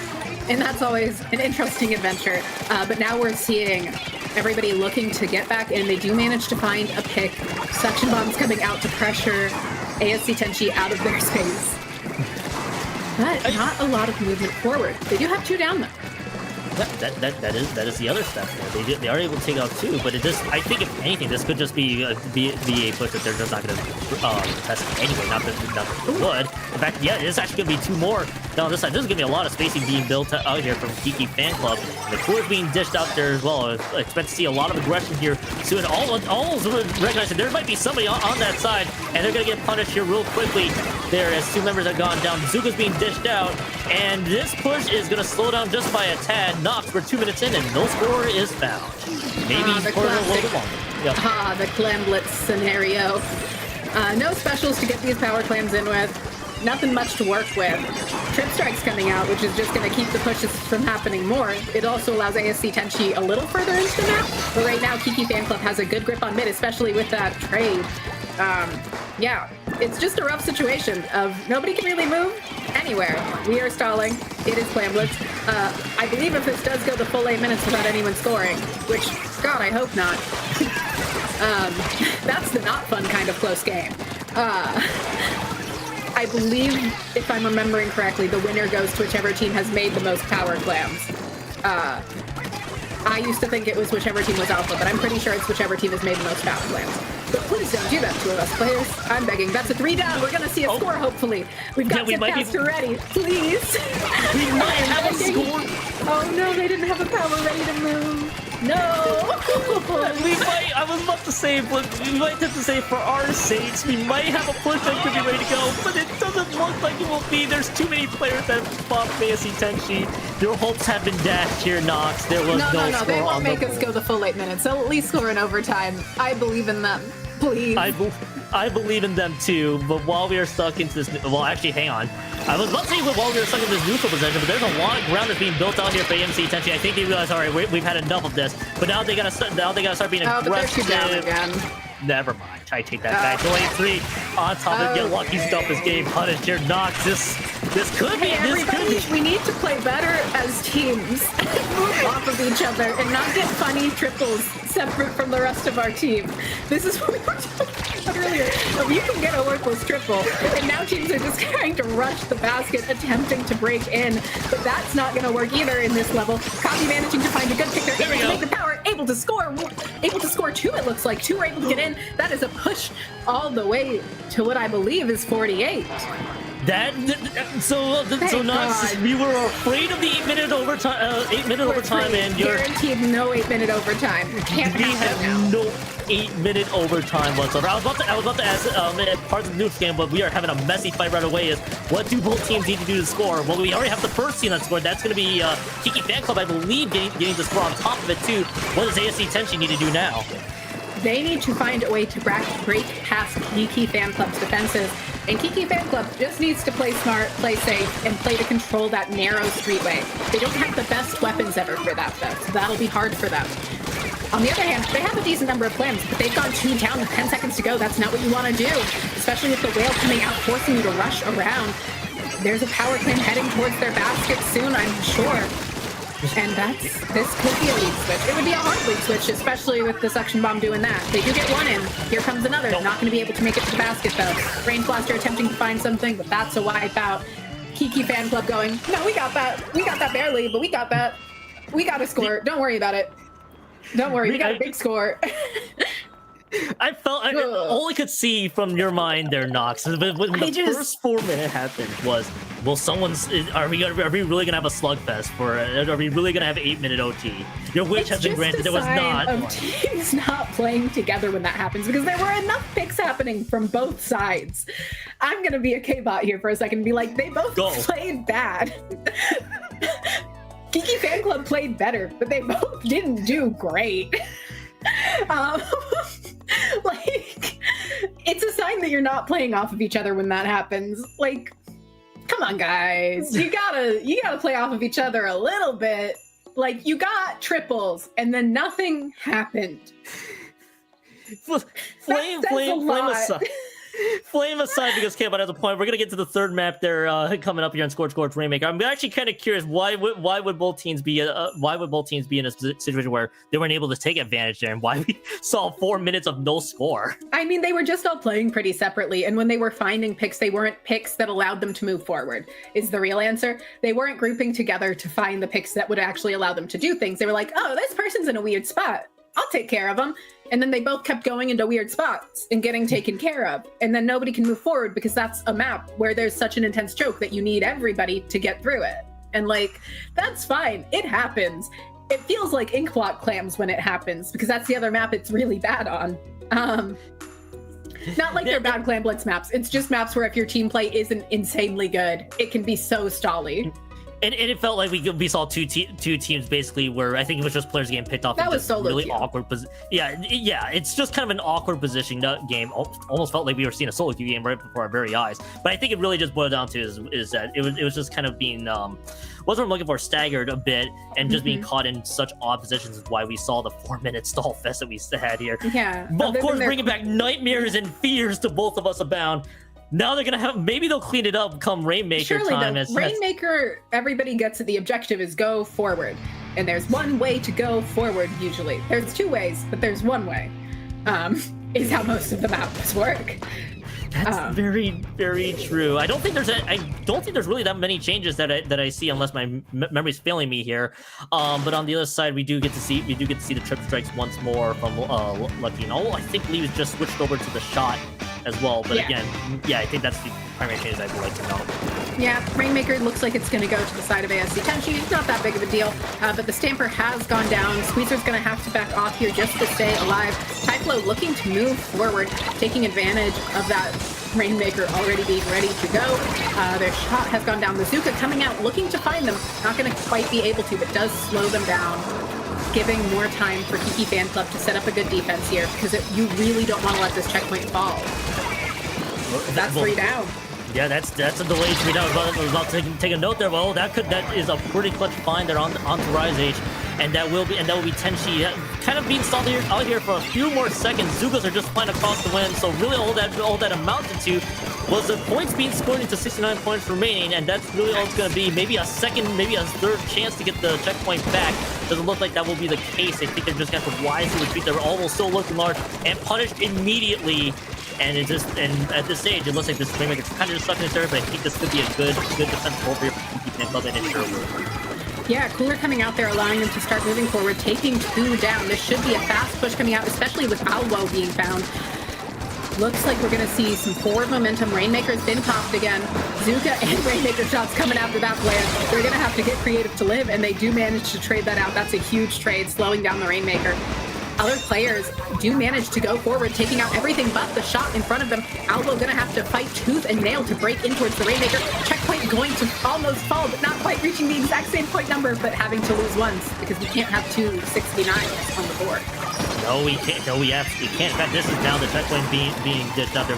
Both teams effectively evenly matched at this stage.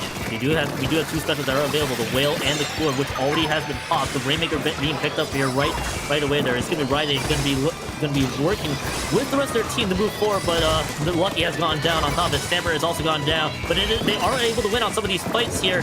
Now the question is, are they able to get to this first checkpoint? For sure, Zuka being dished out on top of it. 40 seconds left to go on this Rainmaker being held, but it looks like this might be enough space that they need to clear this checkpoint here. Oh. Unless a Zuka flies from the side and has other ideas. Yeah, that's right now Kiki Fanclub managing to hold on to the lead. They're moving forward really efficiently and quickly here, which is great to see. Love seeing the Zap leading the charge very genuinely. Not something we get to see all the time. That's some good points on the board, all the way to 47. Not enough that you feel comfy that that's going to be the end game score, but it's enough that you feel comfy to just try and defend that checkpoint as the next push onslaught comes on. Typhlo coming into mid, trying to clear space, taking advantage of the big AoE of that Rapid Pro Deco, and popping the Whale to try and create space for the Rainmaker to move forward.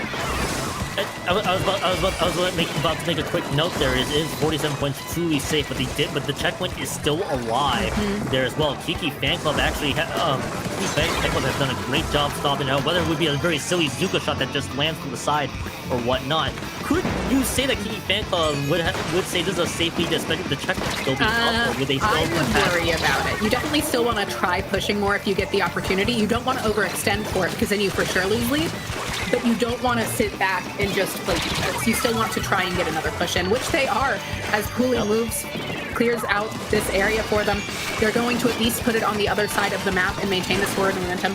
That's kind of the key to stalling in Rainmaker, is you don't want to stall from your side. You don't want to stall defensively. You want to stall offensively by taking up a lot of space, by controlling as much as you can, rather than going, I'm going to sit in my spot. You just have to toe the line. You want to take as much space as you can without dying. And it looks like they're doing that pretty well, as that's a full wipeout and just two of them still alive. And they're able to stall it out over there, just a minute left, and ASC Tenshi still has a checkpoint they need to break. That's the thing that ASC Tenshi has to deal with. It's not just the first checkpoint you gotta clear, but what more can you get from clearing that first checkpoint? And we do get to see Kami still keep this Rainmaker on his side. I don't think that timer is gonna necessarily favor them quite yet if I'm able to read through all that. But there's so many members that have gone down. Now the trip is being thrown out there in a little bit for zoning. They are able to take 2 and 3. This is going to be a bigger lead. This could be a KO. It could be a KO. But it's 60 points range. Now you should definitely feel a lot more safe for now. Now they can just throw their sub weapons around and go, I'm comfy, I'm chilling. Kiki gonna look for a Zuka here because Zuka good at stuff Rainmaker. Oh boy, Zuka's good at that. We saw that earlier.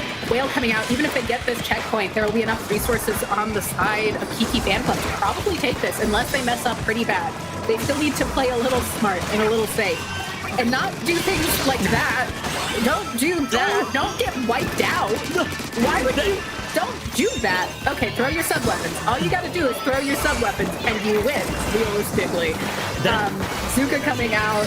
Got the Rainmaker cornered. There we go. That's the thing. That's what you don't want to do. This is being said out of a place of kindness. Please just stay alive if you have lead in the last 30 seconds. That's the priority at that point. You have space you can give up to make sure you stay alive and have the specials ready. They managed to get a Zuka in time. But why take the risk? The even funnier part I was about to chime in on here, Nox, is it was 60 points range. The ASC Tenshi has to go through a very narrow choke point, and they have to win and capitalize on multiple. And the only way they do that choke point is if you're wiped out. that's why you're like, do you really want to take that risk and only get like what 2 or 3 more points realistically off the board? Worth it. Maybe a little too much over aggression in the grand scheme of things. Ultimately, it was a Zuka that ended. That ended. Yeah, they had 2 Zukas. One of them should have had Zuka ready. They shouldn't have been wiped out first. That's the worst situation to wipe out in. That's how you lose games that you thought you had won. Been there before, many times. You go, this is a safe position to hold. Surely. It's a little tiny bit risky. And that's how you die. That's how you get picked off. That's how your entire team gets picked off because one player overextended and now everyone else is vulnerable. So just like make good choices. They did a good job. They cleaned it up. They won the game.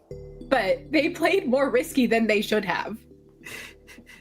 Nox is just gonna be busy just screaming on the other side.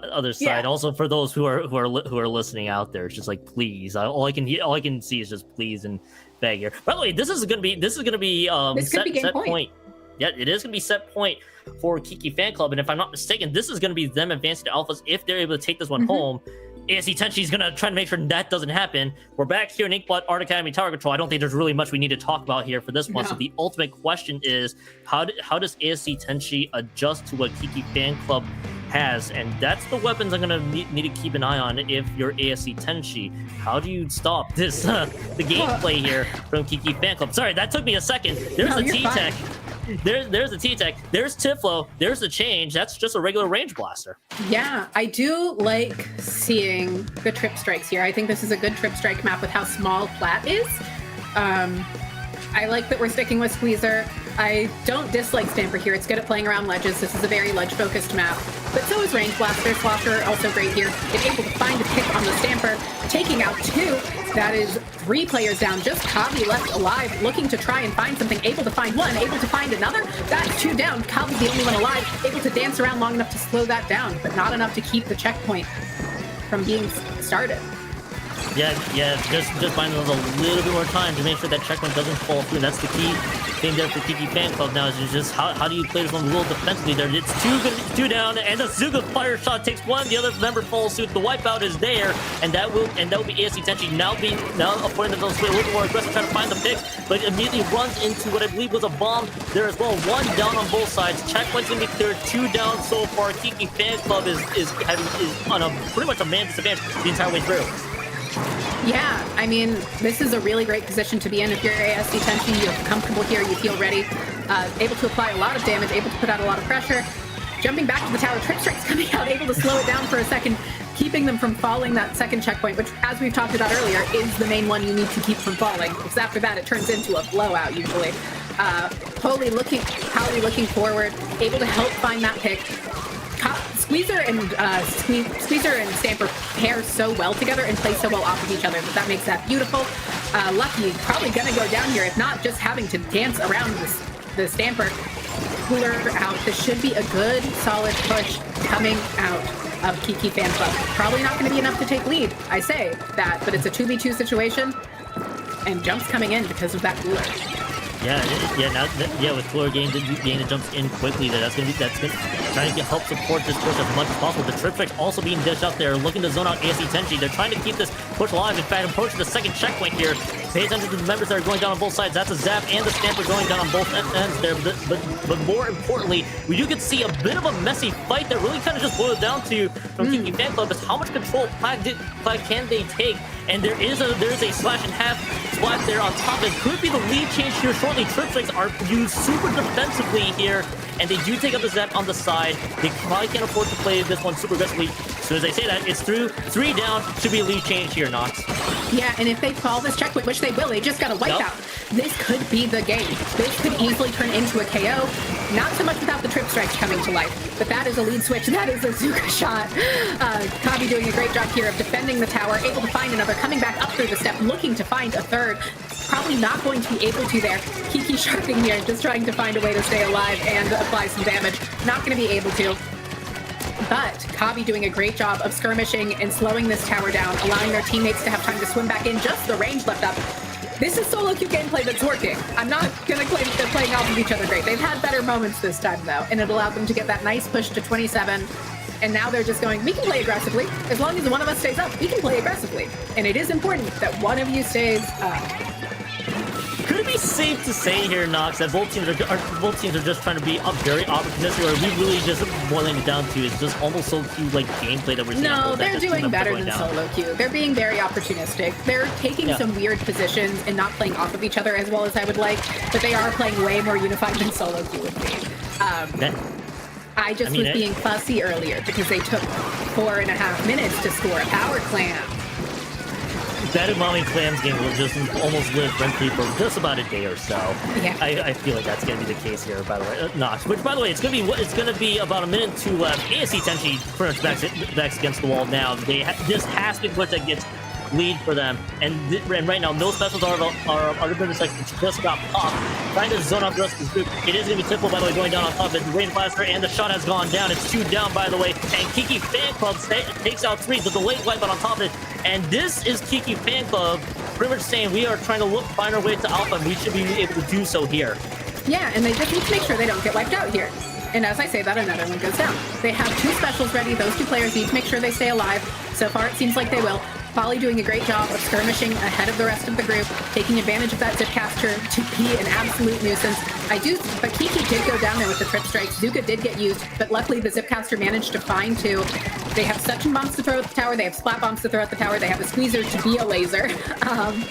And they shouldn't be too far from those trip strikes, with which like 10 seconds left to go. They just need to be able to get somebody in position to rush the tower with them. And so that should be game. That's it. Yep. There we go. Yep. That's it right there. That's why you don't get wiped out in the last 30 seconds, because that way your win can be nice and easy and not make you need to feel panicked. Nox is like, all right, you guys have finally learned from the last map. Yeah. And more importantly, that's ASC Tenshi, if I'm not mistaken, dropping 2 beta brackets. Yeah. And Kiki Fan Club advancing alphas. The interesting thing too from how this set played is we saw a very zone specific comp from ASC Tenshi for there with the Neo Splash, just all the pain in the world. And but the way Kiki Fan Club played that first map, we both kind of got the feeling of, okay, they're able to temper this out well. This may work out well for them with the way the rest of the set goes, because you're not gonna get zones anymore.